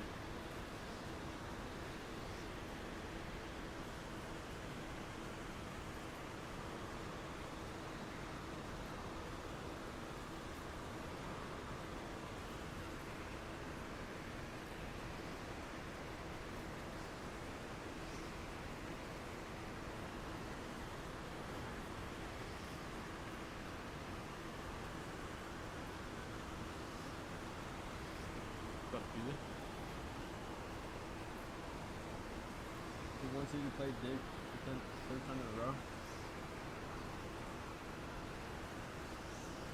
Yeah, I saw that.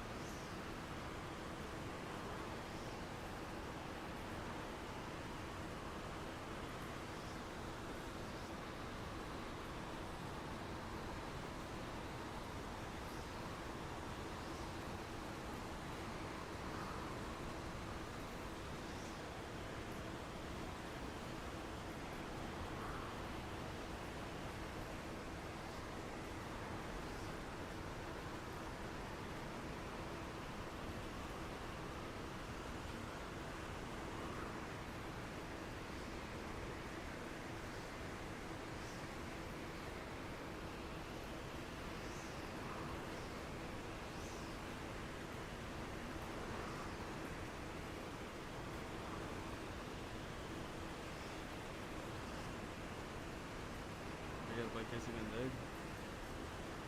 Honestly, we like playing Dig, but like, we just gotta do that.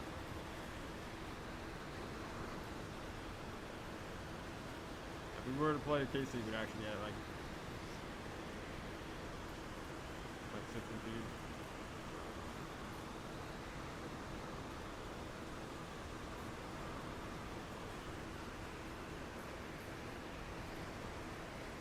What's our again? I think the 10th.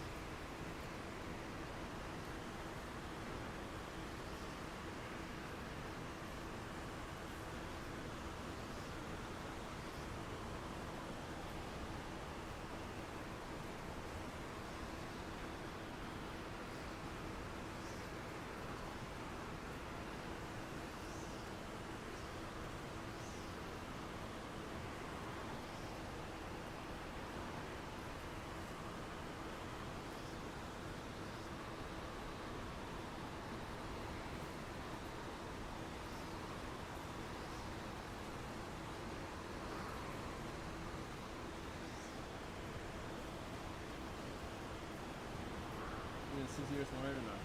The 360.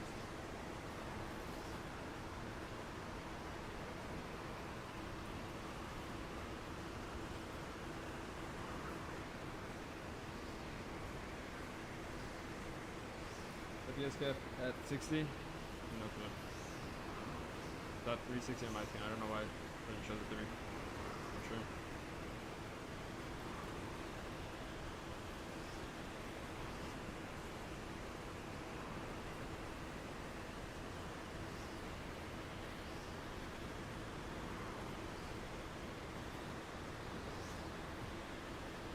The crowd days are, I have no clue.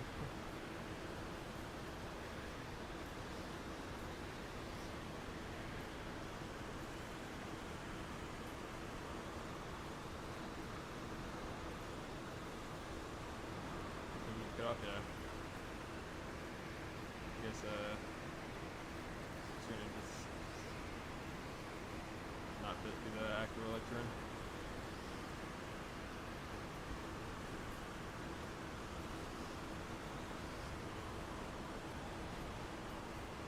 Wait, does that fix it?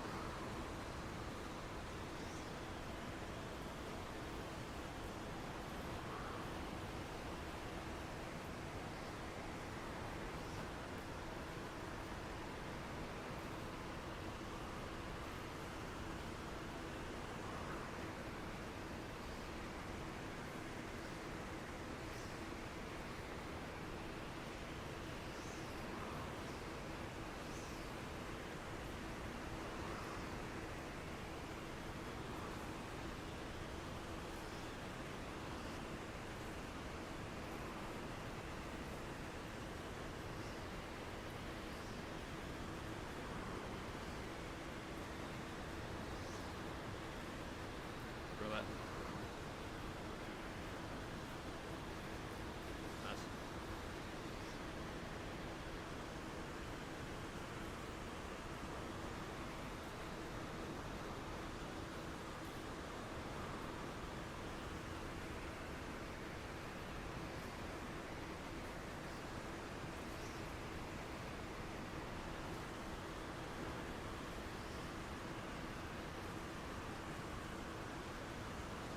I might not. Oh, what?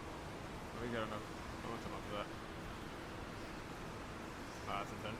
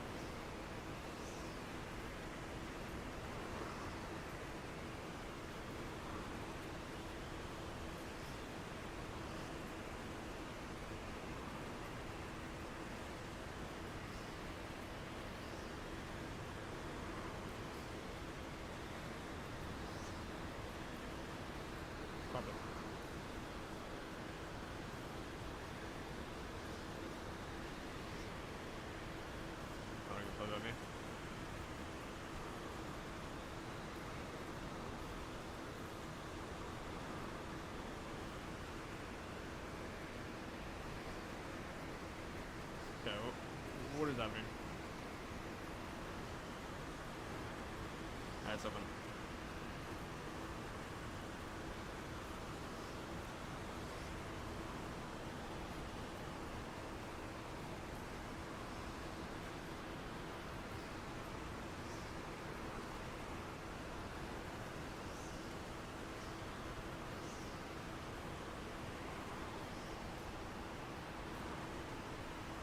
Holy fuck, what is that?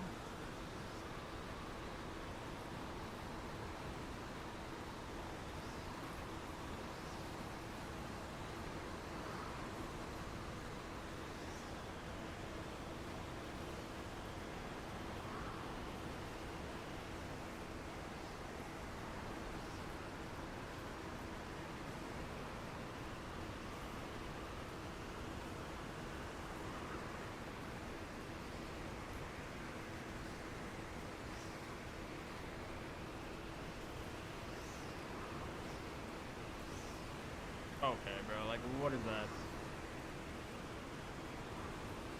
Nah, I'm just sucking in that, bro.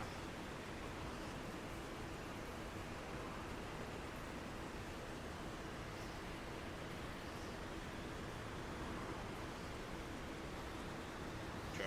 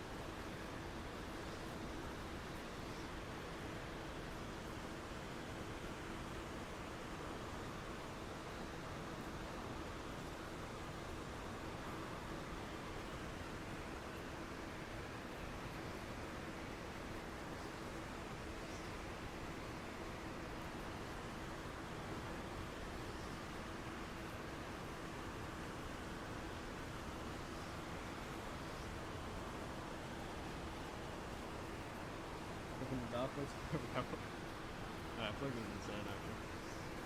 I don't know what that was.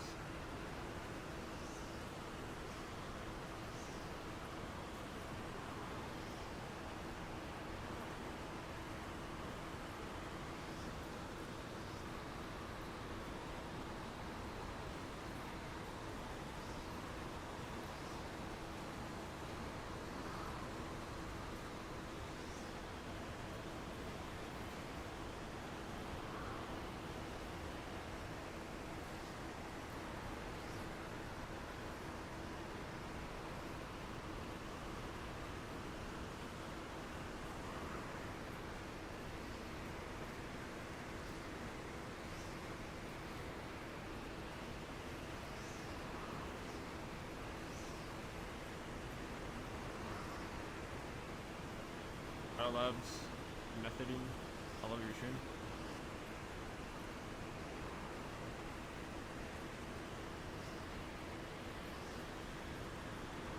That's the Oral Labs method right there.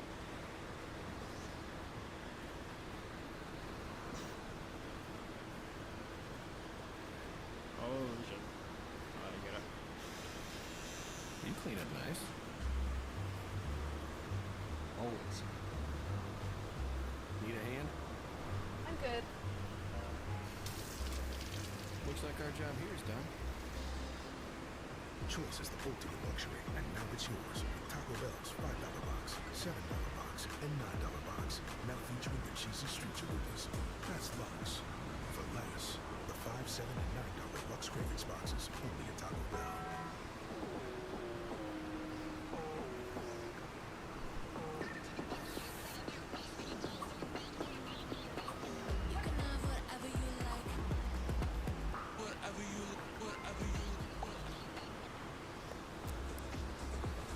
Oh, hi. I'm just not good at this. Who's your good boy? Your turn. Who's a good boy? I think I'm supposed to give you this? I think he's the one. The best Wi-Fi for Frontier isn't just for VIPs anymore. So everyone's good to go. Ew. Even people with less than 1 million followers? Get the best Wi-Fi ever, Wi-Fi 7, with an Eero router on 100% fiber. Now on Fiber 500 and up, starting at just $29.99 a month. Only from Frontier.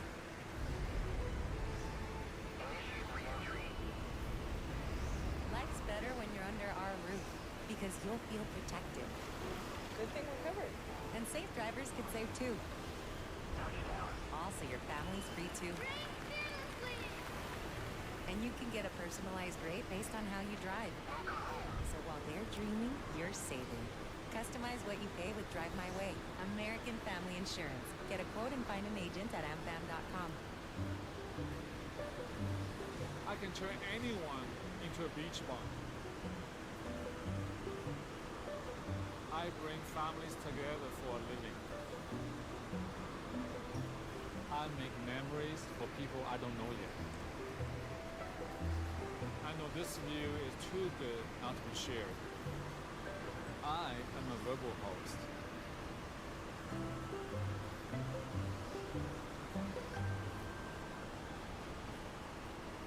Good Droosh.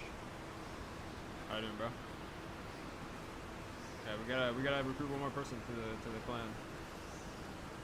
Start doing the Clan Wars.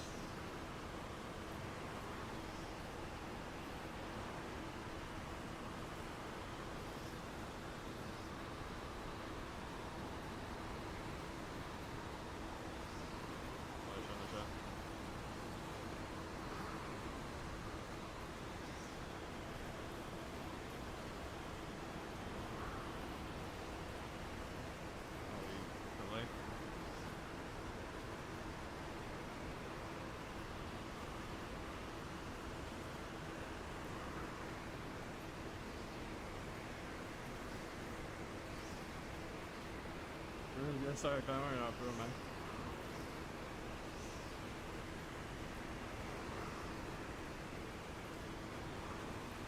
What was that kickoff? What the hell?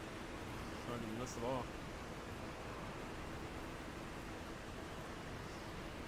Is that points? Could be points.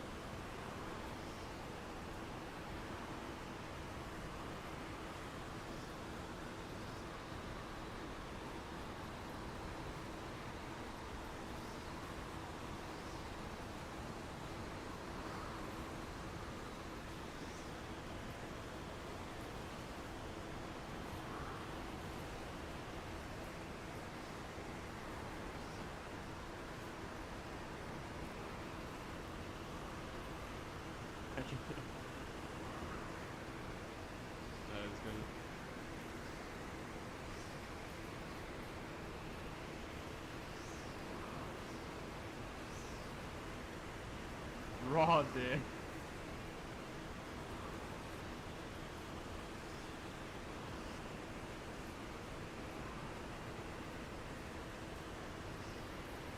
Raw day is insane.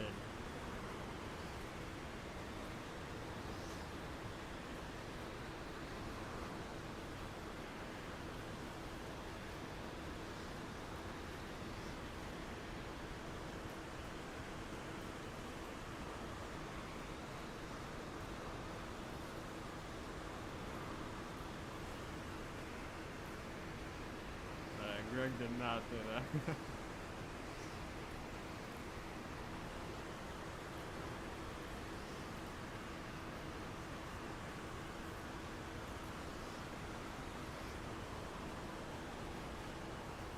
Mad Dude Bear?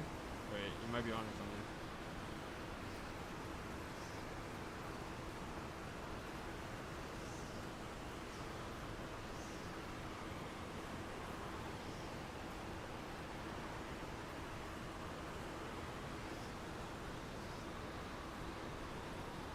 Fuck. Should have clicked there really. Shot it at him.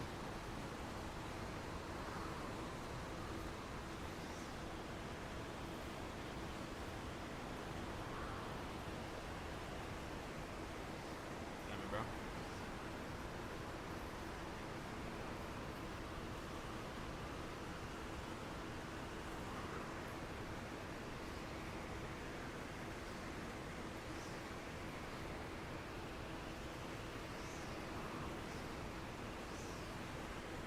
Of course he spawns there. What is that?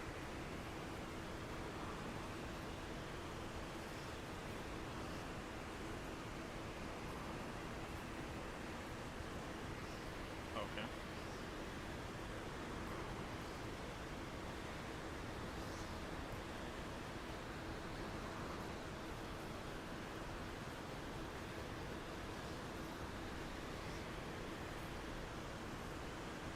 What? I don't know, I just like drive past him.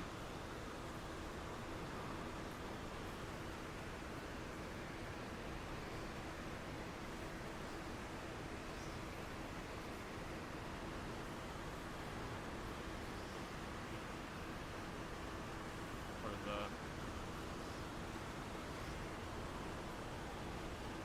Nice.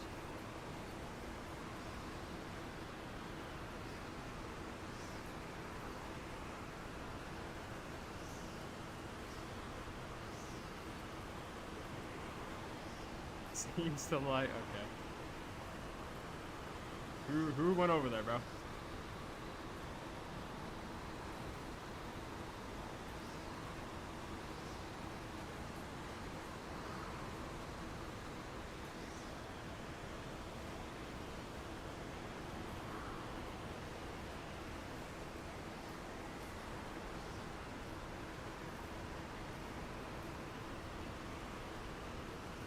Ah, I should have go back.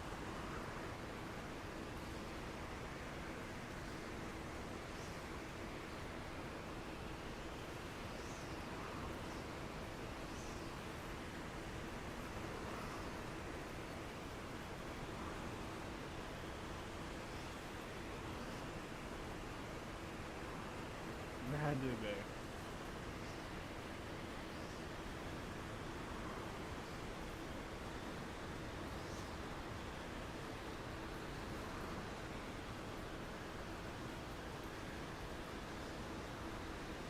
Well, that's unlucky. Wow.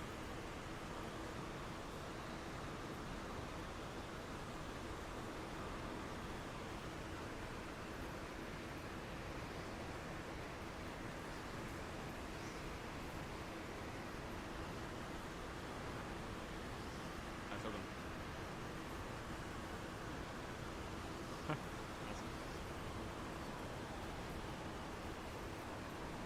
Okay, like, I'm not switching my name, man.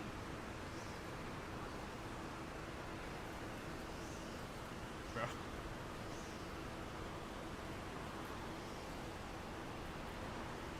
Mad Dude Bear RO. Maybe that has a link to it.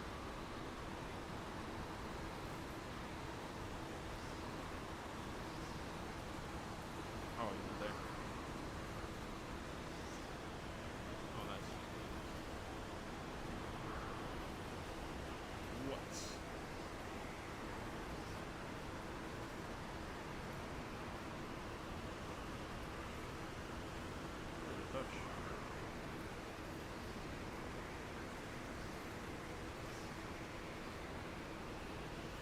Who's we?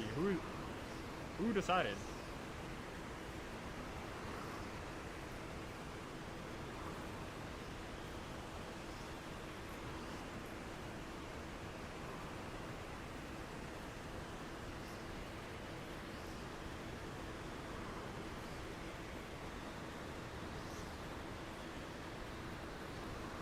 Yeah, how am I dead?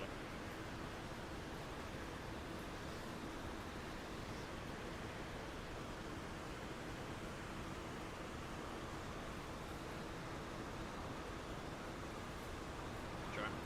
Yes, we can. Oh, please don't die. Nice.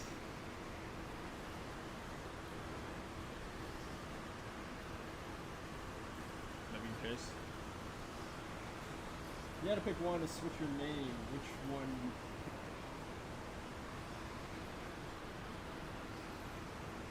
Bro, who's leaking info right now? Oh, shit, you missed. Oh no, you didn't miss. Oh my god!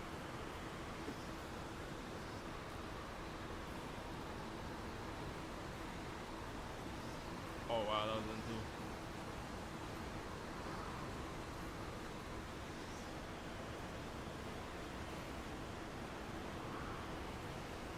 Whoops.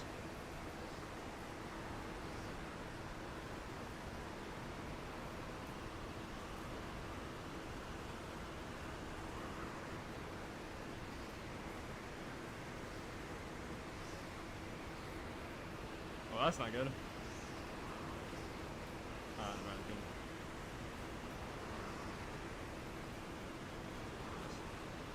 Oh, I did not mean to leave. Did not mean to leave the party there.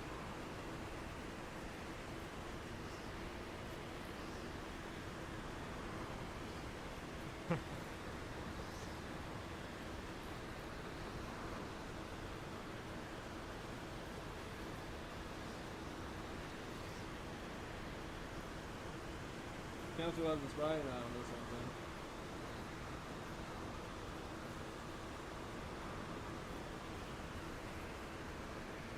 I'm not super money. I'm not super money.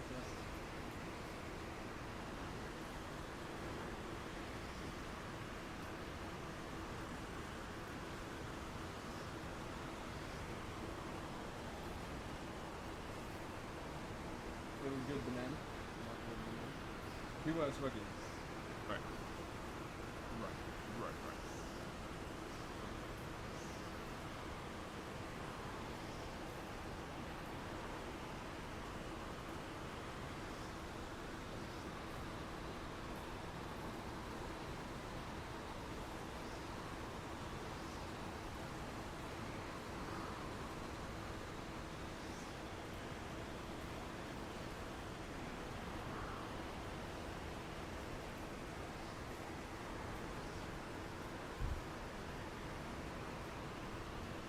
Cheesy dead.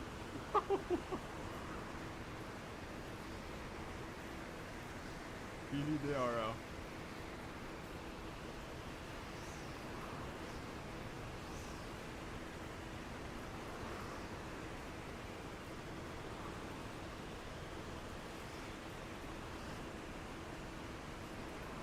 One seven. That's not good. Yeah.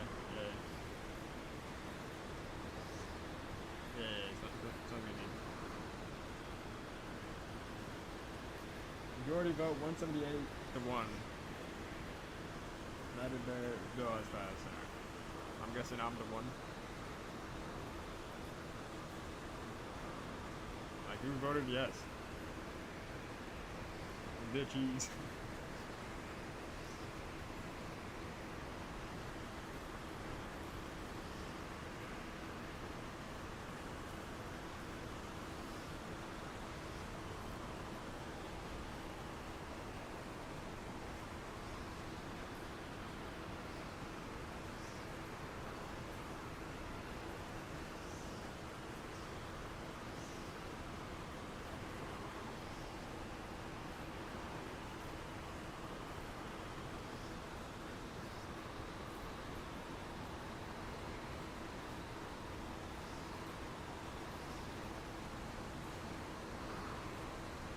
What the fuck?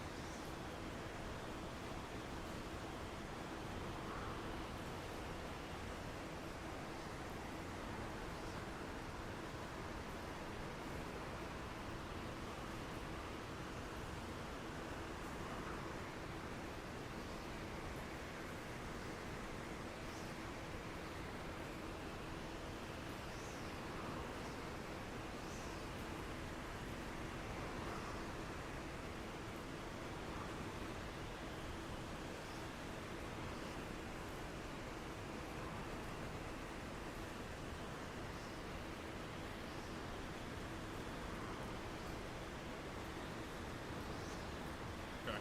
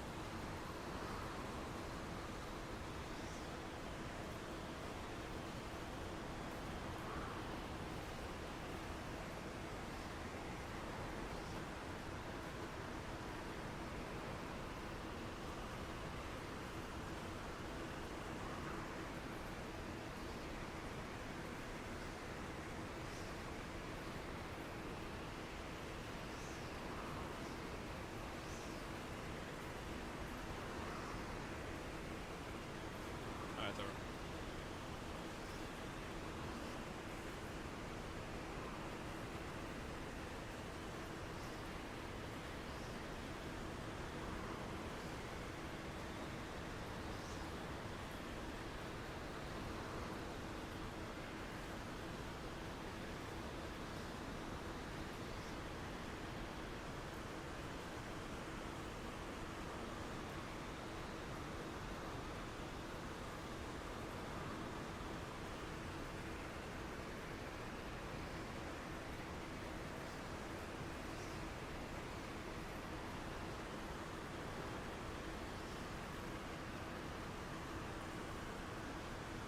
Holy fuck.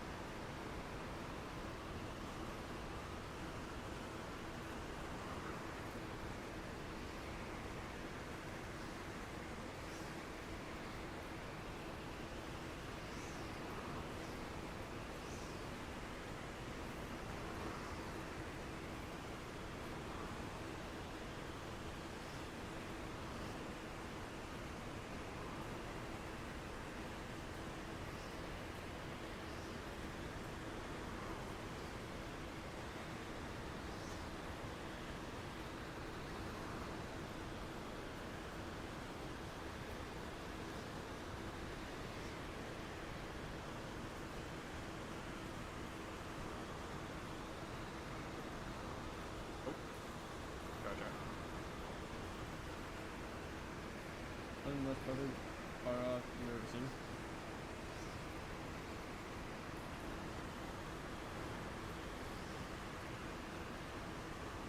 Yeah, crazy, right? I mean, do up.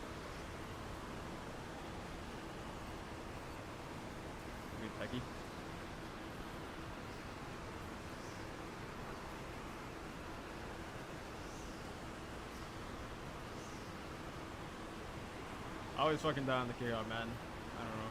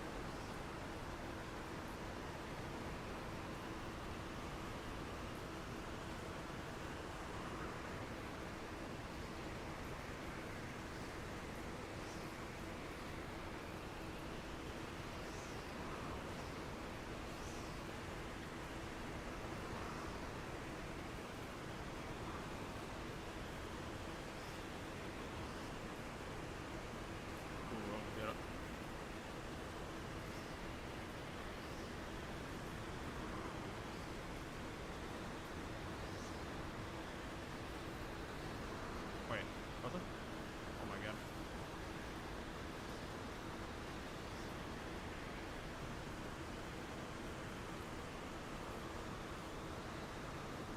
Fuck. How was he not bumped? What?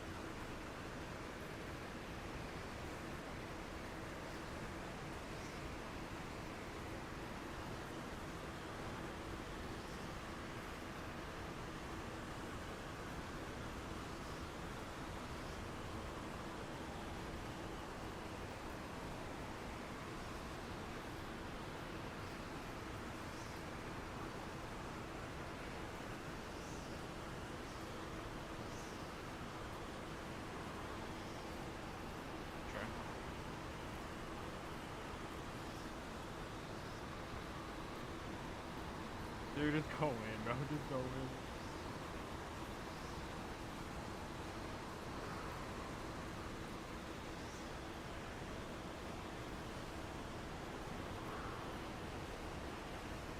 Bro, that's so unlucky. I knew he spawned at the same time.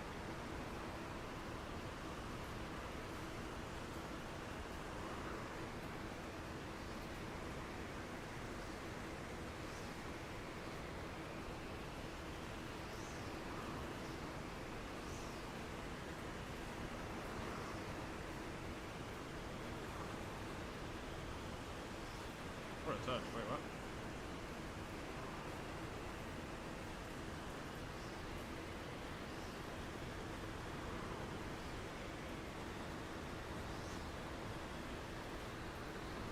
That's a shot.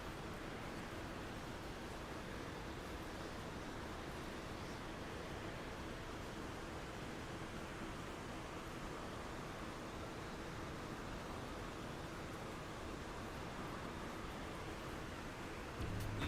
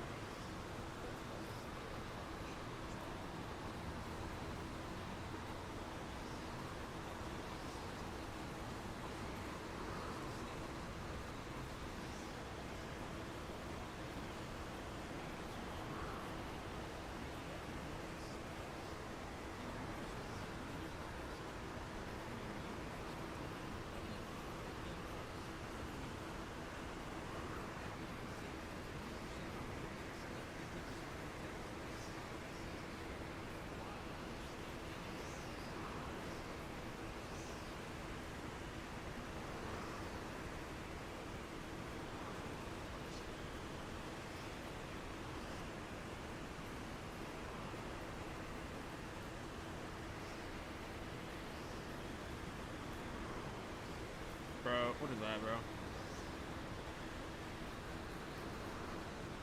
How does that happen?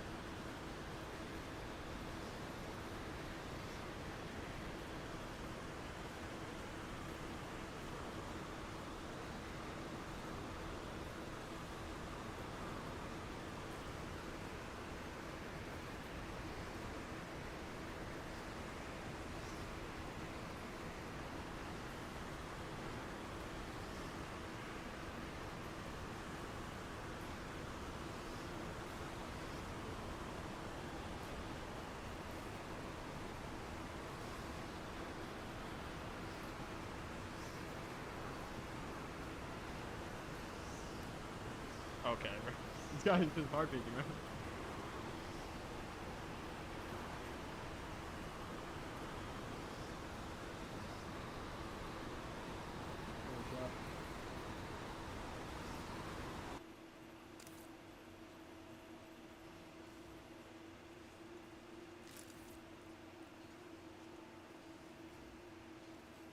Dude, every time, man. I don't know, bump him like more though. That's just insane.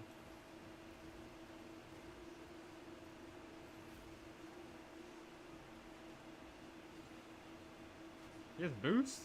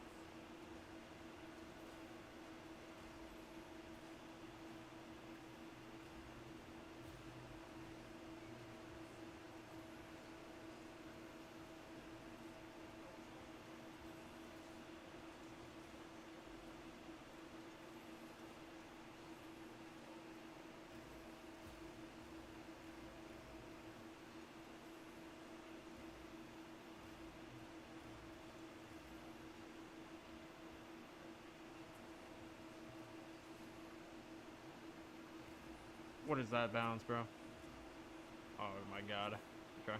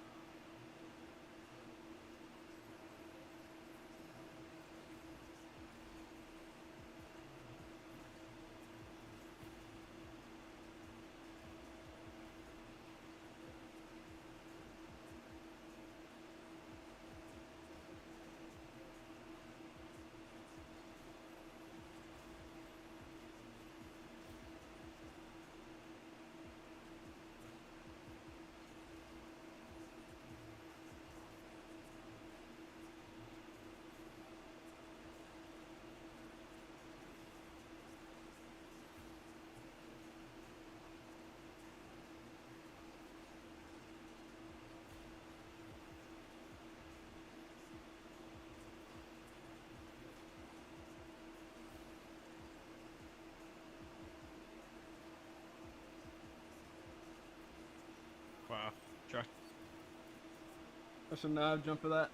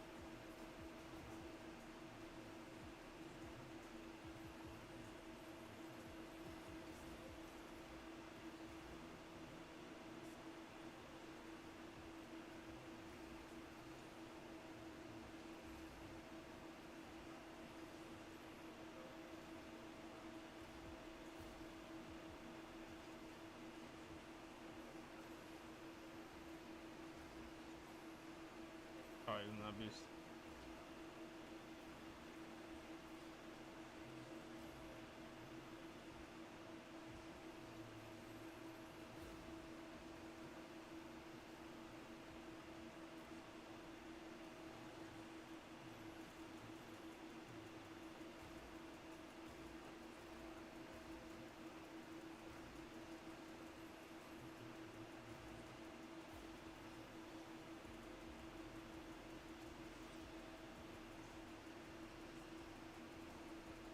That for royalty, sir.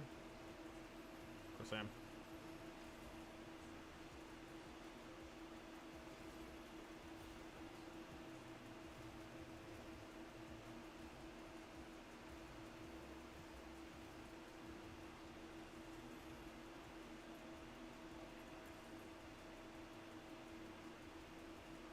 You play on PC? Yes. I play on PC, yeah.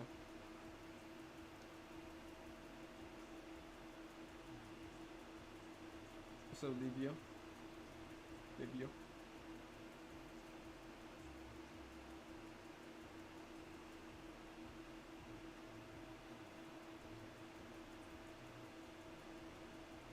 I don't know why my Steam is showing.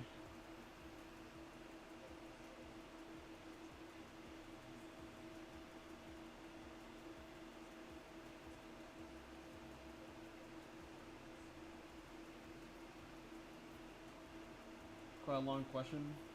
Sure.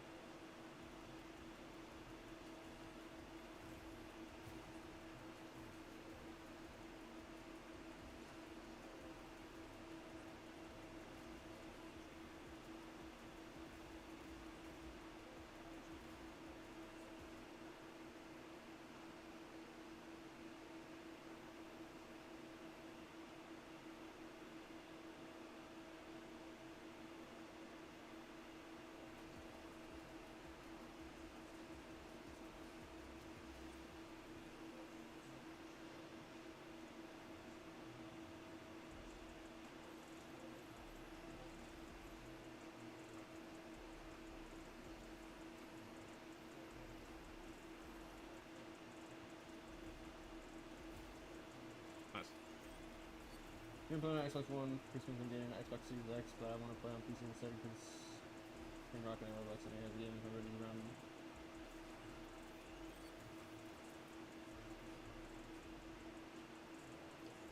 I mean, for Rocket League, you don't really need like a crazy PC, but I don't know like if 5 to 700 is gonna be enough. It probably will, but depending on kind of PC you get.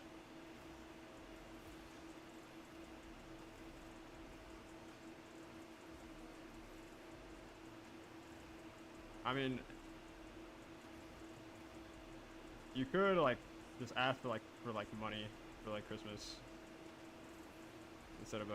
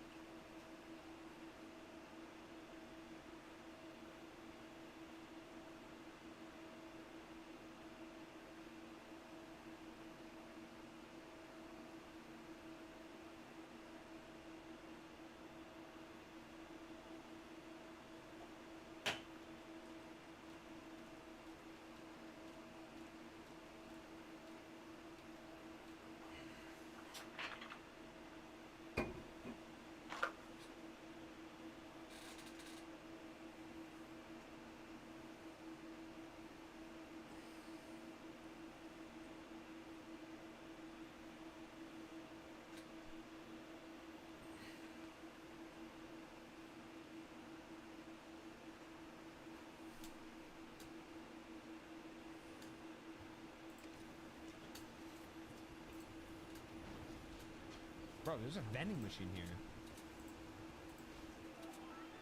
Oh shit, med cost 75? Medkit? Yeah. They're cheap in this shit, not 125. Yo, I'm gonna be honest, to come back right now, we're gonna need a fucking miracle, fellas. Bro, what? I'll just go kill someone and shit on him. Yeah, but this loot over here is like a chat's butt Yeah, I crack. fucking nothing. Are you got in the storm? No. No, Okay, I'm about to go kill someone then. Oh.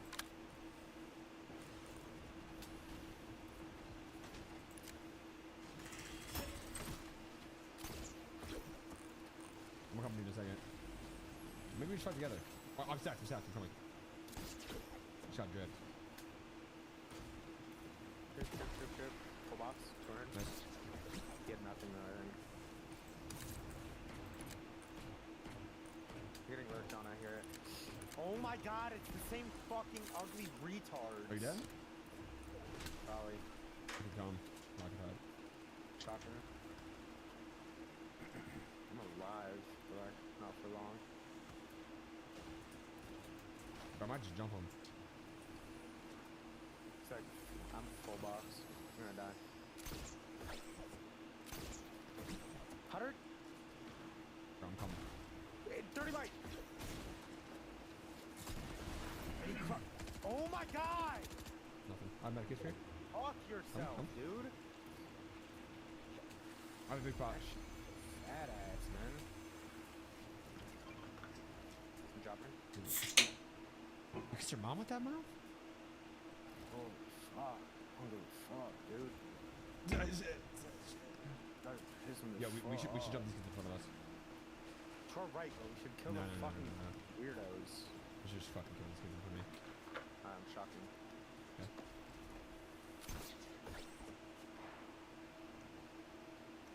You know where he is? Bro, I swear he was right above us. Over Nice. here. Okay. Good. You're right, that's right. They ran. Back one.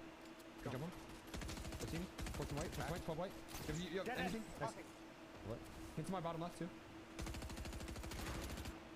Cliff talk on team. Don't kill him. Don't kill him. Let him live. Let's team. Yo, okay. Pizza incident. He was good. He was good. On me. Box. Yep. Oh my god, it's gonna be stacked. Okay, hold on. You're on.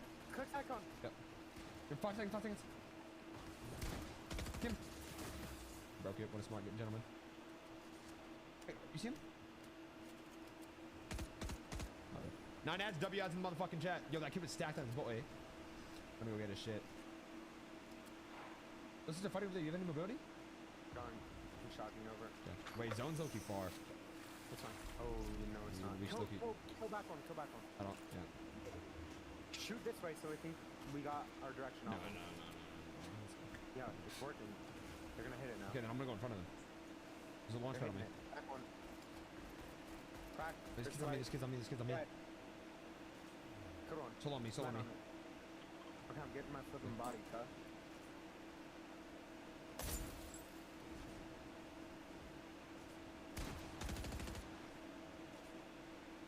Well, something's a little bit wrong with me. You got any mobility? Yeah, shot bird. I have nothing.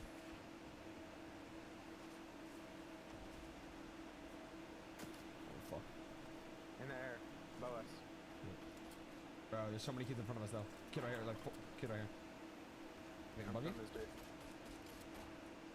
gonna kill it. I'm gonna box with you. There's so many people alive. I'm saving my one grapple to get a kill. Where's that dumb? I think we did better. They do. 3, 2, 1. Caught him, dead up, corner. Bang. Move back, double. Nice, good shit. You get shotguns, you good? I have flashbacks. I fought shockwaves. I got stacked. Get on that man. Kill the glider. Yeah, look. Right here. Fit down, 15 on both. Close, come. Who the fuck? Go on his roof. Oh, I got hit. Full box? Oh my god. I need to show him one-on-one. Chill. Spaz above you. Yeah, full box one. I'm out. I didn't see him. Okay. You have big? Coming. Fizz. Come.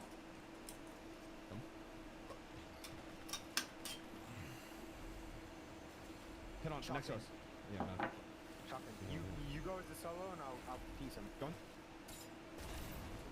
I'll wall, box. Hunter. Hunter, both. Dead, come on. Other kid one. One is gone, other one. I need my kit. I need camp here and pop med. Come on. Go keep place up. Reboot's over very soon. On me. Got it.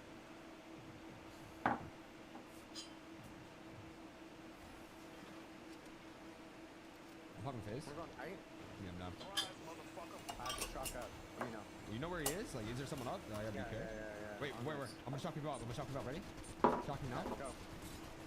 Crack one. Snow. 15. Crack bolt. I get it. Yep. Box.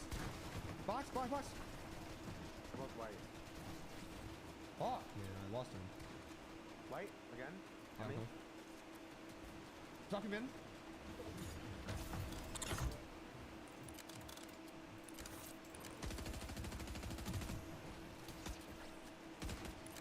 We're back up. I'm up. Fuck, bro. Hey, let's just fucking wait and hold these kids. So many kids have come. What? This fucking is gonna suck. What do I got? Back. Wait, honest? Yeah, behind us. Yeah, hell kids over here. That's coming. Yeah, they're gonna crush I'm getting this kid. Nice, 17 crack. Wait, all high. I'm shocking on him. Do it. 20 as well. For box. Oh my god. I'm safe. 70 on me. I need a refresh. Nah, I'm fucking mad. Here, come on, I'm fizzing you. Come on. I'm 300. Come on.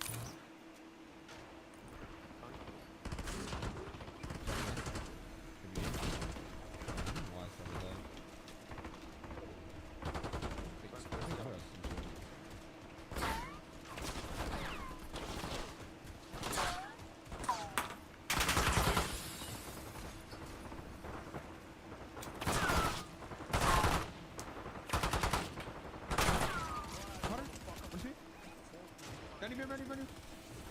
Get Fizz. Money. Hold it down. I can't see him. No, we need to jump in this now. Oh, I haven't caught him.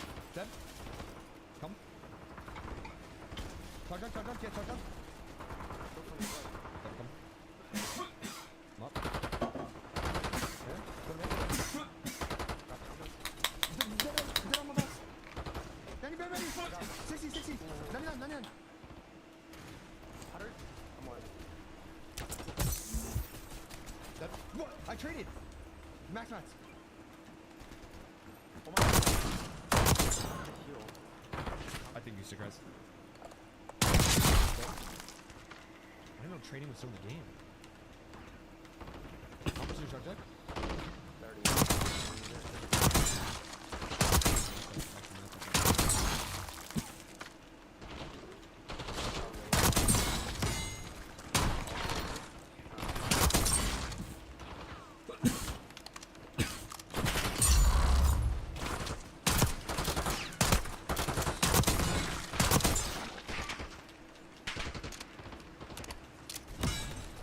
Fighting. 30. Come on, they're probably gonna try to come up now. Fizzing. Break that. I'm holding.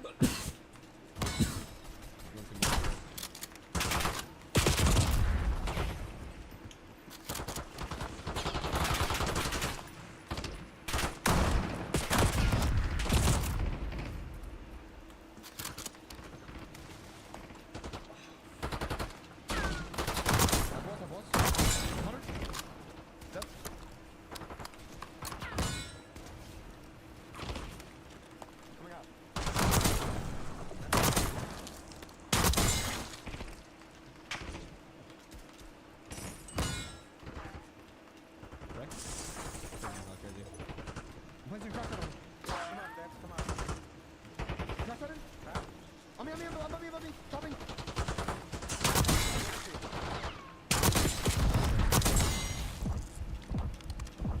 Mine, popping these.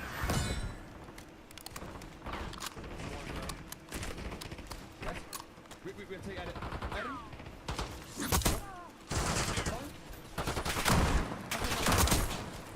Oh my god. Holy shit. That was Holy fuck, dude. That was intense. Oh god. Because we had 11 stars.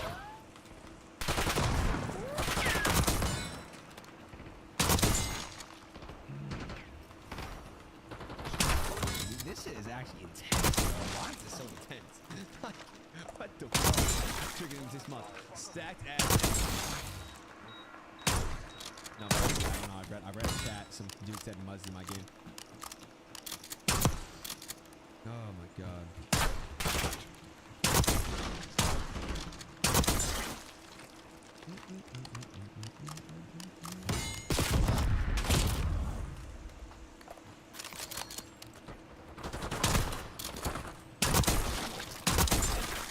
Shit on Muzz. That's probably not. I'm fucking.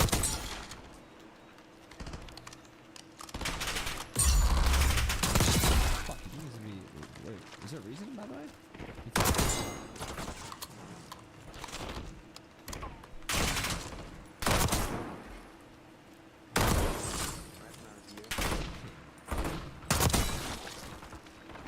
Versatile didn't take the fucking viewer raid. Okay, massive raid. Motherfucker.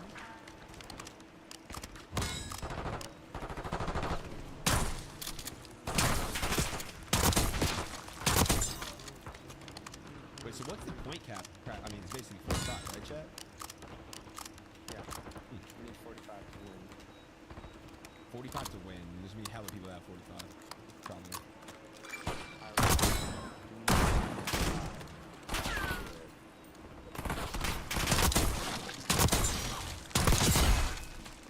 No, I fucked.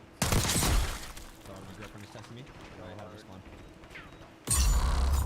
We got a rat. I'll give you one. Someone find that fucking rat. Want to kill him too? I actually might die. Okay. I'm good.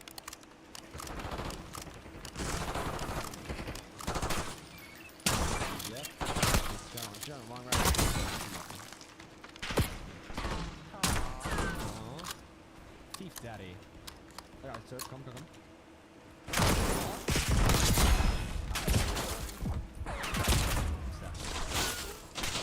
I might just do it myself.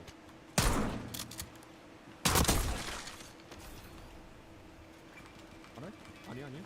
Coming.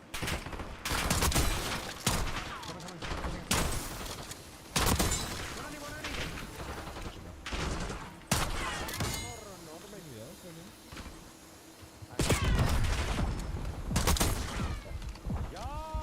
Sorry. Yeah, I'm sorry. He's locked in right now. Yeah. Hey, fuck you. You're better than me, fine. I think you're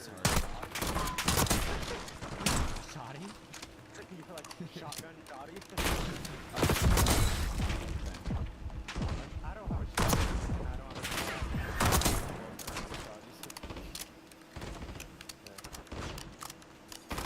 Fucking.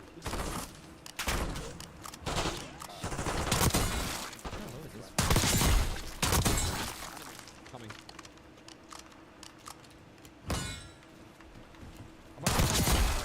Teddy.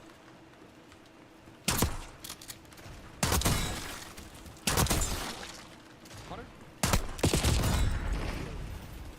Come in. I shoot up. Hang on. Let me Okay, find Come. Okay.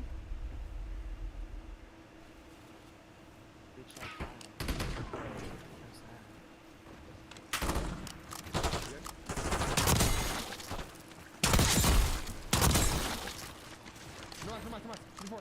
Go box. I'm on ammo.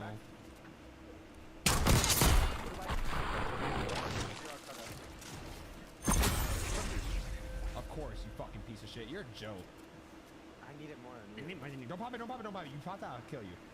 I'm not popping. Shut up. You slurp. Shut up, bitch. Call me Big Day. Oh wait, sorry. What? Alright. What? He is watching shit. She was saying.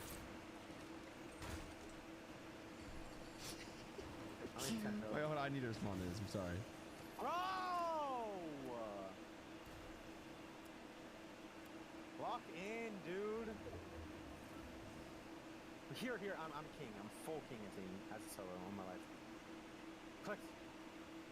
Oh my god, chat. Imagine if Clix was playing with the Yamzo right now. It would be fucking over for him. Sorry, I got small and shit. I'm coming. Ew. Hey, where are you? So in love. I'm coming. Alright. I'm coming. Stop. I'm coming. Bro, and now you're trying to. Oh, yo! Yo, why do you make it weird? Like, on God, why do you make it weird? That makes me just. Like that. Like, yo, why do you. Bro, okay. And now he's actually. And now I'm getting nervous. Like, Yax's throw, I definitely bark on him. Now he's gonna start making all his shots. Yeah. No, I'm gonna have the fucking Jordan 4 Oh, effect. we got 4 kills. Come here.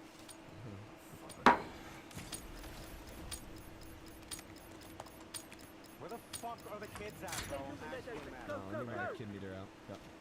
Come here.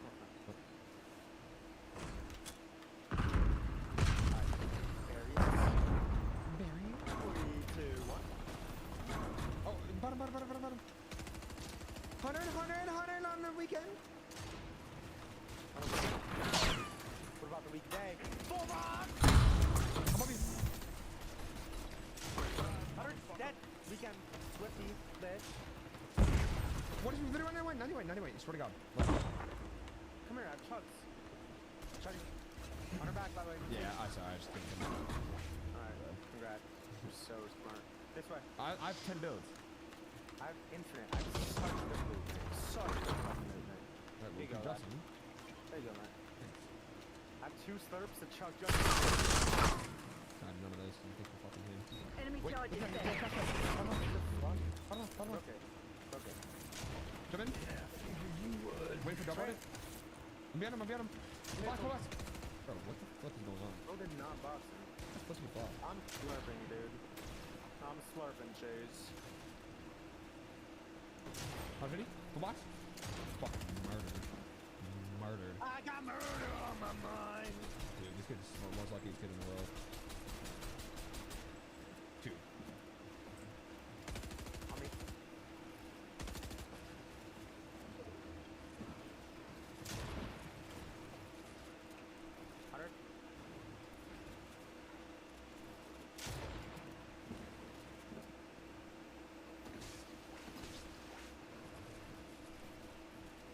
Dude! You're so bad! Shit on! Dude! I can't fucking kill this bitch! Brain! Full box! Bro, he has the circle. Don't let him pop that. Cracked.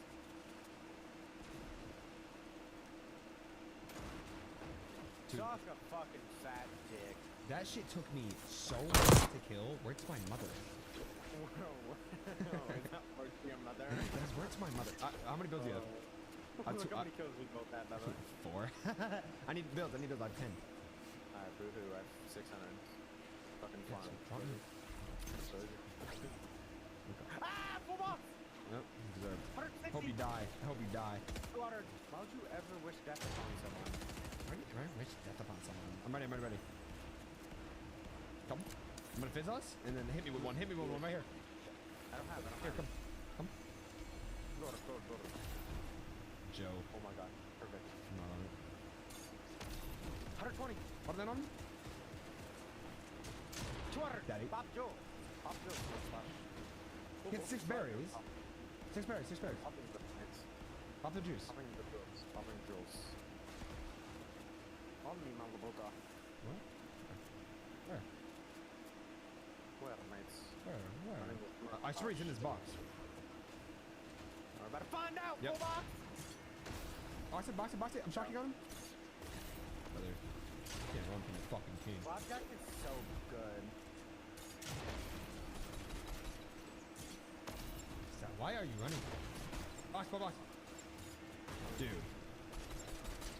If I had fucking good aim, maybe he'd be dead by now, but I don't. No mobility. You need mats? No. Alright, we're gonna full key this kid.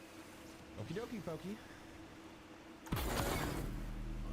Fucking god, every fucking game. Higgs, I don't think this works. Higgs, why is this working? He does! Go, go, I go! ran it! Get in! We're not even. Yo, 60 white. Come on.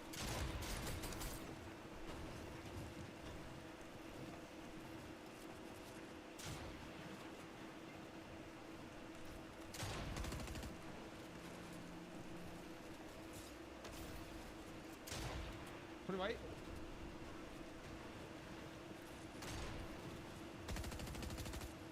Dude.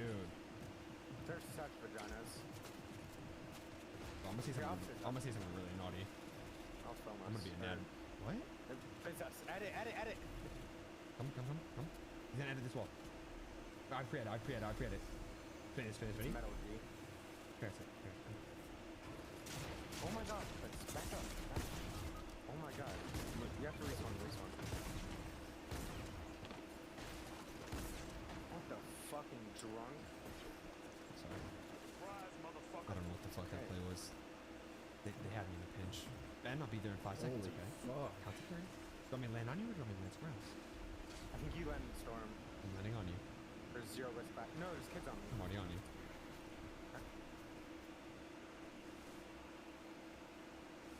Gonna get tagged. Sorry for that play. It won't happen again, okay? It was a bad play. I don't know what I did. No, I already have a grapple. Take that shit. But I just don't have a good pump, okay? Above us. We already won these. It's okay. Alarm. Facts won a game, but he wasn't the reason. 200. Come on. Chill. Oh, I pre-edit on this. I was wondering what the fuck is happening. You ready, baby? You ready, baby boy? I'm gonna face us. You have shots? Yeah, sweet. 1, 2, 3, 4.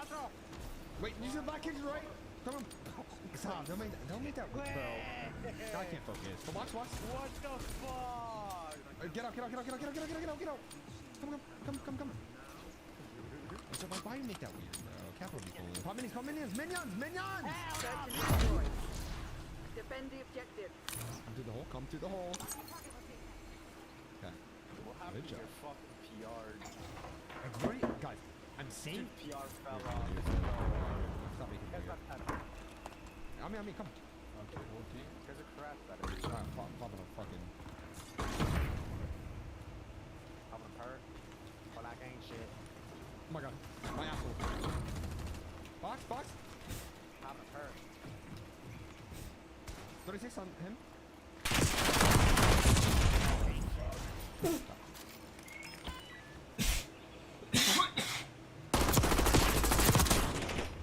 In the bush.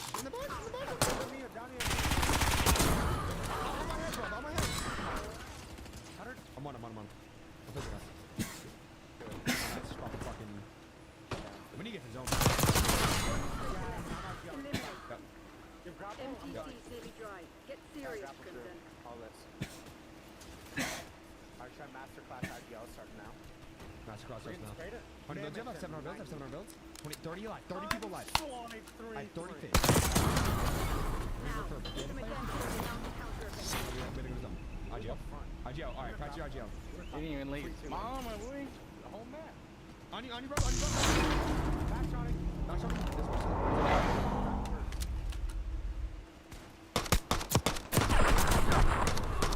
I'm looking right. I'll play height. No, fuck that. We ain't bitches. Box. No, over. Search and destroy. Nice. You have heals? Yeah. I'm using a max kit on your left wall. I can get a pre-edit on as well. All targets declared hostile. Knock it out. 3, 2, 1. In the box! One video. Endless supply, little shitters. I can't. Got it. Let's see. Joe. Your finger doing okay at least? I'm fizzing and carrying third. Worse. It's 5. Worse. 5. It's just not much better. I'm 4 mats. One shotgun top stairs. Yeah. Trash. Oh shit, yeah, I have shadow on. Yeah. Here, look up at him. Look up at him. Yep. Oh, wait, that box. Next side, I guess. Wanna go up on them? Wanna go up on them? Yeah, Teammates yeah. on B right now. Did not shot any of the fucking shit. Okay, well I just entered fucking stairs. No one's there, but I'm one. Someone crash pads, I'm one HP. You have heals? Only chug. There's me? Come here. One fugitive remains. Terminate with extreme I pressure. don't have any more heals. We're about to go on him. I'm following y'all. Okay. I'm following. Smacking on his metal. Box. Bomb plant in progress. Hunter. Nice. Get up. Back up. Bomb active. I fight. 120. They're going for it. Wow, I got you. Top 8, top 9. Try to flank. There's one, still on height, by the way.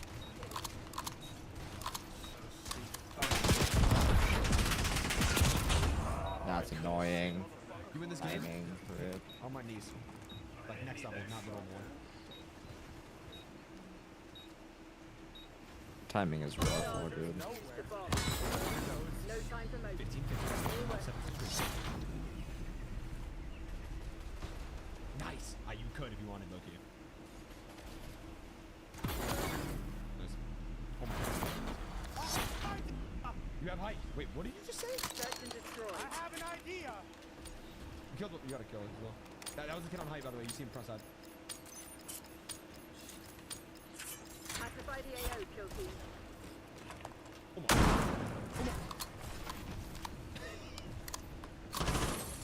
Nice. Sniper, far back. Nice. Oh my god, full box. Oh my god, nice. Again, you have a med kit and there's extra fish right there, okay? You didn't pick it up.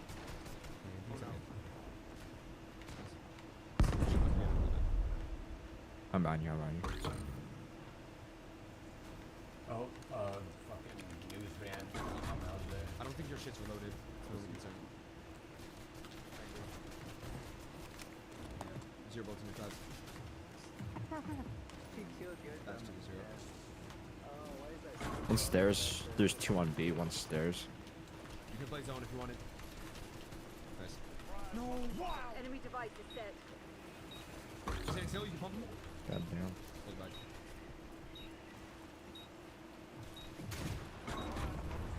No! Right. Bro, no! Why did I I knew I needed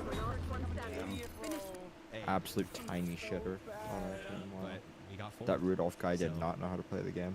It was a duo solo, bro. That's not even winnable, bro. I mean, to be honest, he was standing still on height. What I would do there, you know, if you probably want my advice there, I would pull out my mammoth pistol, so he was standing still, I'd hit him 170 here, and I would go up, place your crash pads. Yeah, it was reloaded off. Yeah. That's all I can think about. Just letting you know. Thanks for your help. I got you. Let me put it in the chat. So dumb.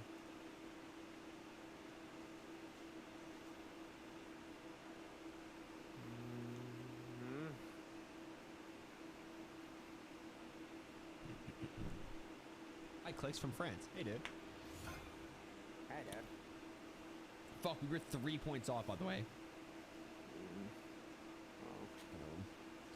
We need a Clicks X Higgs sucking off.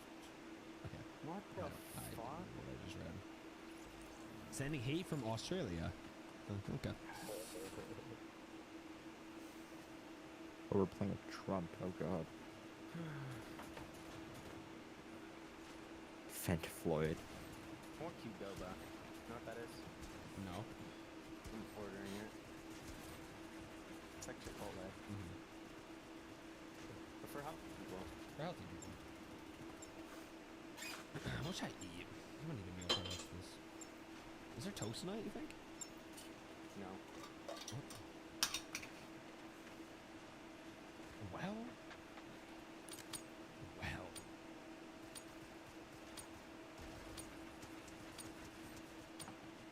I think there will be, maybe. Hopefully. I don't know what the fuck else I do. I don't know what the fuck else I do, chap. Search and destroy. Shoot to kill. Sending hate We're not from... here to negotiate. I'm done reading this chat. Fuck all you guys. Sending so much hate from China. Alright. No, okay.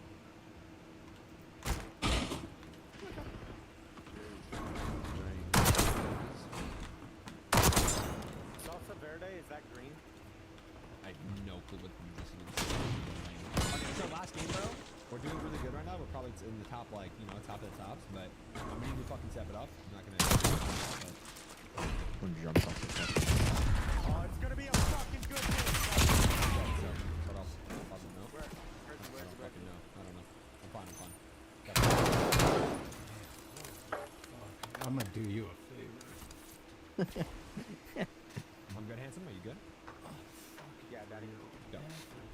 A sniper just jumped off the map. You'd love to see that. It's only Jesse for Nick, is it? Uh, This is a 200 match. Stick to my butt. Sorry. I'm supposed to make sure my bed.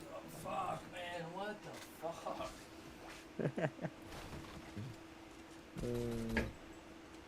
just never gets better.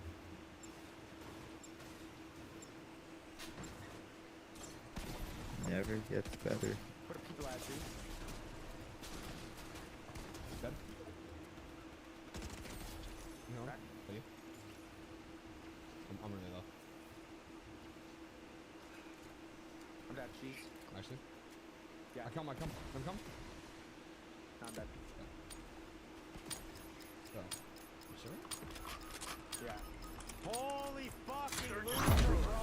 Fucking die in a hole. One game. Yo.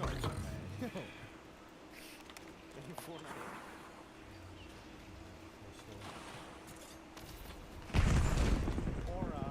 Don't break it, don't break I it. know. I saved it for you. Boy, such a cup. Give me a sec. Ah! Come. No!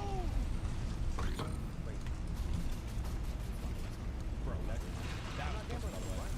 I just killed both, by the way. No troll. Alright, I'll respawn. Good. My God. One off the left. Take that asshole Do down. not edit. Holy fucking marble. Kill one. Wait, actually? I'll keep one. I'll keep 20 on the dot. Damn, actually, he just died. I have 6 shots. Do you need? I have slug shot. Do you want? Yeah. You better hurry up, though. More money. I need loot. You wanna go to me? That a chill? Clock's ticking, Black Ops. Close this shit down. Is there shotguns and shit? Everything a human like you could ask for. We're just hiding? Like the fuck? Right. Oh my God. Oh my God. No. Not bad. There's room for a group. Bottom right. Hiding in the shaw. In the shaw.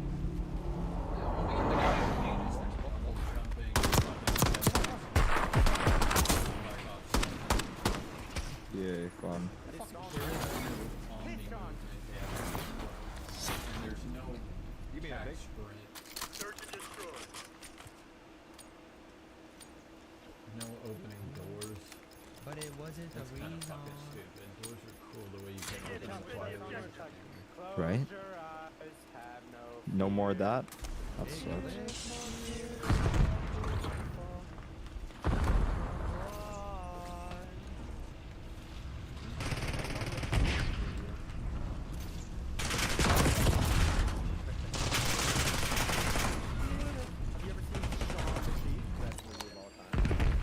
Okay, well, teammate has no clue where the fuck they're coming from. That's cool. I'm shooting directly in their direction, except for not, like, at all. Good shit, Redmonds.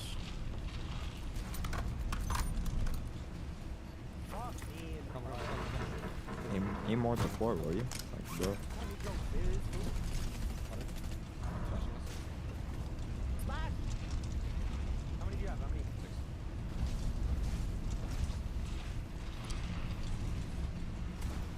Time's not on our side. Finish. 120. 120.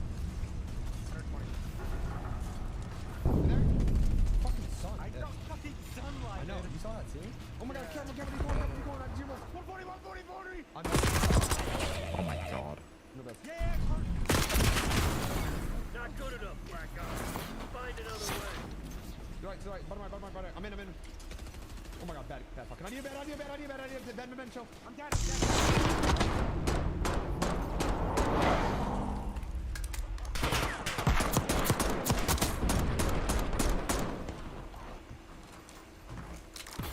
Don't do it. Crazy how it turned from a 3v2 to a 0v2. So, Wait, respawn now, die now. Oh fuck. I'm dead. I'm cooked. Oh my. No! Like, why are you not sitting in the fucking air? What do you mean? Why are you not sitting in the air? Why are you diving and dying? I thought a teammate was with me. I guess not. A teammate just bailed on me. There's 4 mid. Why would you die? You're gonna die. This shit's dancing. Right near rental B. You suck. The tournament ends just like that. Just like that. Wow.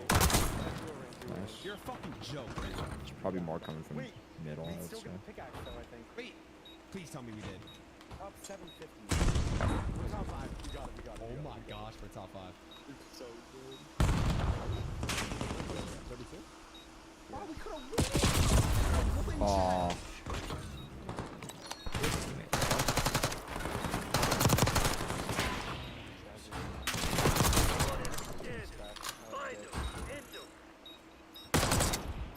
Bro, you have no ammo. He wins though. Fine. He wins. Beautiful.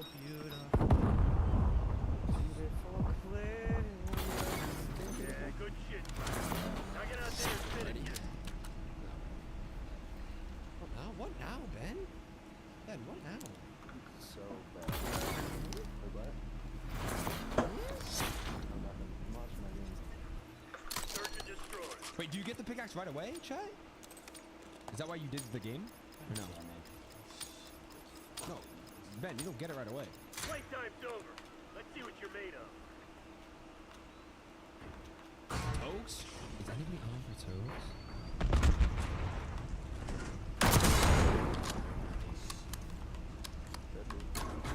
No. Yeah, Chad, I don't think we get Obey it. So rusty. One trophy. You get it in like The 2 middle. One middle is going to their spawn, one's going to our spawn. Really came up tonight? Bro, we...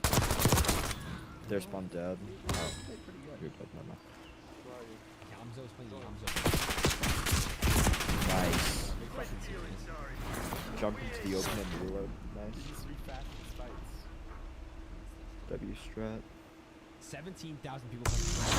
Is that so low, Chad?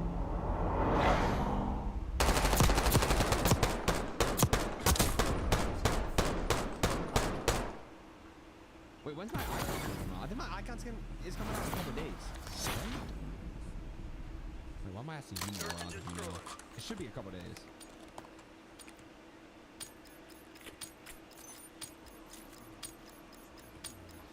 Green light. Go. So plans for the rest of the stream? I went on toast. I was planning to get off at 8, but there's no staying on, so I don't know if we are, but there's really after things. I don't know. Right. Nice. Sending baby oil from England. Why would I need baby oil? What are you guys on? Dude, you have to come in with baby. Dude, no, what? I'm so glad that we don't have fucking bomb right now.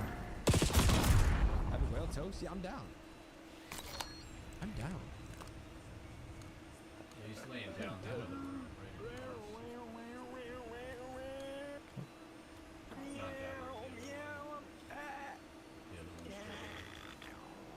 Yo, are you good? Alright, make like an alien voice. Oh, there you Sniper rifle. Bro, it's so cool Yeah. that our voices can change, bro. We can make different voices with our voice. Like, watch Yo, this. you gotta get your head checked. I swear on everything I love. I am Clicks.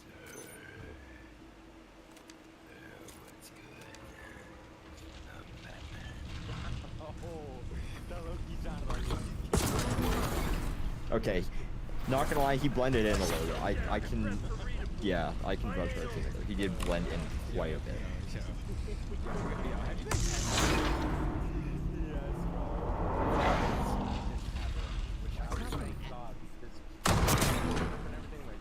Still though, to not be like fucking where the bomb is. Yeah. You always assume someone's doing it. Exactly. Yeah, pre-fire something. Yeah, at least like point. Like, you know, don't keep your gun down.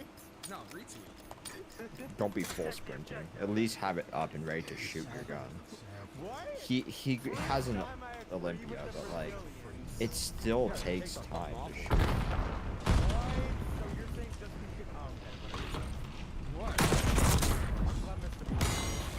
There'll be someone here.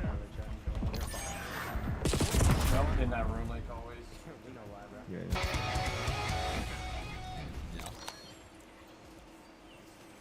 Sending my left nut from Indiana, I just read.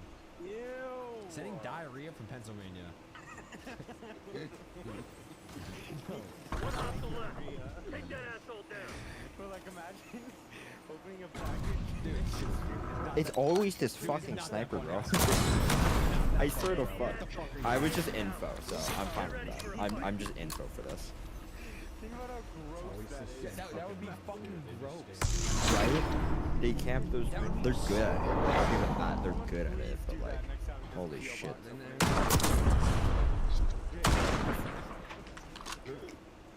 I just realized his fucking clan tag is corny.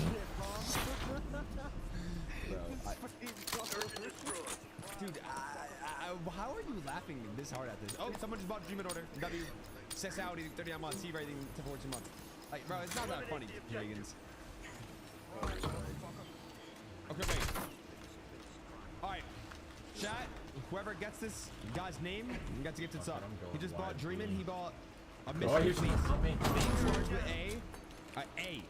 It's a dude. Starts with an A. Albert. First dude. What up, Yeah, Brett? someone's outside on B. In a corner there. On me. I don't see it. Nobody got it. Yeah, I can't see them. Oh, they're behind fountain. They're dead. They're dead. They're dead. Push B. Push B. There's one more. Nobody fucking. I've never read anything. Brad, I'm trying to run fucking zonies. No, he died. It looks like he died. Got him. Find him. Hit him. Start. Ain't done yet. Lock it down. Holy fuck, bro. Hell yeah. Might be on you. Why didn't he move? Another one on you? Also, yeah, that shot was directly on him, not Zach. Because he just has balls of steel. On us. He has balls of steel, bro. That's His second shot just barely off. And that just emerged. It's 180 on minigun.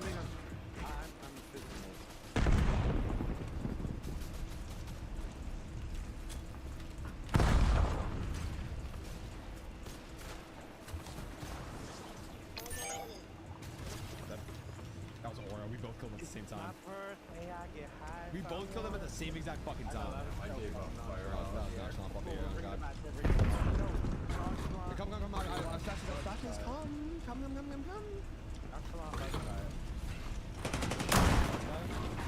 Oh my god, there's another one, and he's with me, dude.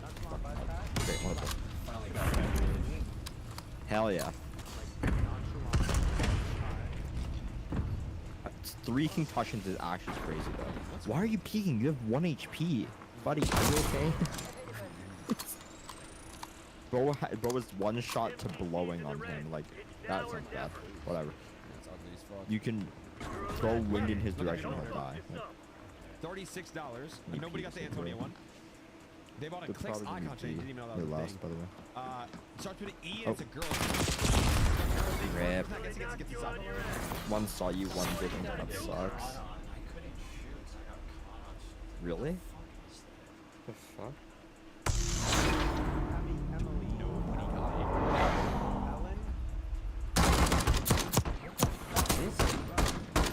Mods, I don't see anybody that got Probably the ledge. Elizabeth. It like made you push your gun up and then drop it again instead of like just landing and shooting. And then here we go. You guys don't say you guys said it, but I looked everywhere, bro. Mods, if you said it, if you saw it before I announced, like, fucking Give him a minute. What's up? Destroy the objective. Wait, I'm gonna fucking use this. I'm gonna use this. Gifted sub. Wait, come, fizz me, fizz me. No. Oh shit, you Versa.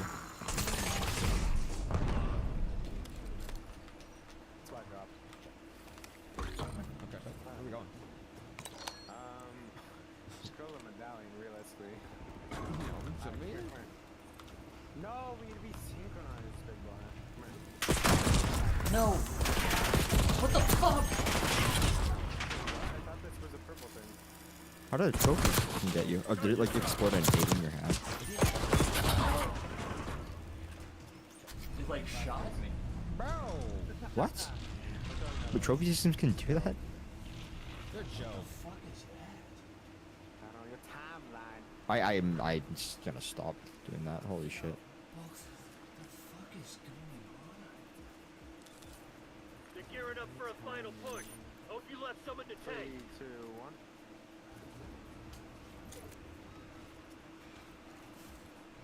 They're in front of us. Where? Oh shit. Over here. Let's miss every bullet. I won't be able to get this relay. I see him too. Fuck. Yeah, no. You're double. For a second. One feet down both. Okay. I'm dead, man. Down him. One feet down him. Where you looking, cheese of Eve? Ah, yeah. There's one on land 2 behind me. That makes sense. I guess. I shouldn't have gone down. I should have gone back up. Double thumb's fucking broken, dude. Little fucked there. Of course, the guy with the bomb decides to not go plant, but instead goes to the underside where they can just camp 2 spots. Yeah, I actually can't do one. Yeah, that's lingo right there. I actually thought I had a little bit of time. Yeah, we have yeah, we could. To I thought they were gonna be like A or like mid or something. I thought I had time, but unfortunately, I didn't. Whatever. What are you saying? Shut up, you pissed me off. Why are you telling me to shut up? Why is that?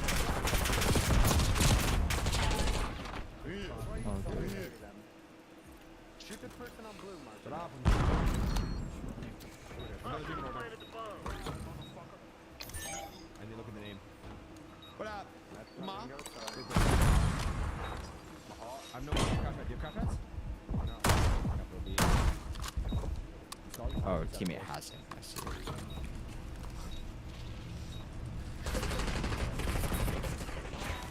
No. Box? 150?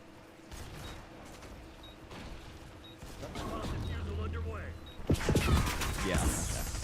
I saw that coming. Yes. Yes. Let's. Oh my god.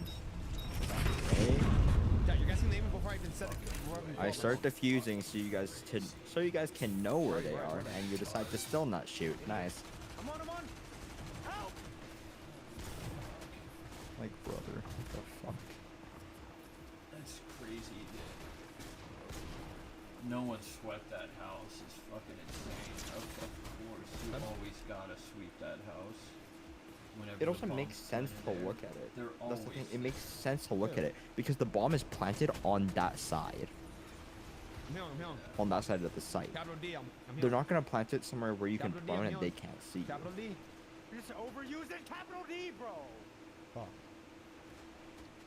Someone's on the fucking period today.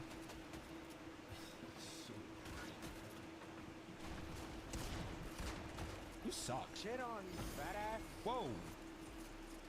Okay. Holy fuck. Dreaming order. The homie spent $45. Name starts with a B. It's a guy's name. Whoever gets it first gets a sub. You guys are literally 0 for 0. Brian, Bob. Dude. Billy. It's insane. I've not seen a single person. I mean, you guys are all fucking jokes. It's Brody. Oh, hell no. Imagine being named Brody. I'm not Cody. Brody more like Cody. More like Lodi. I'm gotta good. reload our gun. Is there kids on you? Yeah, give me a sec. Coming. Yeah, get on me, One or crash two? pad northeast. Bro, one. I'm on you, right? Where is he? I don't know. Bro, I'm getting keyed by a duo. Bro, I'm like having a fucking orgasm. Come here. Same. Wait, on me? Whoa, I'm coming. Chill. Daddy, chill. Calm down. Everything's gonna be okay.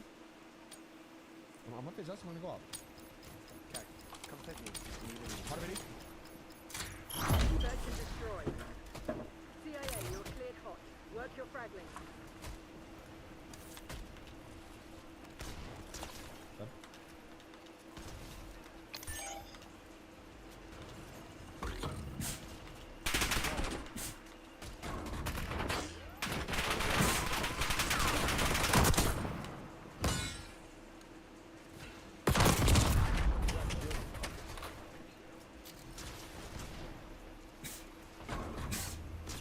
Hot ready, American? Okay. I just know what to do.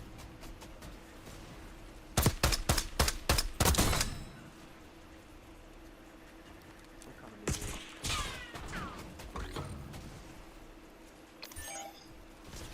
Done. Oh, on us. One traitor left. Eliminate them. Time short. Put your head down and Crouch in secure front the of me. You target. want gas, I think? She went north, 100%. Gas station. Down Gas here. station. Gas station. Yeah, you're right.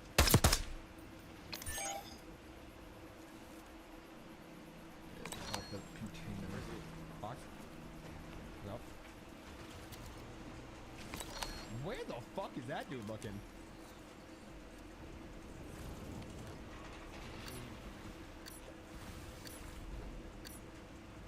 Why you got your crosshair down, stupid? Is he anyone? Hate school? Yeah, I feel bad for everyone that has to go. It's so miserable. That does suck. I'd actually hate my life going there. Like the fact Oh, that another you beam have to rotor. go to school 7 hours out of your day Okay. and do things that you do not want Mystery to do. fleas from Europe. Oh, nope. He's across from him on the bridge, upstairs window. What do you- This guy's such a target. Alright. I go 1X. The name was Cameron. Yeah, you was first that round. I was AFK for like 10 seconds, aka most of the game.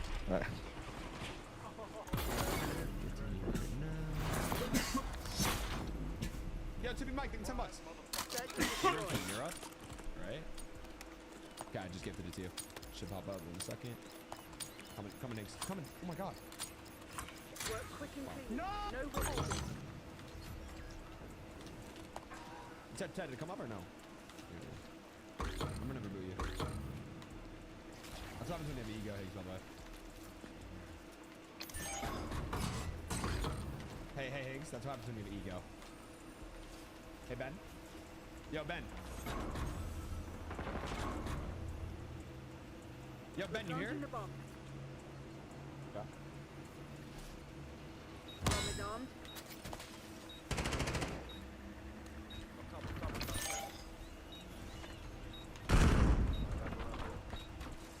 One fugitive remains. Terminate with Yeah, I extreme got news. prejudice. I just got my Chipotle. Cool. There's no Chipotle. Oh, it's Chipotle. Oh my god, he's outside. He's running to where I drive. So healthy. Right. Left, to your left. Behind you. Nice. That did not look like a kill. That's so wow. Killer Good shit. Mateo. Your mom is a hoe.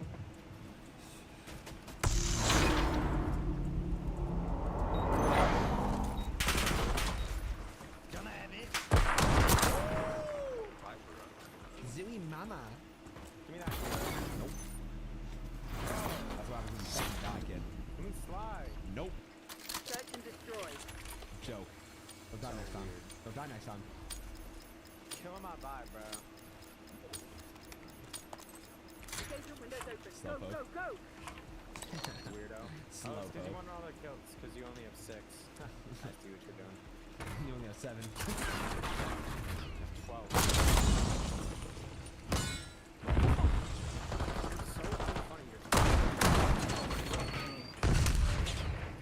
Oh, Trade for you. trailers that make containers. Well, that ain't shit.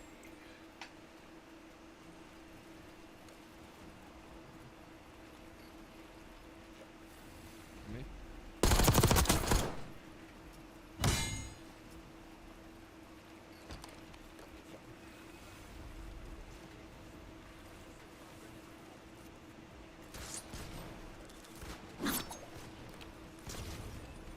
Why are we spending a relationship on a relationship?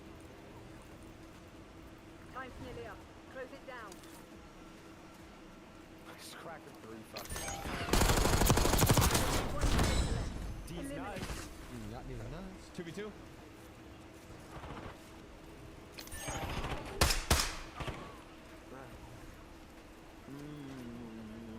There's never been a white squad. The last 3 rounds are up.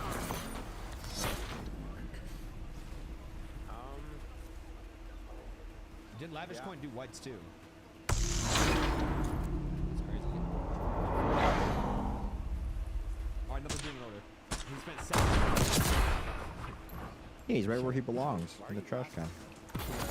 Bought a Clicks gaming towel for $8. He spent $45 on shipping. Because he's from Europe. He's from the United Kingdom, like deep as fuck. It's Not Cameron. going to give him his money It's back. Cameron again, dude. That guy's actually a real one, by the way. That dude is a real one. Cameron dropped fucking $200, by the way. That's a scam? I mean, bro, we don't make shipping prices. It's literally it's literally UPS that makes it. We're basically from California. Coming?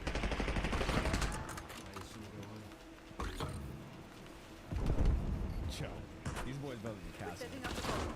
Next station. Right next to you? Where? Oh shit. I didn't see him, my bad.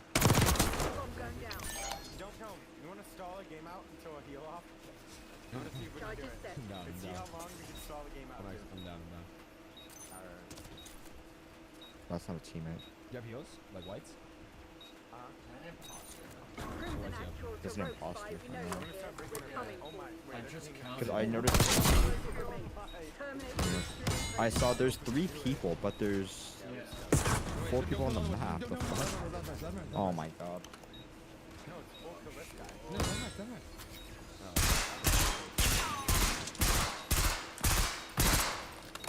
Congratulations, bro. You won.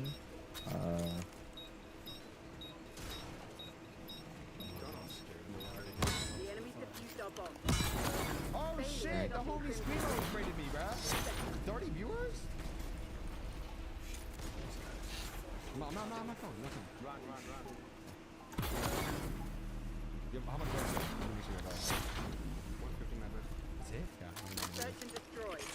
You 2-star. Oh, but you wanna play with me? No. We're gonna kill him. No. Classify We're the playing AO whites. kill team. Let's just play whites. There we are. We're all waiting on you? Oh shit, you guys actually are. Oh shit, Tobes are actually happening. There's a hell of people to play. Good. Hell yeah. Make a Tobe, E-Pick. It's actually everyone 20 vet and vision. 2 just left though. It's all Hydra. He's not joining because you're not there yet. Alright, you want to join a call and see how long it takes for Hydra? I'm down. Alright, join Brothers Street 2. That's so annoying. I played King somewhere, and then it was really far away. I ran to it, and then yeah, it was great. Holy. Bad aim. It's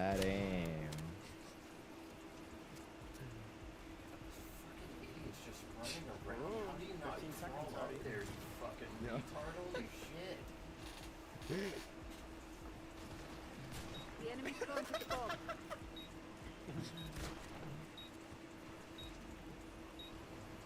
I would have laughed if he missed that. This guy's fucking Fucking insane. jump.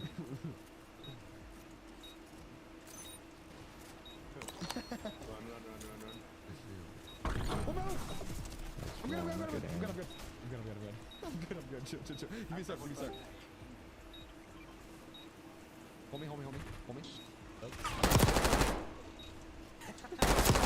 Shoot him. You fuck. Why is Hydra the first one to join? Put him out to you. Does he? Oh yeah, he does. I see that. Yeah. Hydra, get out of here. The invisible man, bro. Go up.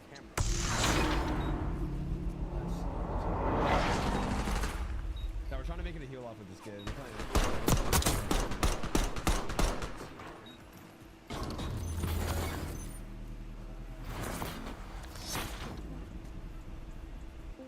Search and destroy. This is another pizza. Yo. I'll make it up. Yeah, we're down. Alright, we have 7. No! He resigned, Higgs! He gave up! Are we serious? He killed the content, chat. He just ruined it. What the fuck? 7, and then we need one more. 7? Wait, is there 6 or is there 7? Why don't we jump to window? Oh my gosh. Y'all give me 5 minutes. We're setting up the bomb. There's only one Fuck the fucking ceiling. Yeah, fuck you, ceiling. The bomb has been planted.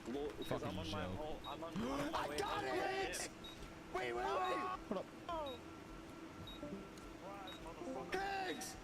We won FNCS! We're FNCS winners. Peter got banned! He got banned, Higgs! He gave us a fucking pickaxe! Let's go! Oh my god. We did it! Oh my god. Let's What? go, dude! Pete got banned, so the system awarded Clicks we a need to see it. championship pickaxe for getting that second place. Oh my god. Not come this fast, let me tell you that. Holy shitballs. Wait, Pete got banned? Why? Cause the Remember end that cheating bombs. clip of him? It was real. Oh shit. Bro, That makes sense. I can't believe they gave us a pecan. We did one. Yeah, it's alright. Seth with the 5! Higgs. Permanently or was it temporary? I need to inspect that. I need to look at you. Stand still. Is it a permanent or temporary? Stand still. Temporary ban. I don't know. Who knows? He didn't say. Sword fight. Wonder why. It might actually be permanent then.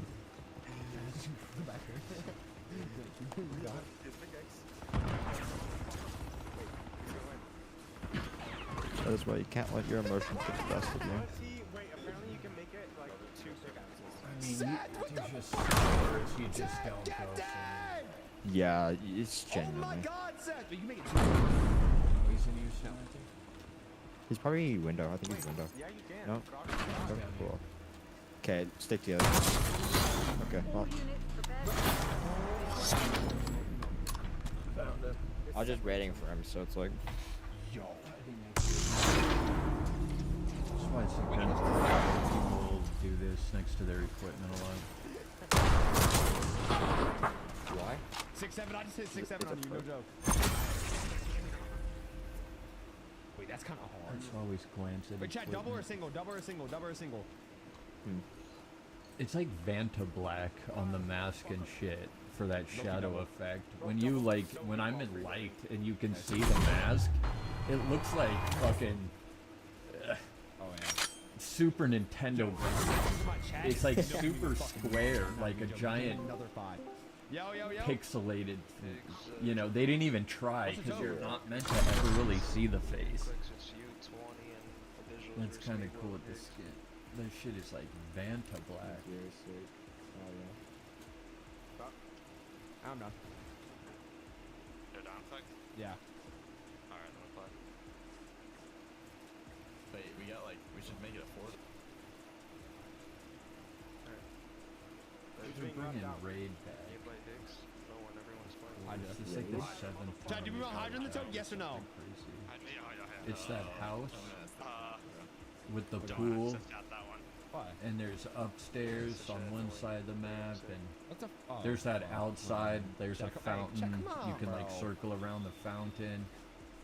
There's that small little isolated room. Don't remember.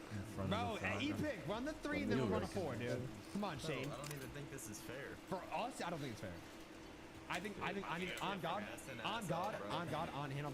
I think I need to play like LeBron James. I need to play like LeBron. Who's on our team? I don't think he'd play for No, yeah. Yes, I do. But we have visuals. Well, yeah, but like Okay, I did that to on God. I did that to Rage Ray. I did that to Rage Ray visuals. I was waiting for him to say something. Now visuals isn't bad. I think Epic's better than visuals in trade. It's not a fountain. Maybe that is a fountain. And I think That's Higgs what I described in that big circle you go around. People always love chasing each other around that fucking fountain. I only played this in college mobile. Alright. I've never heard of it. I've only played on COD Mobile, so. Yo, Ben, you wanna log video? Black Ops 7. Nice. I played the shit. I used to have so many. That was the game with the. I'm pretty sure it's the OG game with the Tomahawk World Record. Oh yeah. Just had so many different spots where I would bank, like blindly just bank it off certain walls and constantly hit people. Ah, cheap.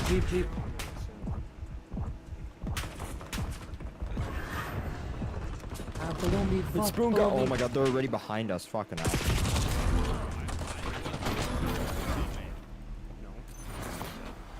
Already behind us. Alright, so they're just playing a full aggressive style, so that's gonna be fun. Actually, then I shouldn't go sniper. These guys just back up. Weird, awkward spot or the garden. That's it. Yeah. not ready, bro. I'm about to start airing. Search and destroy. I like the garden more. I hate that weird, like, stone thing you can hide behind. Let him have it, Black Ops. These idiots are just pushing. Daddy's back. You gotta be fucking kidding me with these retards. Lock me 100, pussy. No, lock me 100. Like, actually? No.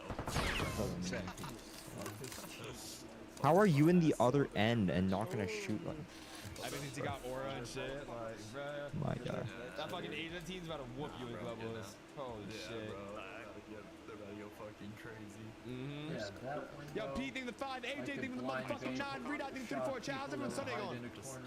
Everyone have a good Sunday this year? No. When does your signal back from the shop? Schedule is like very soon. Thought they were gonna start landing on this triple con. And then next to that room where you can fall off the side of the map, where What a team people love streamer to boy? flank from. You can just toss it down that alley and Me, end up every Visuals single 20 versus Epic Whale, Vets, and Higgs. 30 off spawns at Supernova, so I don't know how to land there.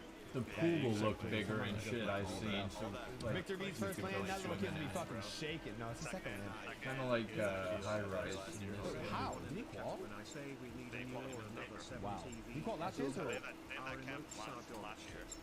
They paired up Epic, bro. Taking dick. Homie thinks he's a fragger. Go back to your main role, you pick. IGL, dude. You know, oh, I missed that, dude. Clown ass up, bro. Lavish layer and shit. Oh. Dude, thank you for staying locked in.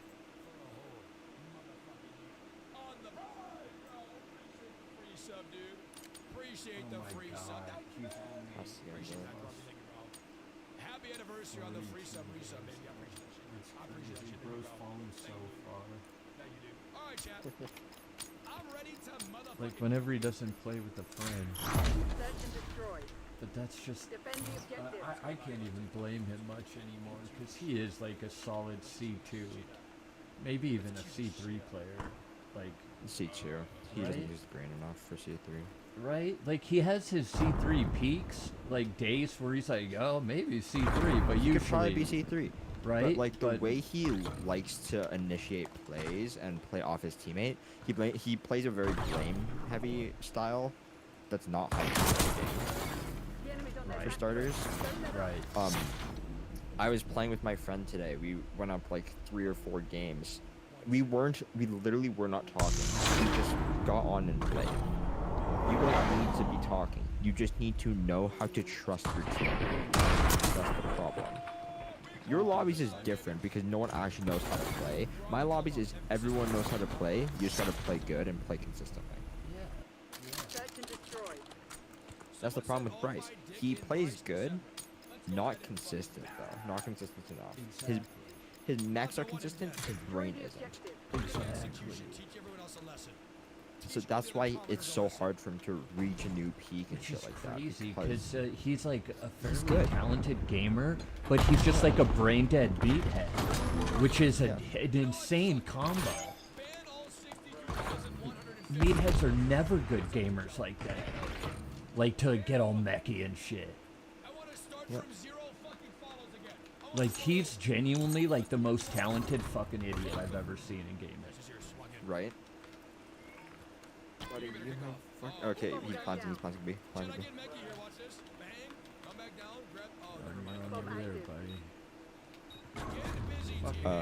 Middle. I have to.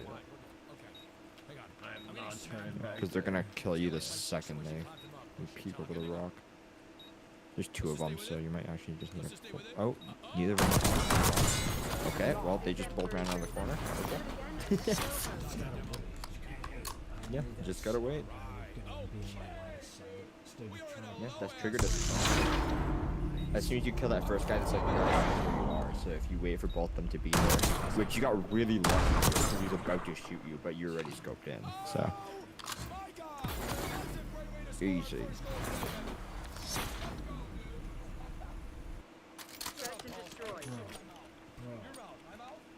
And that's why I didn't turn the fuck around and go straight back to the bomb. Yeah, because he would have seen you.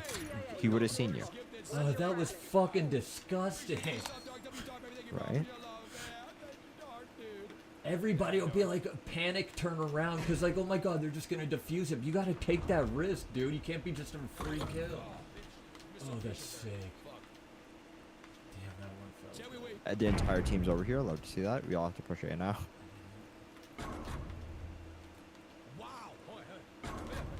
One's in Aqua.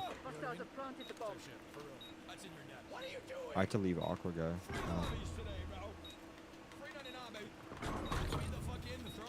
Okay, lag. Love to see that.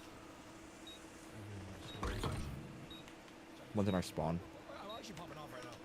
These guys suck ass. This is a crazy ass first game. It's so free. I jumped a little early, but it's fine. I always go early, chat. Last one's up top. Last one's up top. Window. Okay, last one's in our spawn. I'm gonna throw the FF up, chat. It's over. I need to defuse. Yeah, that's nice. Good shit. That's what we do, bro. Easy 4v or 2v4. Whatever the fuck it is. Easy.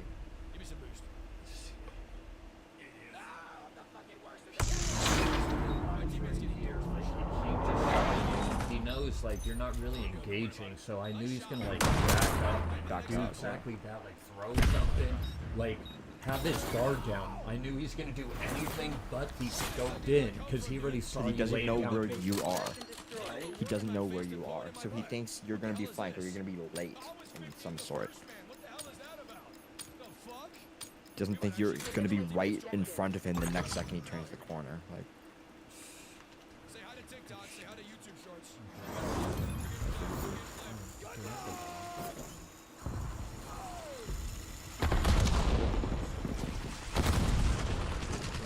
Yes, you do. Nice, good shit. Josh, stay serious for me. Give me this ball, man. Stop calling me in front of us. That's the last one. Got him. I flicked on his ass so hard. Oh, in front of me too. Yeah. Oh, yeah. I'm surrounded.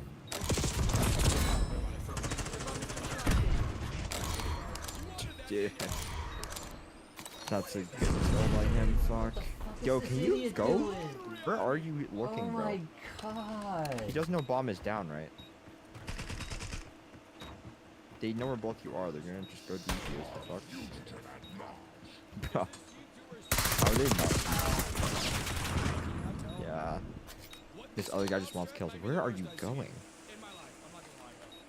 I appreciate that dude hyper.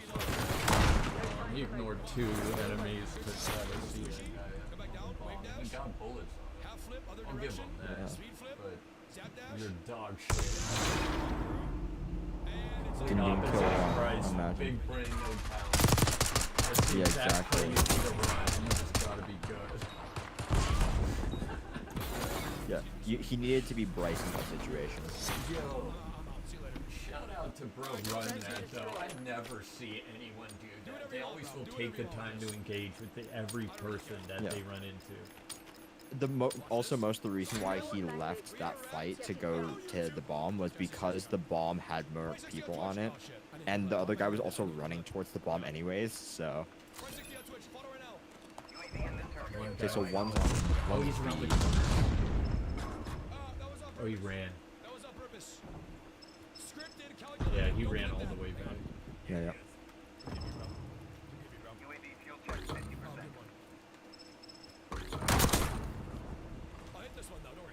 The enemy's planted the bomb. Why did someone say nice? Deactivating the bomb. Chad, I think he meant to say nice shot after I missed the open. This guy said nice shit. Yeah, they're far. Yep. I was just sitting on top for a teammate. Like they literally couldn't shoot me unless they shot me. So. Good kickoff, like good kickoff. Fucking strat. It is one of the best I've ever seen.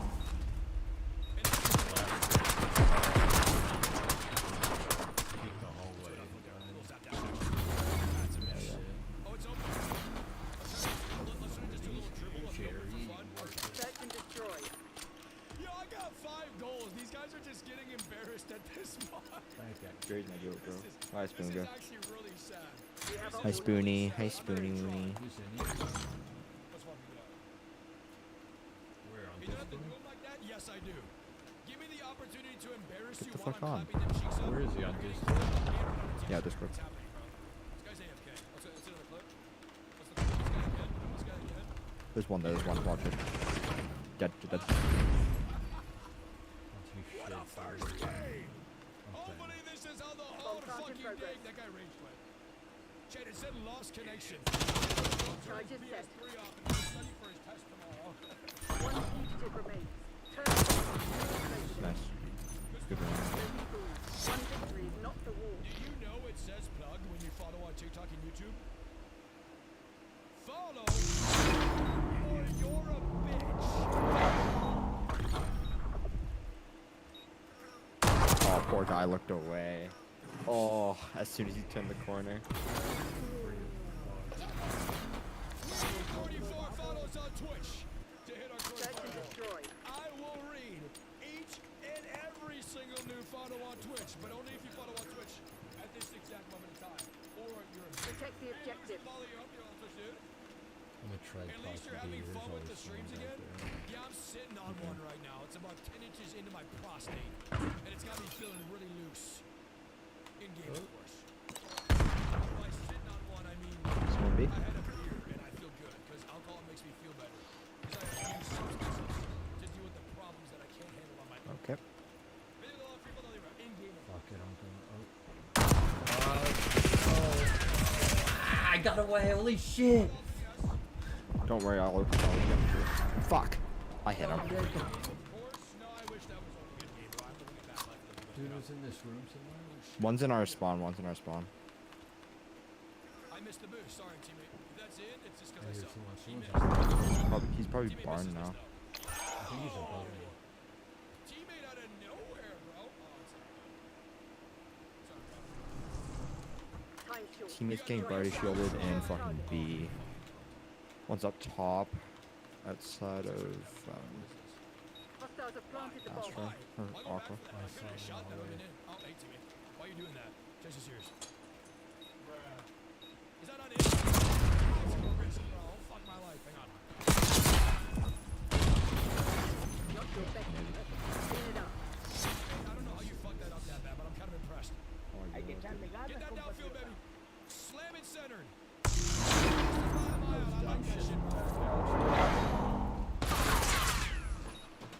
Who? Turkaden?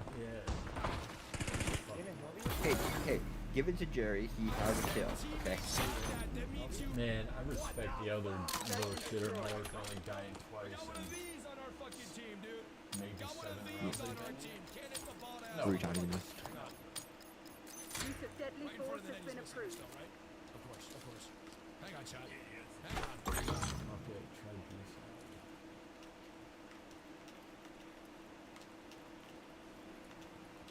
You don't see shit? I think we feel it. Oh. Those nades. This is an FF. Fuck! Watch out. What's that door? What are you doing? Okay. Fuck, it's off, man. What the hell? I can't get timing right now. My diving is so bad. Spin the pick, but I don't think they're here Go, teammate, hurry up. anymore. Go, go, you dumbass. Get in. Get I in. see a trophy back there. Get in. They got a trophy back there. Like on the Please. stairs. What is that save? No, it's right I'm there. playing against the best players on the planet right now, dude. Find me, find me. These guys are ranked. I'm playing against the ranked 1 in the world right now. Get bomb, get bomb. Got one. Come on, team. Nice, Keep get it bomb. there. Pressure, pressure, pressure, pressure. I hear someone. I think they're up there Not still. give away. Pressure the fucking thing. What are we doing? And Dom? Fuck, I'm gonna run this road. Go for it. Yep. No way. Same spot. we missed. Okay, come on. No, I hit him once, bro. You guys better get him, bro. Literally one tap, yeah. You, man, please. Yes. No, I got it. Let's go.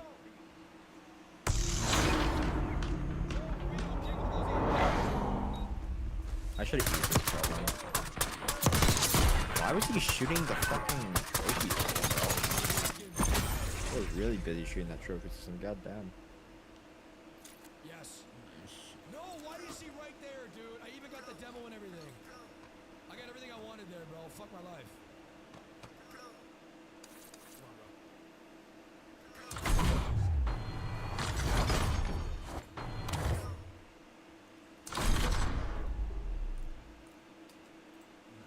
I have no boost. I Where is just need to this get this little ball shit? around. Is he in Discord? Give me a shot here. Yeah, he's in Discord. Got one. Hang on. They're totally boost up. Teammate! What Just are said you something. doing missing that? Your mic's The echoing. fuck? Your mic's echoing. Oh, he's gonna miss this touch. We're Oh, actually you so never good do it, here, yeah. chat. This is internet. Oh shit. How about now? There you go. Oh shit. Give me those. You good. Fuck. That was World super- Warner that was a Dynasty? super unlucky What the bounce, bro. fuck? I needed more left. It's fine. We score here. Turn my Hello? volume Did up. you get all the free orbs in Discord? There's No, like I don't give a fuck. thousands, and you can make What, a your fake profile discipline cool boost? for free. I don't Teammate, give you two there? fucks. Okay. Oh, that shit's cool. You gotta get all those orbs. Bump him. Got the bump. Teammate, It's, go. it's free Teammate, go. currency on Discord. Teammate, go. I'm waiting for you, baby. Come on. Oh my god, it's in our net. He gave it to him. They missed. We're good. Do people that don't have 1-1? premium Discord, do they No, have they can't see it, no. I don't think You so. don't It's get actually the on you for orb? waiting so long. Wow. Good child. Rebounds. See? Then you Oh, got I had the people pre-jump there. and fucking guess, bro. Fuck. That shit's awesome. Teammate hustle. Some of these things are expensive, like $10 for like a nameplate and shit. That graphic. I'm getting demoed. Get his ass, teammate. Get the demo! You know, I got my profile completely all decked out and like paid shit. Orbs Orbs and all that. Yeah. Literally 0 doubts we win this shit if he gets that fucking demo. Why does he not get that demo, man? So disappointing. That's in front of their net, teammate. Hello? There's 30 seconds. Oh, over here. All the way down there. All the way down there. Somebody wins. That's helpful. Oh no! I got him, I got Thank him. you. Thank you. Right there. It's right there. On this side, left side. One fugitive remains. Terminate with extreme pressure. I hit him. He's in. Oh, he got corner. Someone, you could flank him. I'm coming. So many opportunities. Where's Yeah, he? he's The watching me. house? Yeah. Yeah, he's in there. Yeah, Yeah, he's lit flank out. him. Flank him. Suppressive fire. There you go. Suppressive fire. I was. That I scared was him to watching run me. out of there. Yeah, I know. He can't peek me. I'll kill him before he even does anything. I was watching the other door. I realized like I'm not gonna leave my spot. So I just Haven't you played Zeke before?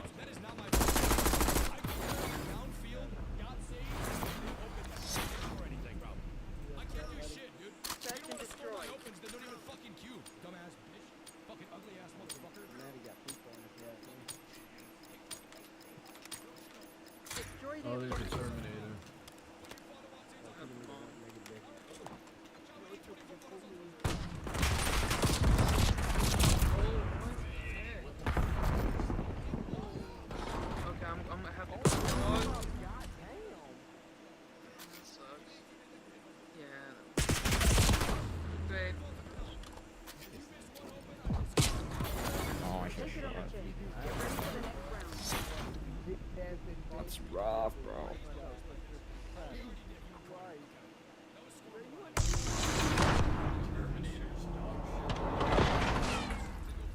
thought he was watching you where you and was watching it.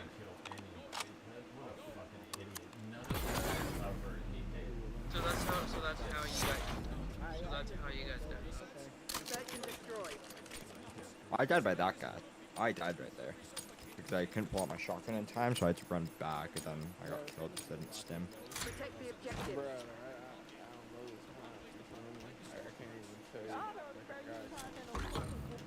One's over by Nice, ping. I destroyed something. One's close top artillery. One's barricade artillery. Dead artillery. Oh, behind us, behind us. I don't see him. I got it. Oh, over here, on me, on me. Nice. Fucking where?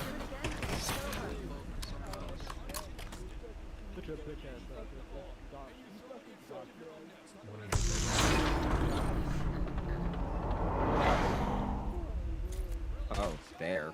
Yeah, I didn't see that.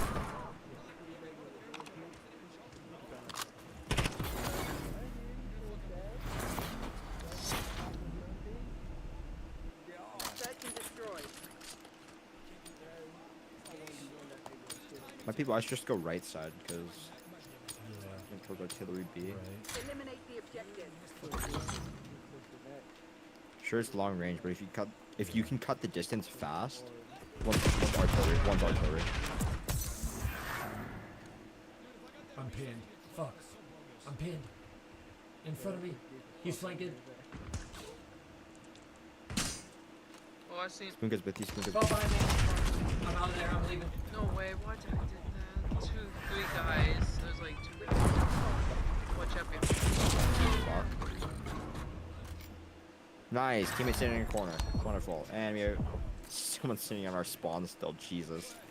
This fucking retard keeps going like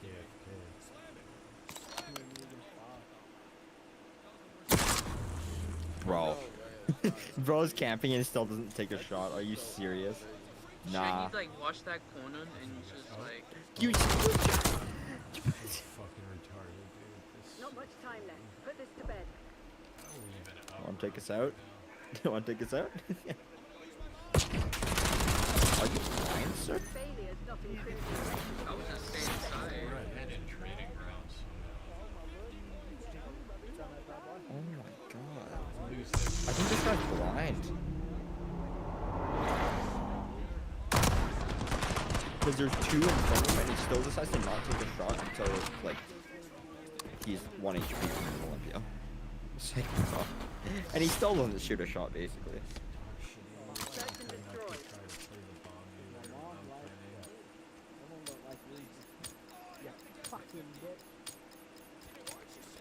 Remind the fugitives that actions have consequences. There's no comfortable, like, that dude's... No, for shotguns. I'm pushing it forward. Go for it. Yeah, I'm pulling him, pulling.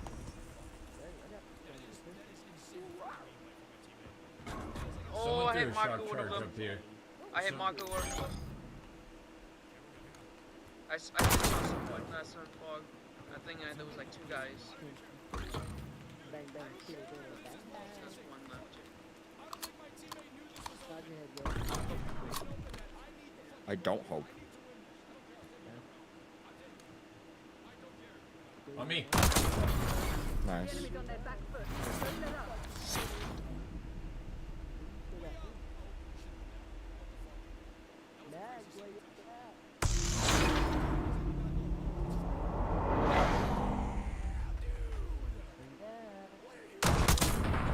Did not see you at all.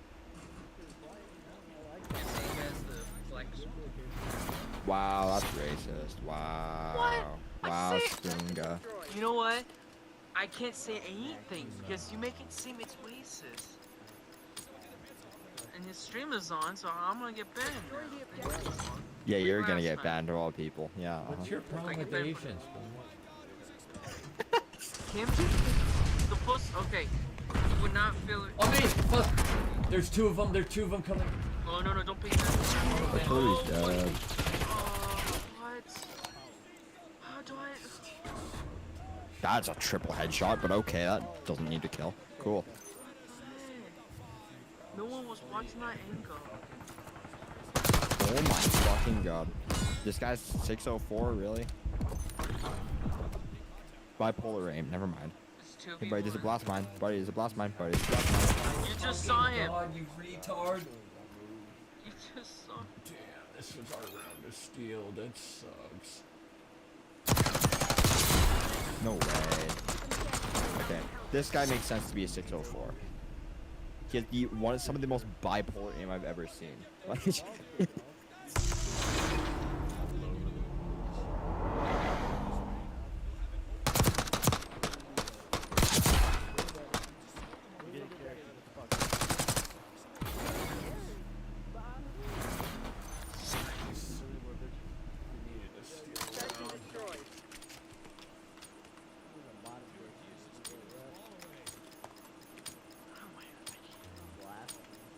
All targets declared hostile. Happy hunting, Crimson. I'm just gonna book it over on this area. yeah, do it. Oh no, I can't. Oh. I didn't realize they could. You got him? No, I just couldn't trade.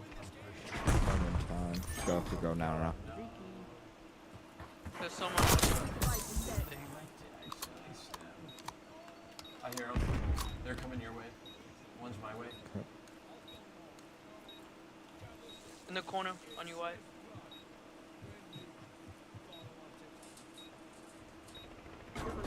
How did, wait, nothing hit? Hello?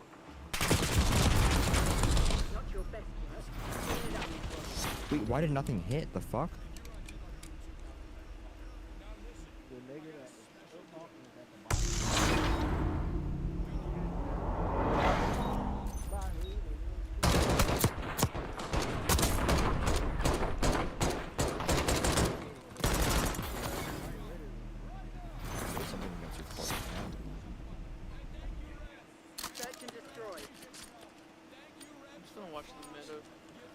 If they're gonna have to come in the middle, then they have to.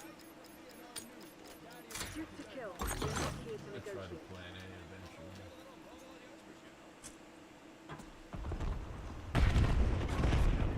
They just double netted me. No, he's coming down. Well, 9. Jump. Whoa.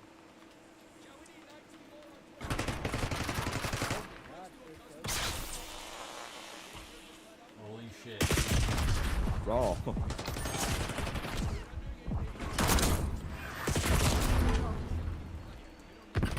Good fucking god.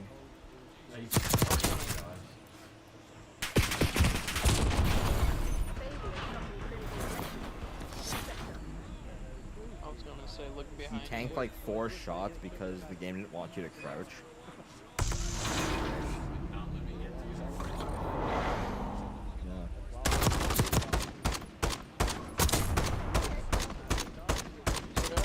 Just look back.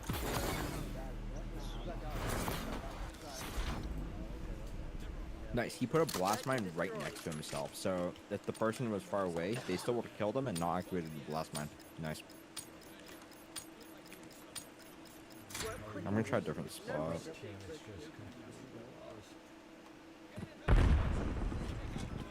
Yep, same thing on B. Where? How did he get there? What? Did he slide here? He did. Didn't even see him. Wow.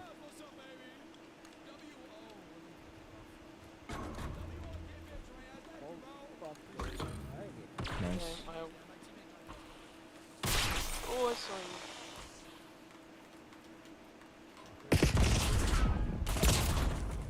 Yeah, he's watching on it.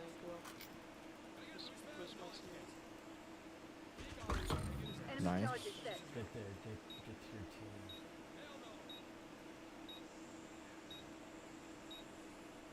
One fugitive remains. Good kill. One more. Trying. He's going up top. He's going up top. Just go middle. Go middle. Right. Get ready to go middle. Because you can pinch this guy. No, that sucks. Nice.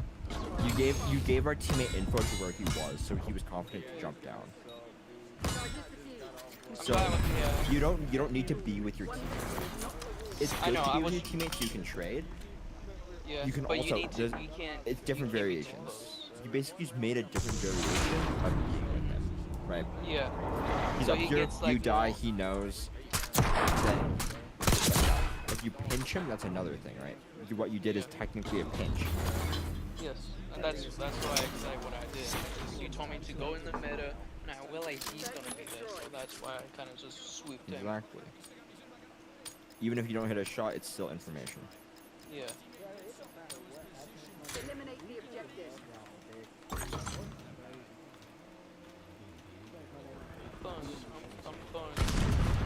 I'm throwing grenades on the B side. Someone on A's dead.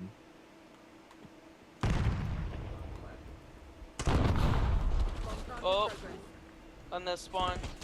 One's here, one's here, one's here.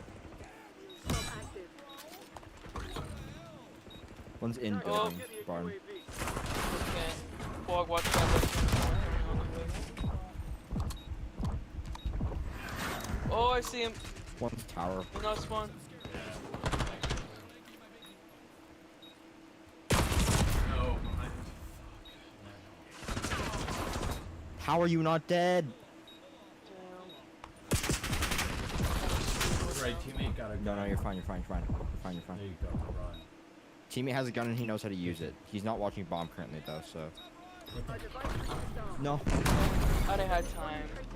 Oh, you did. Oh, I didn't really see that.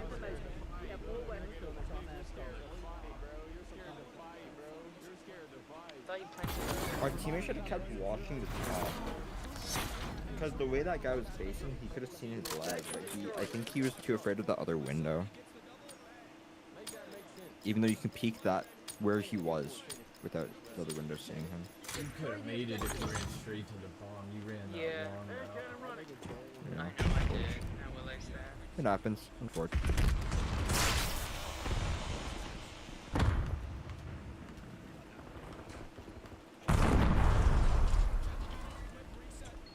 Oh, someone throw, Can you nade A? I did already. Oh, There's someone's here. three Blast shot, bottom. watch out. There's a blast No shot one flying peeked next with to me. it. Our teammate up top didn't peek with me. There's three there. Watch it. Oh, hey, was mark on the him. kill. Close guy is Damn hit it, markered. 2 guys on A. Close guy's hit markered. I think you shot it in. It's like you threw underneath the fucking tower.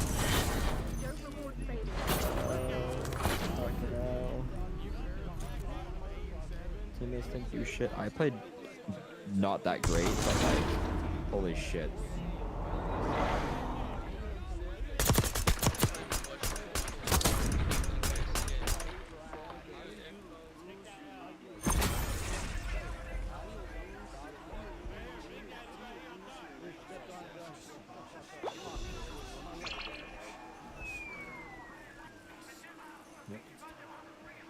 They help themselves, not each other.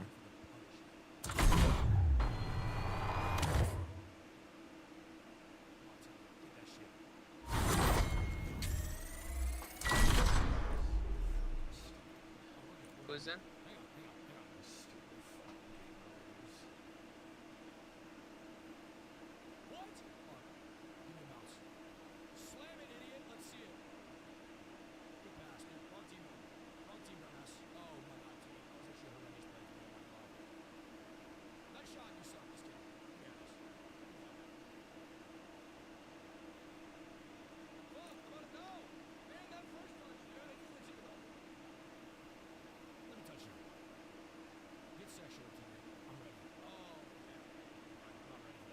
Yo, Spoon, you were getting caught or what? You weren't pushing much at all. You just kept like making it to the halfway point, and then like that was it. In the middle. Yeah, I was pushing every the time middle. I looked Yes. at your fucking triangle, I was waiting to like see it advance, and you were just like hitting a brick wall. So I couldn't play off that. Every time I played off another teammate, like everyone was just too far back. No one ran a single fucking route. Like all that passive play will get you run over. If you're not running people over, you're gonna get run over. That's the best example of that. This game is built on aggression. Just like poker, if you're not being aggressive, like betting over people, you're not willing to like, you know, be more aggressive than the aggressive player, then Yeah, we get mowed over. That was so frustrating. I was trying to run so many routes and couldn't. There's 3 1B. I lit 2 of them at least. Oh my god. Oh my fucking god. I nearly killed one, and then I tried to get another one. I was too slow though, so that's what happens. No backup, still what happens. Like, I might need to fall back to the back line.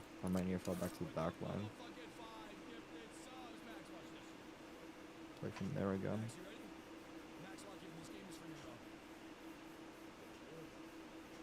Let's see.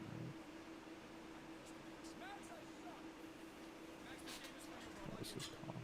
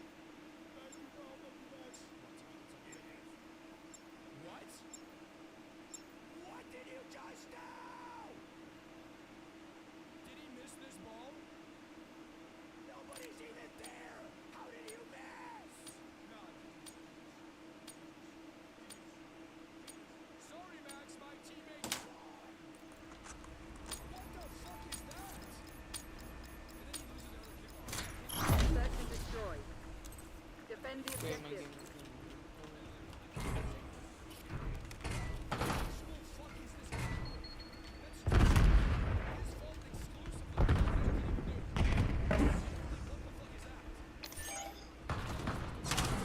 I think I to your left. I marked one of them. Teammate gone. Got one. There's other dude. Got 2. He's in on a inside building. No, he's right here. W, you didn't see a single person on that. Hell yeah. Who are you calling out in the building? No, I saw inside. That I far thought door? Yeah, that door. Yeah, that's what I was talking about. But he went down. In the meeting. That's a Crimson player. God damn. That's pretty high up the ranks. Just shotgunned him. He's gonna get mad. Why are you using a shotgun? Yeah, literally.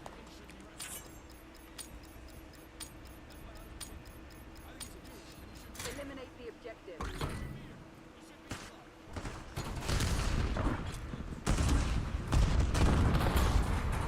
Whoa! That was my grenade. That was my grenade.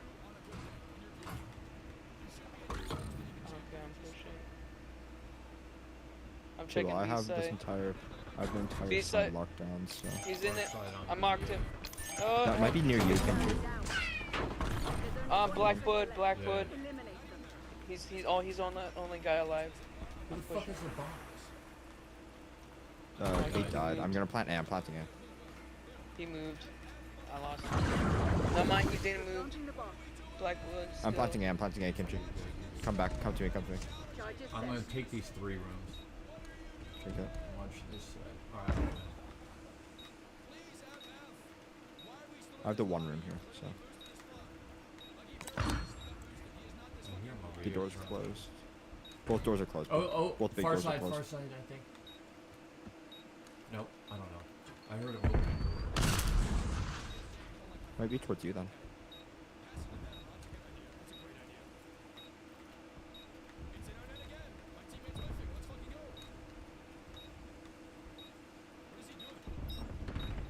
Other side, yep, right there.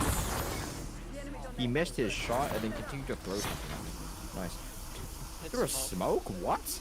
Why? Why would he give me advantage? Hello? I think he shot at me. Don't know where it's going. Oh, okay. He was planning on going that way. Yeah, but you don't throw a smoke in that direction. You throw it closer to the bomb. Why did that idiot give up his position? I don't know. Trigger discipline's bad. Like, actually horrible. You know what Langley expects. Get it done. Grenade it. No! I couldn't aim it. He was too inside. I got him. I saved him. Bomb. Fine. Fuck! Far side. Our spawn. Oh! Got him. Oh. Far side in the hangar. I'm clearing those spawn. It's one's Blackbird. Blackwood.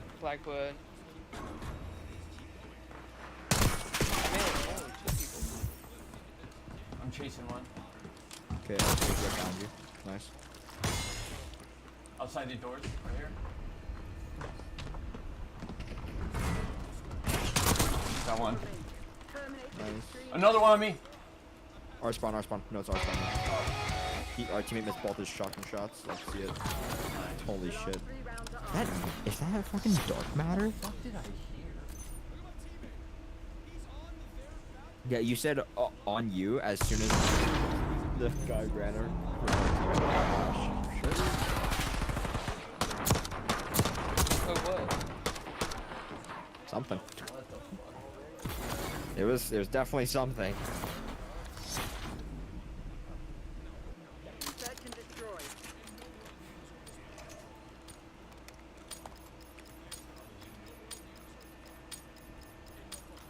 Destroy the objective.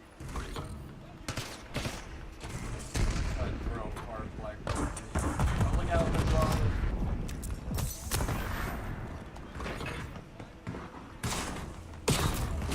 Inside the building.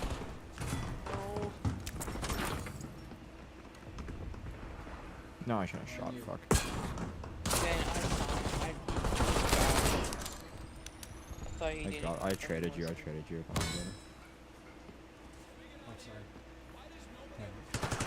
One traitor left. Eliminate them. I got speaker effect still on. If I need. Thank you, buddy. Plant it.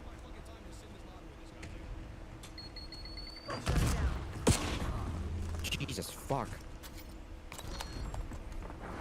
He was in their end? The fuck? I think I saw him too, but I didn't want to call out something that wasn't positive.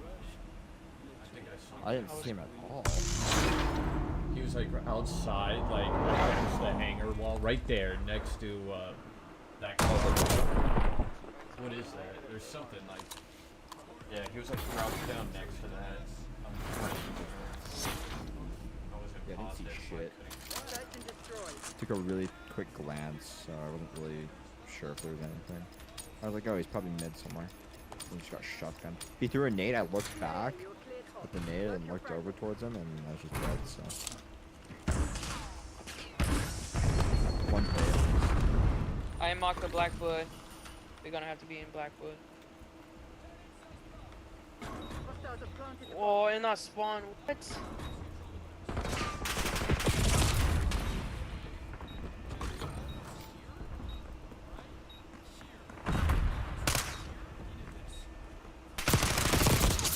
In crater, satellite.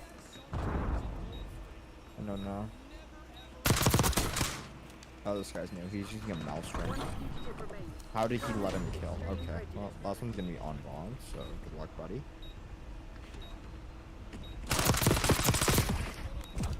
Don't keep using for the shotguns or something. Don't go. You're dead.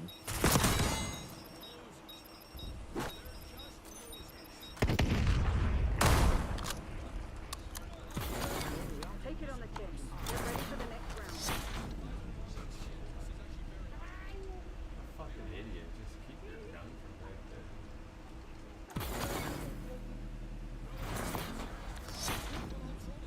He literally just never had to pee.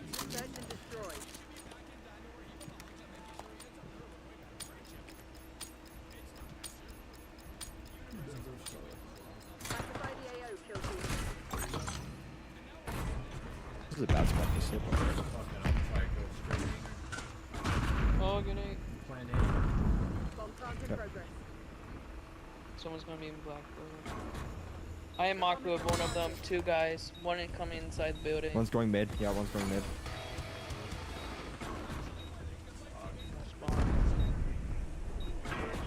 Ah, dude. Nice. One's in our end.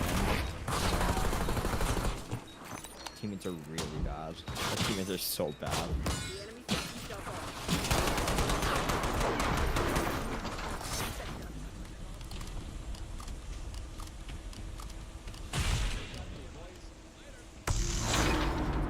Bro just texted phase.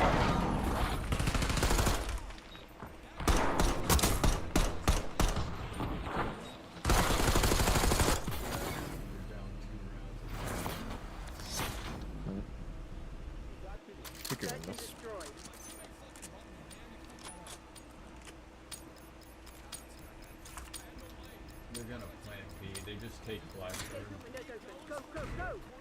That's There's why I like put 4 what of just them toss. gonna be on Blackbird. Just toss the grenades on Blackfoot because I have marked one. Yeah, I did one.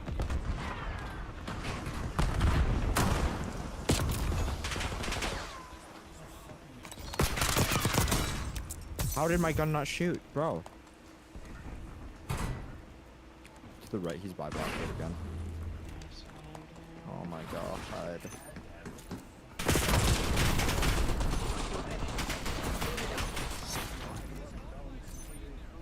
Bro, what are they doing?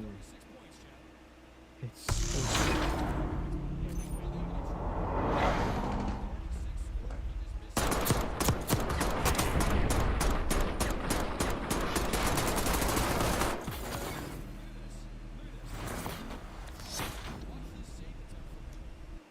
Search and destroy. Just stick with C9.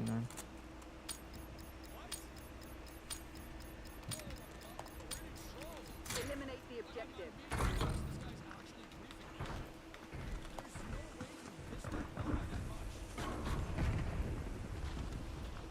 Don't die with bomb now.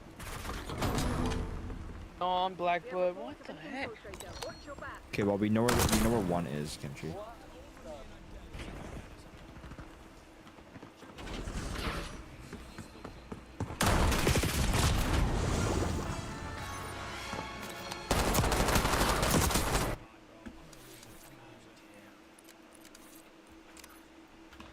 They just run and die, run and die, run and die. Yeah, I'm. Their only play.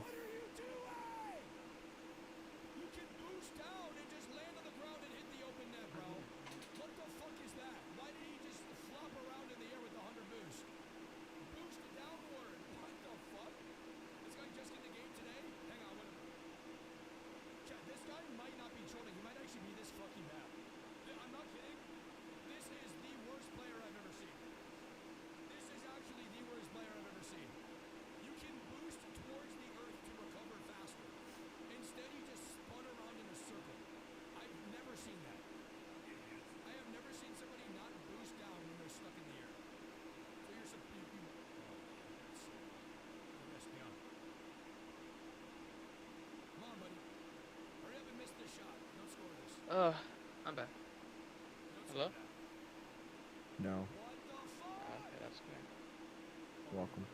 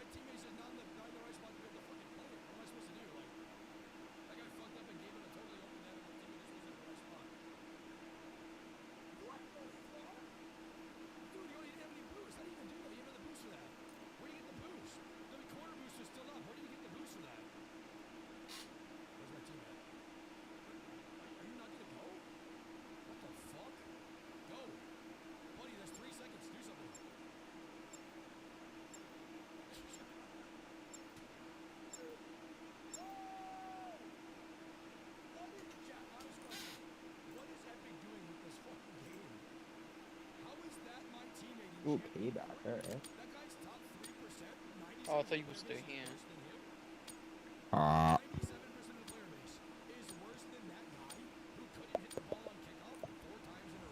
Don't do that. Stop. Stop.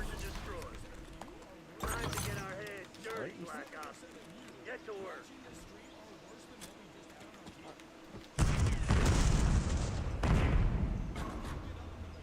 Thank you, teammate. Oh, got one. Upstairs. There's the other guy coming down. Yeah. 4 of them up there. No. Got one. I got another guy. Team just moving, planning I at think B. both of them. Our teammate's still in spawn with a sniper rifle, by the way. Okay, you moving. I'm leaving the bomb for a minute, so bomb's alone. Checking under the house. It's clear. They're spawned. Okay, this is just, how did you miss the You're both standing still, my guy.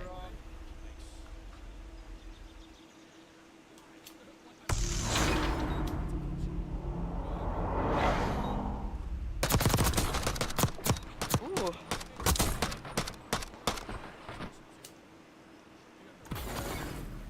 I knew they were gonna be up there. Guess I realized I don't have an RPG. No, the last game when we played after. Oh, you wanna go say something? Like, oh, I'm late.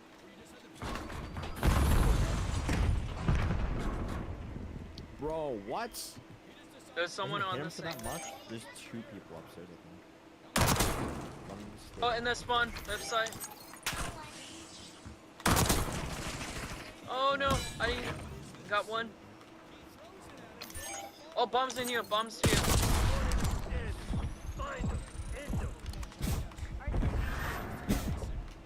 I'm watching bomb one.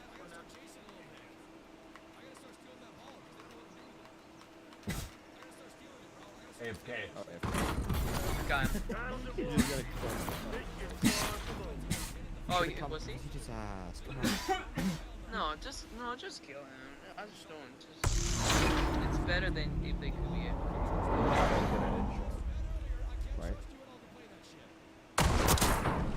Wow, you flicked on his. I mean, it's a head. You got a headshot. Let's find the chest. Search and destroy. No, you shot him in the balls. Okay, Fog. Oh, you saved the most disgusting thing ever. Yes. I got a car. I'm pushing. I'm going house.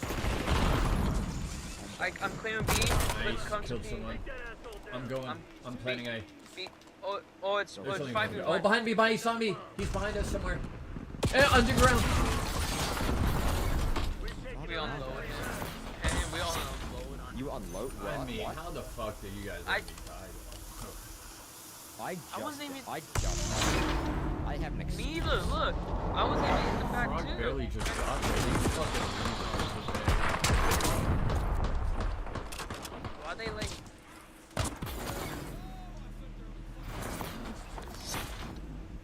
Dang. Search and destroy. Fucking idiots. Both those retards didn't look at the radar.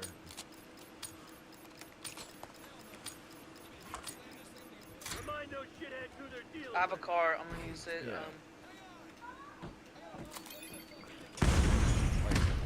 I'm going to be. There's gonna be someone on B. Bombs on stairs. Oh, in the. Oh, someone. Bomb.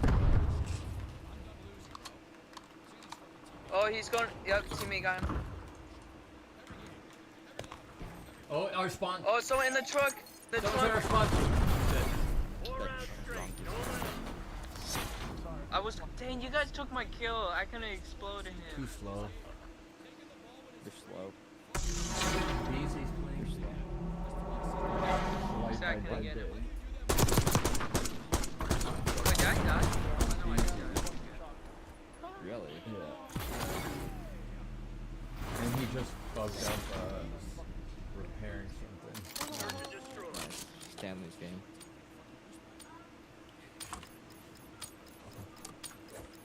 gonna push in the mid on B side again. Imagine buying the fucking battle pass by the PS. There's like 3 idiots on the server too.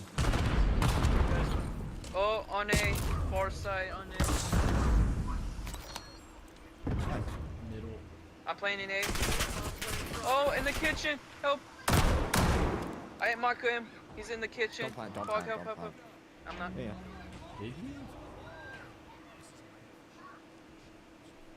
I'm not sure those were hit markers. Oh, that was not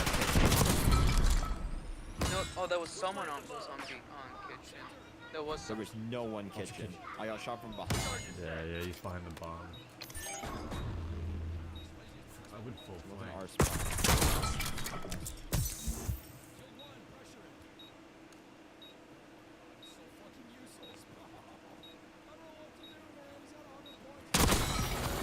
You guys like hard. We got each other. I knew he was gonna come from that angle. I decided. How did neither like have a second? I did saw him. No, I actually did saw him. I know. Well, that's the only reason you turned. Yeah. I didn't like keep going like an idiot. No. That guy didn't saw me. Look, he didn't. That's not cussing. That's. You know what? I'm acting like one of those kids who wages. So I'm not trying to be one of them. So you better knock off and just focus on. No, I think you are. Just one of those kids who wages. I know. It's on Slack reactor.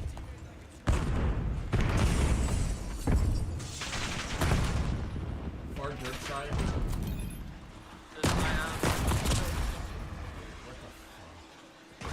Far dirt. Okay, my shotgun didn't shoot. Lovely. What? How did I die? I took.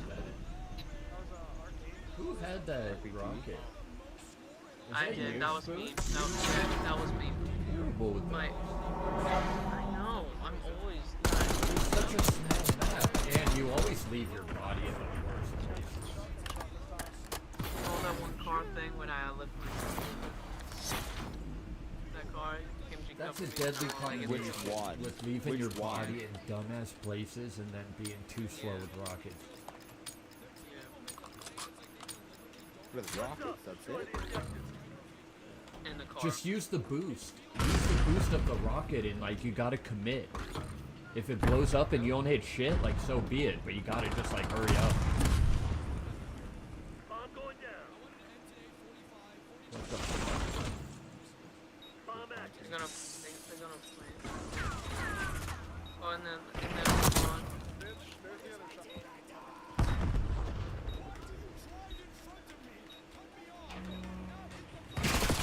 No, there's one I was looking at you. One's going for A.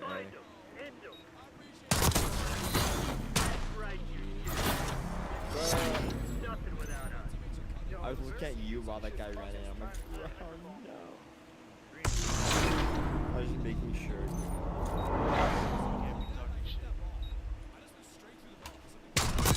Suck my dick, faggot.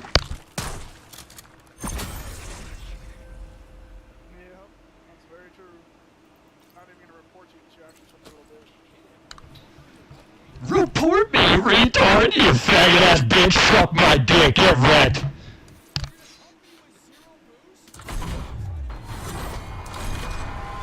Oh no, not a chat, man. You forgot to put you offline. Oh, just did. Maybe I beat him to it.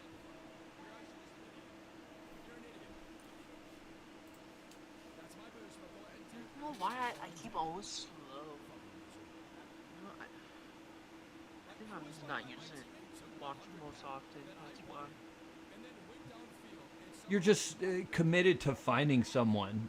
Like, it's Yeah. the right idea to go up with elevation, but you have to commit to a direction and hit the boost. Like, you know, you might see an enemy along the way, and then boom, you change to, you know, you point towards them and it explodes, but you just gotta hurry the fuck up. Those, I know, you're it's not so like, vulnerable. It's not patient. Yeah. It's not patient. I Also, see. you never said shit about you having a rocket. Like, huh? You never said anything about having a rocket. Yeah, or like watching your body, like no heads up. And bro, Oh, I yeah. mean, that and like, yo, learn to hide your body, bro. Holy shit. I'm just over. I don't know. You were so close to being in that corner perfectly, like, protected. Someone had to, like, fully commit around that angle to see you. But you made it to where they could just peek from way far away.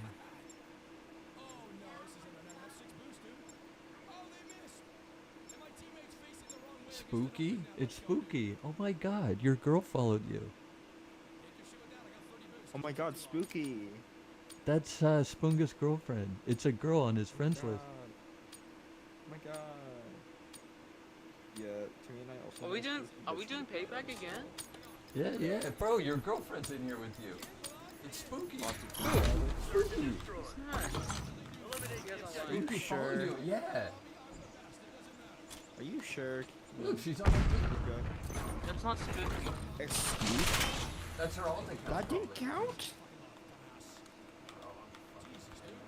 Oh, we're on her team. Yo, Got one. She had to follow Spooky. They're friends. Behind, no way, hit mark on the dirt road. Where was he? On the dirt road. On B. Yeah, see, he's still there. You have bomb. You have bomb. My shot didn't count. That's what happened. Open the fucking door. Okay.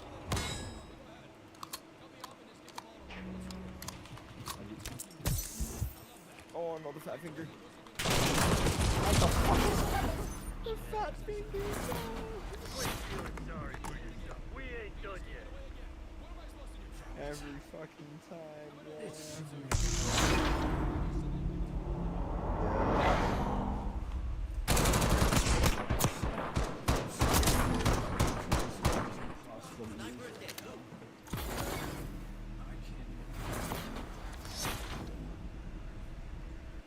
Search and destroy.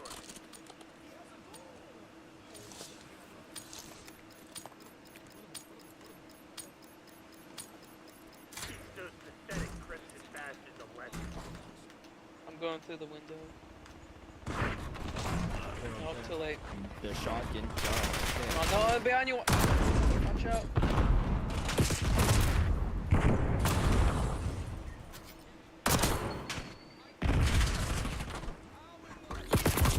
Two into this spawn.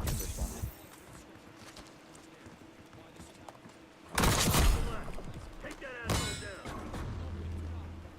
Why are you still jumping, buddy? It's a start. We ain't done yet. Lock it down.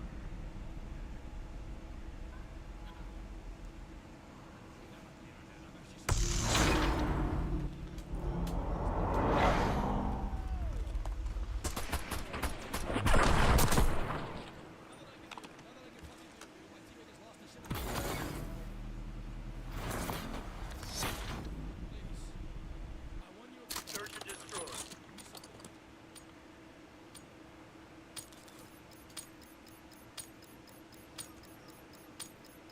Guns up. Destroy the objective.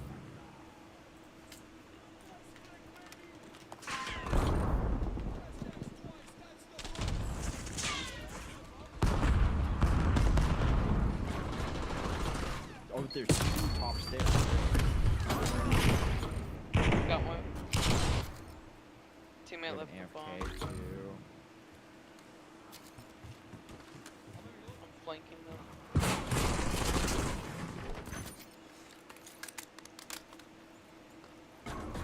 No way, that's unlucky. Shot like that. I knew he was gonna come.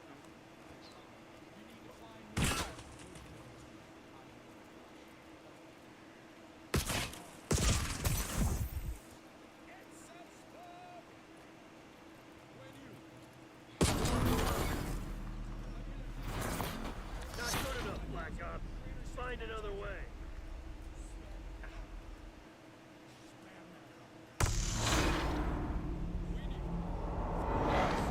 Really? Bro's using short barrel? I understand it's more damage, but you have no range.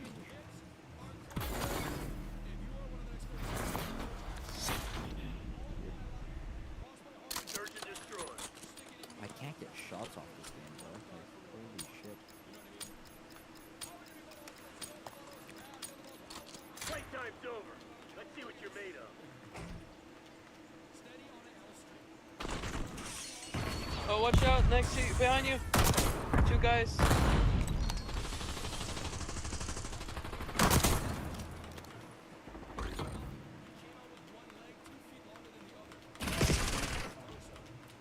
One's in their spawn, one's in their spawn.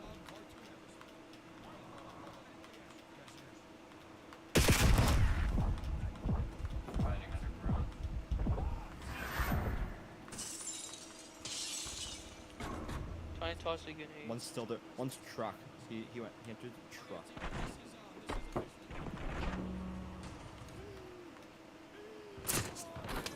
Oh my god.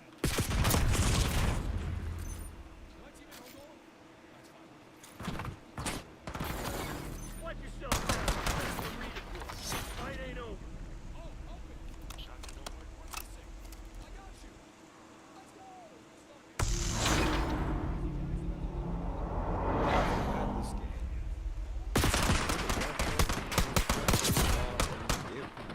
Stop saying that's my goal. It's disgusting, nasty. So you can say the N-word for that. Oh shit. Why I would... Fuck. You're gonna really gonna get me burned one day, okay? You're so racist, man. Eliminate the objective.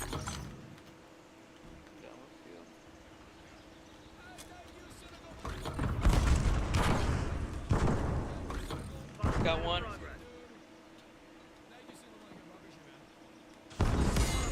Oh, in that spawn. Far side, where you looking at? That's Ango. He's like watching. That's lucky. Me on dirt. Nice. Making His window. There's a... Oh, behind you, behind you! What the fuck you mean behind me? I was facing 4 different directions. Sloppy shit won't cut it forever. It's like, what the oh, oh, behind me. Okay, I see. Literally.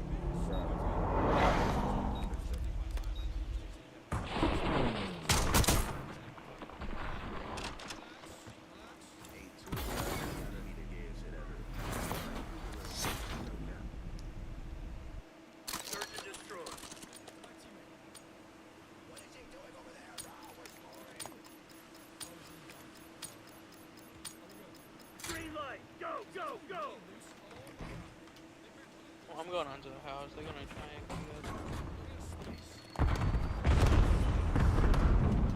Oh, almost killed you.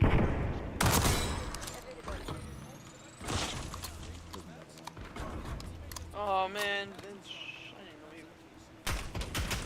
Our teammate's AFK, it's a 1v4.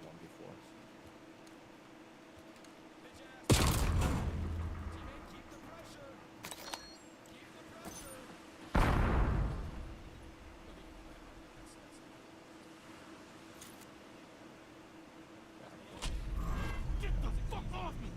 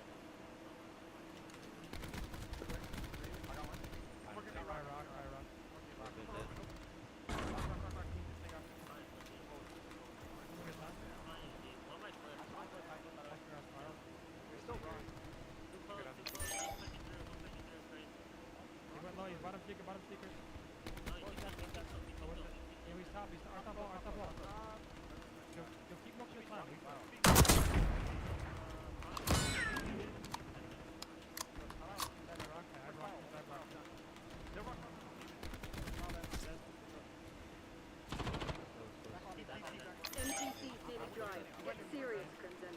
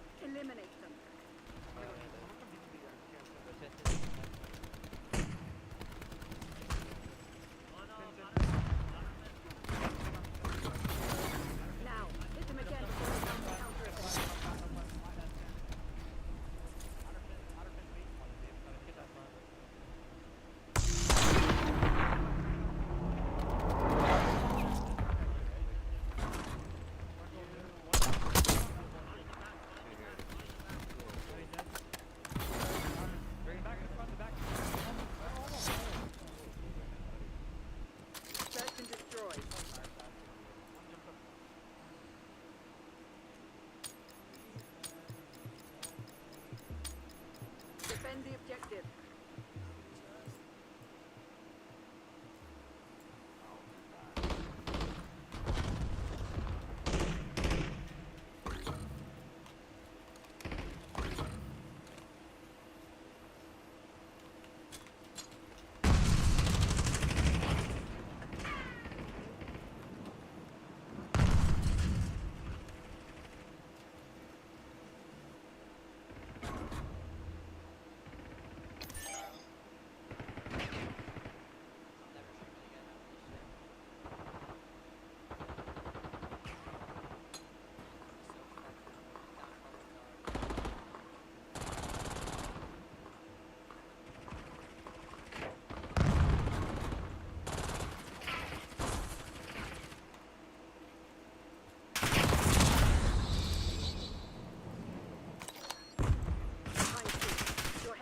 Secure the target.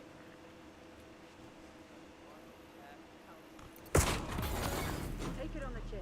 Get ready for the next round.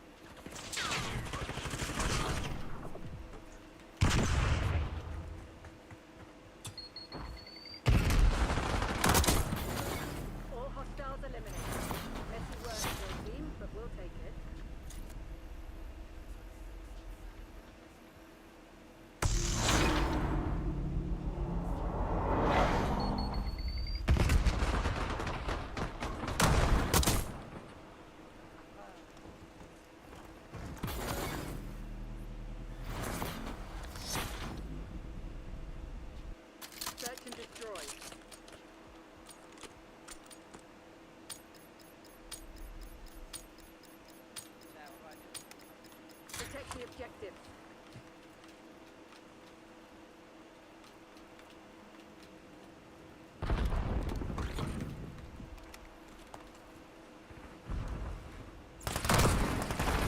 Using Archangel.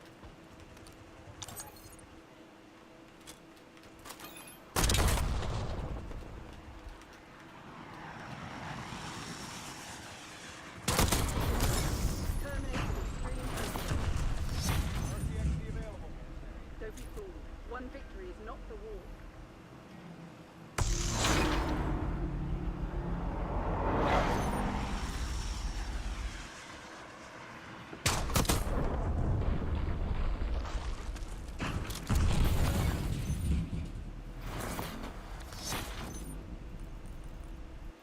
Search and destroy.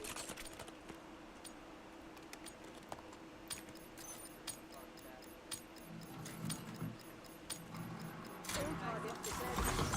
Happy hunting, Crimson.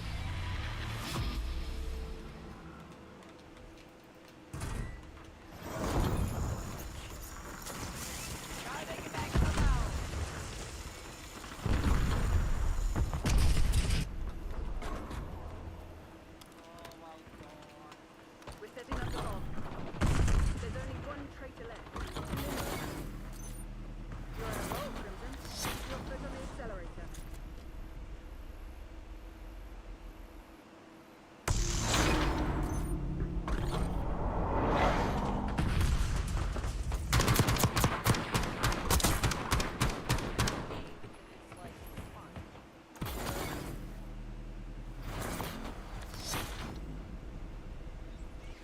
Search and destroy.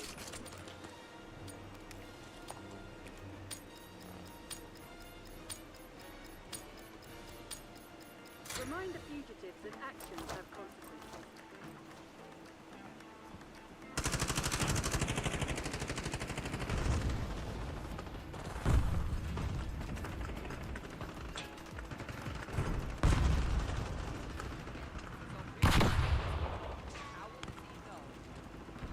One fugitive remains. Terminate with extreme prejudice.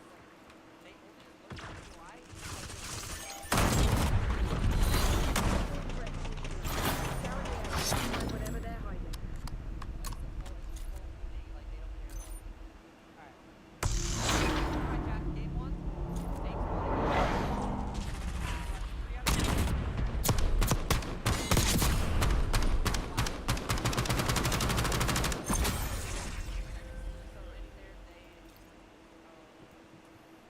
Third party us, let them get card, let them reboot as spot, and then game 6, we kill one of them, and then they let them run again and reboot again. So that's 2 games where we shit on 8 in a row. Away and get the card one time.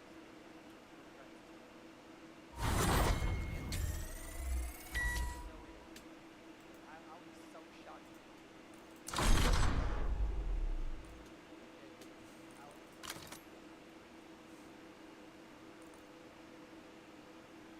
Who gets the spot then? Rise get the spot, or does the German spot? Or does it go down to the lead?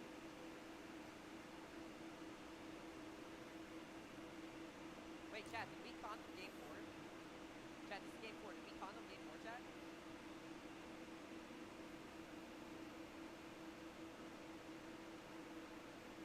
No, we didn't. Okay, so we have one more exam. Alright, let's see what happens. Alright. No, no. Okay, let's see what happens. Alright.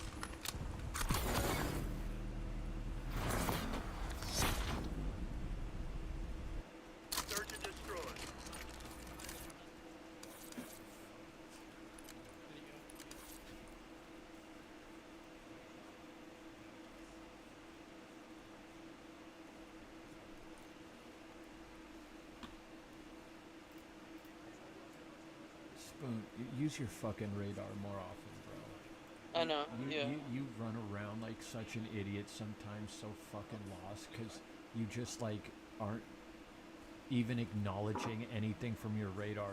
Bro was watching from Blackbird, and I was watching Yes. you trying to figure out what fucking angle to hold. Like, literally just run back and forth. Like, that shit gets more than you fucking killed. So just try to chill on that. Like, watch your radar, take in I'm that just shit. over. I'm over pusher. That's why. I'm just over pusher Well, of it. just chill. All right, I'm muting people. Just like, you know, play your own game. Like, just focus on you right now. But just don't do dumb shit like that. It all comes down to your radar, bro. The more you pay attention It's to your like radar. you say, yeah, it's over. Yeah. Because think about it, like, you were so panicked, like, fuck, do I watch the doorway? Do I watch, like, towards Blackbird? Do I watch, like, from our spawn? When you didn't have to even consider Blackbird, you didn't have to consider the door that I was laying next to, so that left only one direction that made sense for you to focus. So, try to, realize that in those moments. Yeah.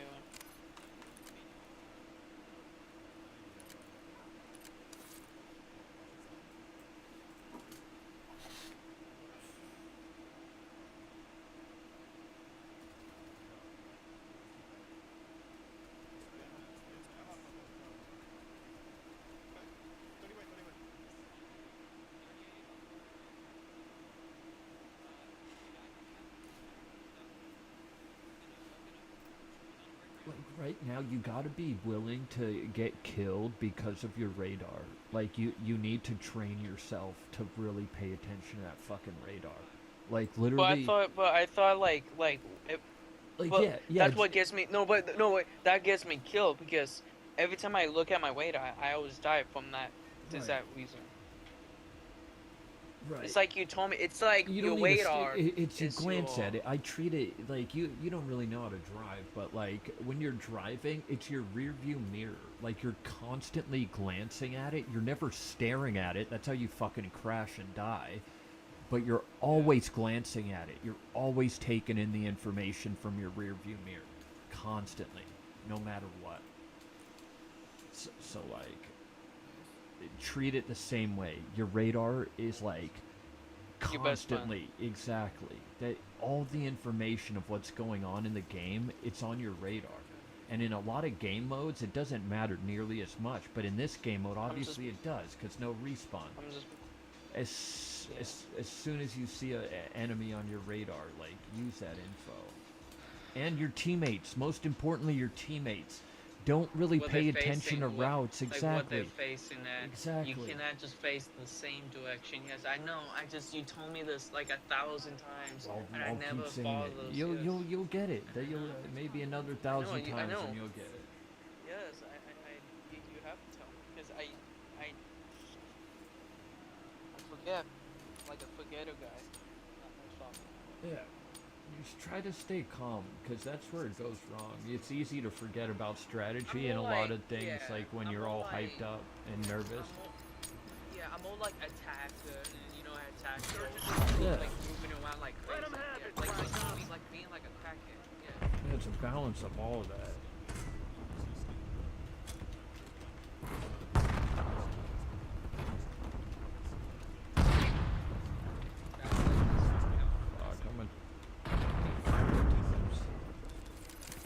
It's this fucking map.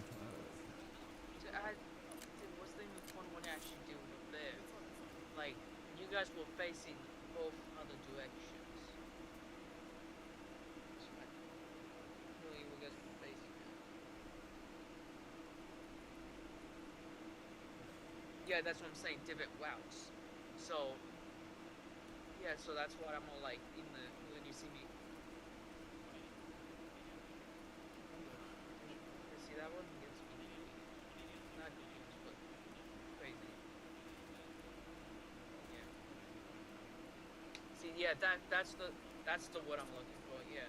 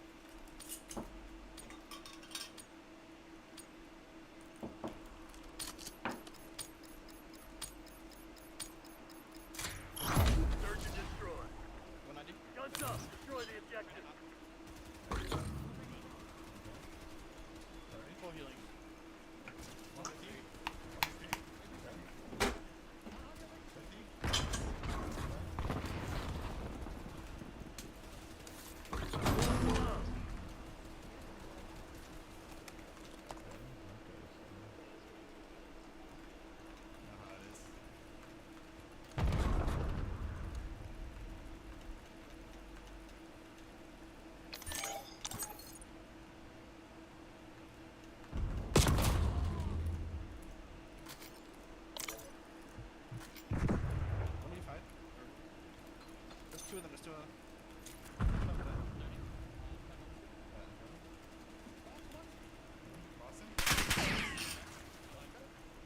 Yeah, I'm on HP. I'm trying to move. Clock's ticking, Black Ops. Close this shit 150. down. Alright, cool.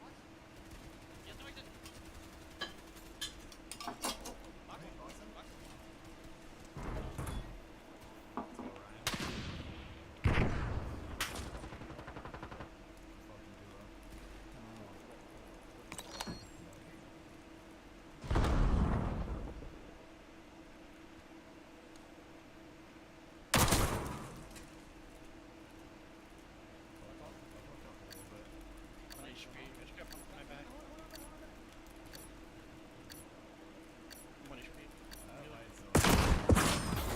Good enough, Black Ops. Find another way. This one's just...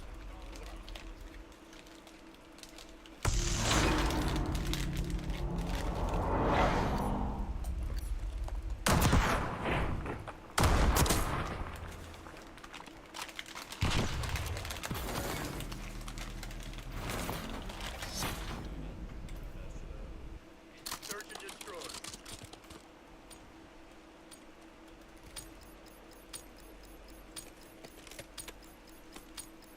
Protect the objective.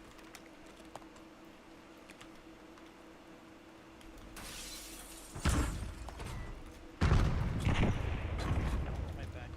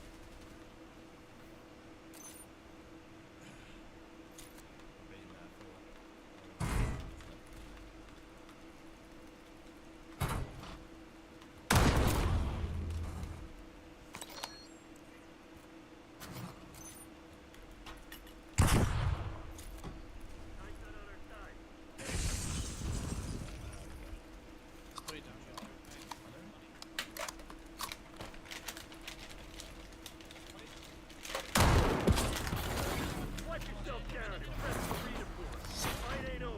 Yeah, I'm getting How much are dead?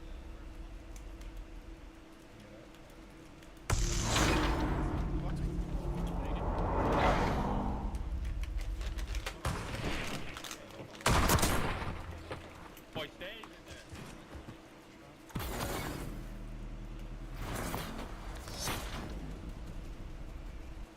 Search and destroy. You drop us? I did 150. Time to get our heads dirty, Black Ops. Get to work.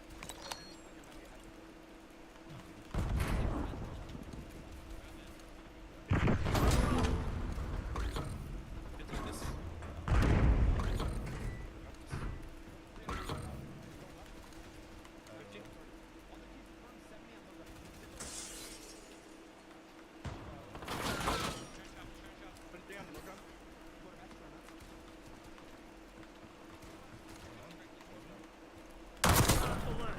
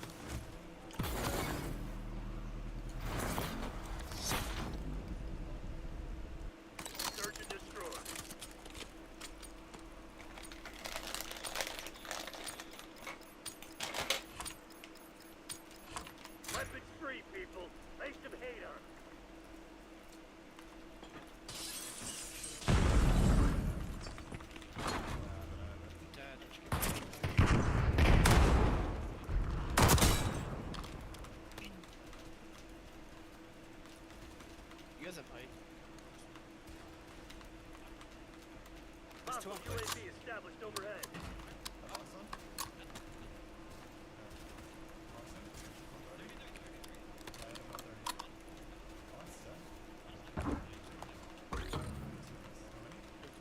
Just Tony and Hydra. They have everything.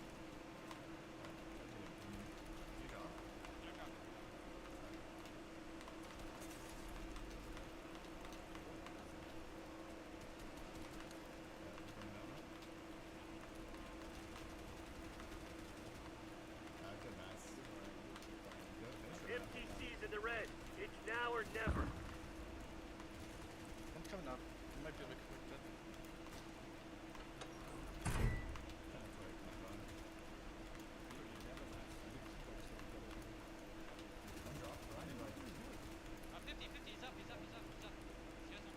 Only one enemy standing. Find him. End him.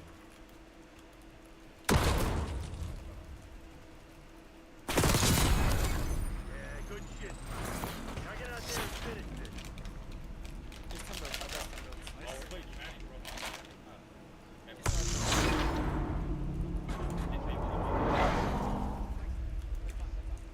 I'll just drop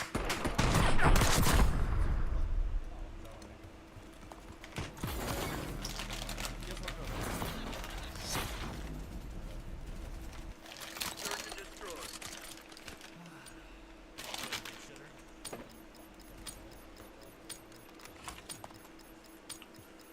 Eliminate the objective.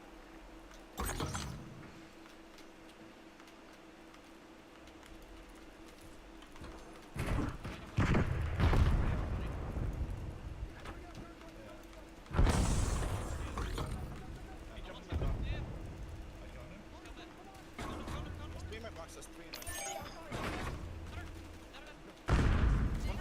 one. It's all on you now.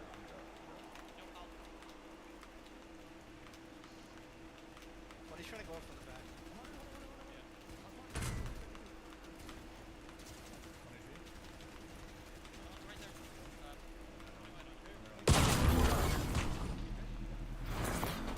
They knocked you on your ass. So what are you gonna do about it?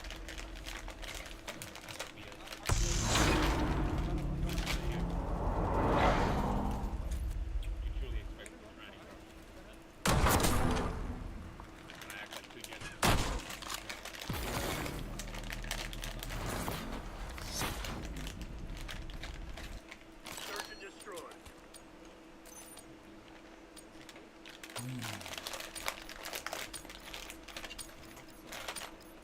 Dig in and defend the objective.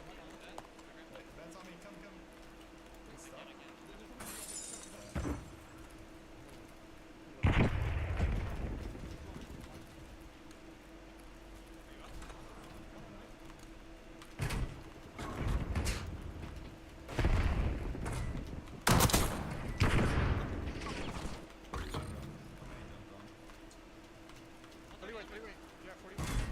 Wait. He's one HP.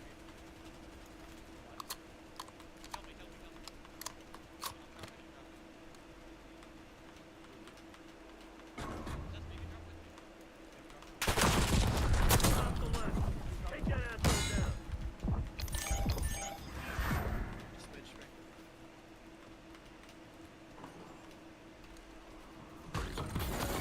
Battles and wars, people. This shit's far from over.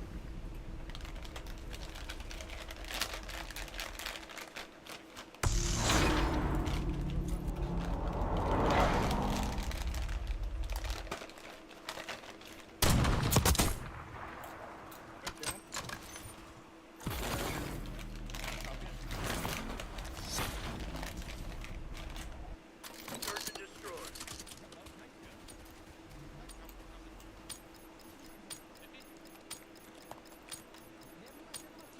Playtime's over.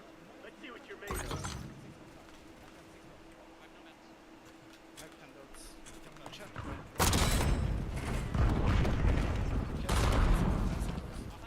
We're setting up the bomb.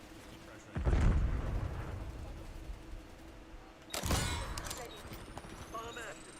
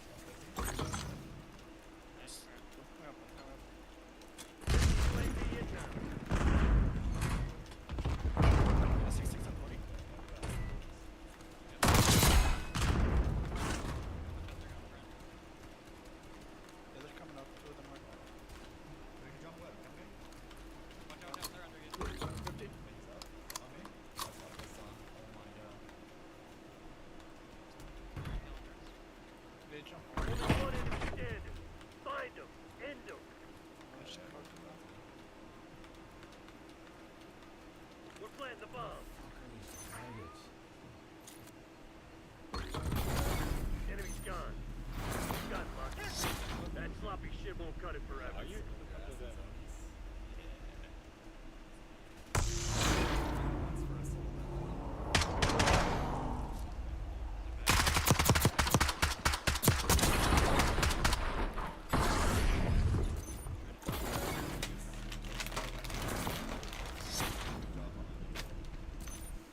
Search and destroy.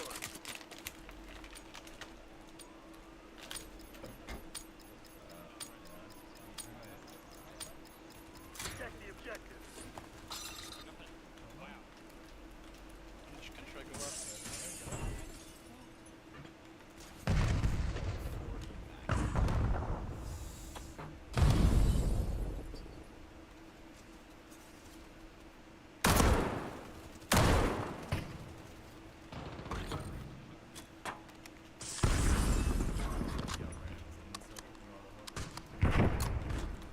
And then he just stands there with his gun out after.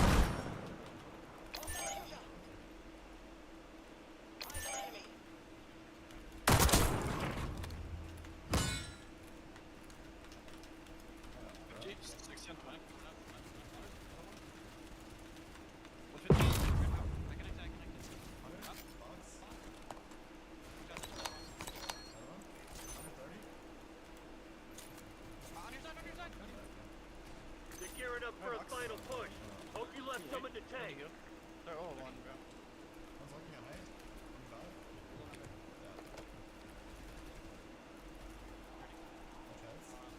Yeah. You can just quad drop low. 30 on bed, 30 on bed. I know, I'm dropping low. You guys can do whatever.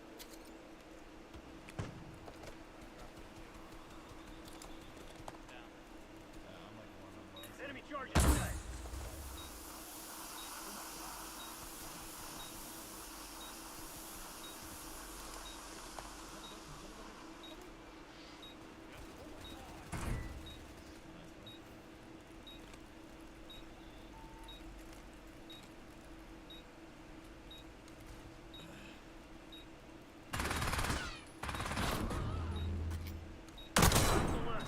Take that asshole down.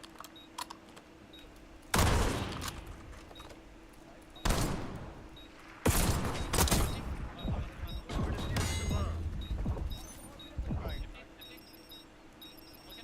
Deactivate. Crypt is falling back. Hell of a show tonight, Black Ops. Hell yeah! Now that was a fight.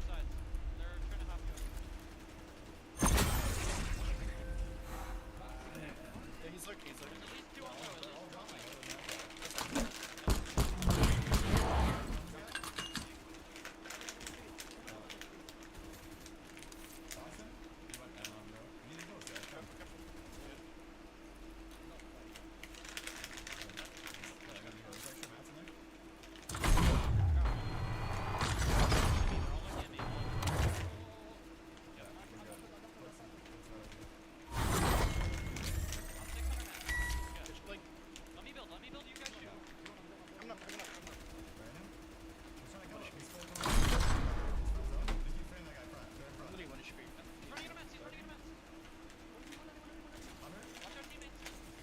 Coming up in the back, coming up.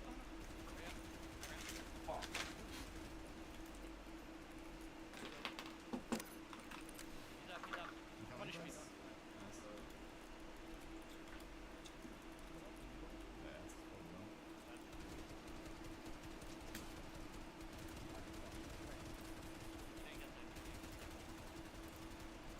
I'm out.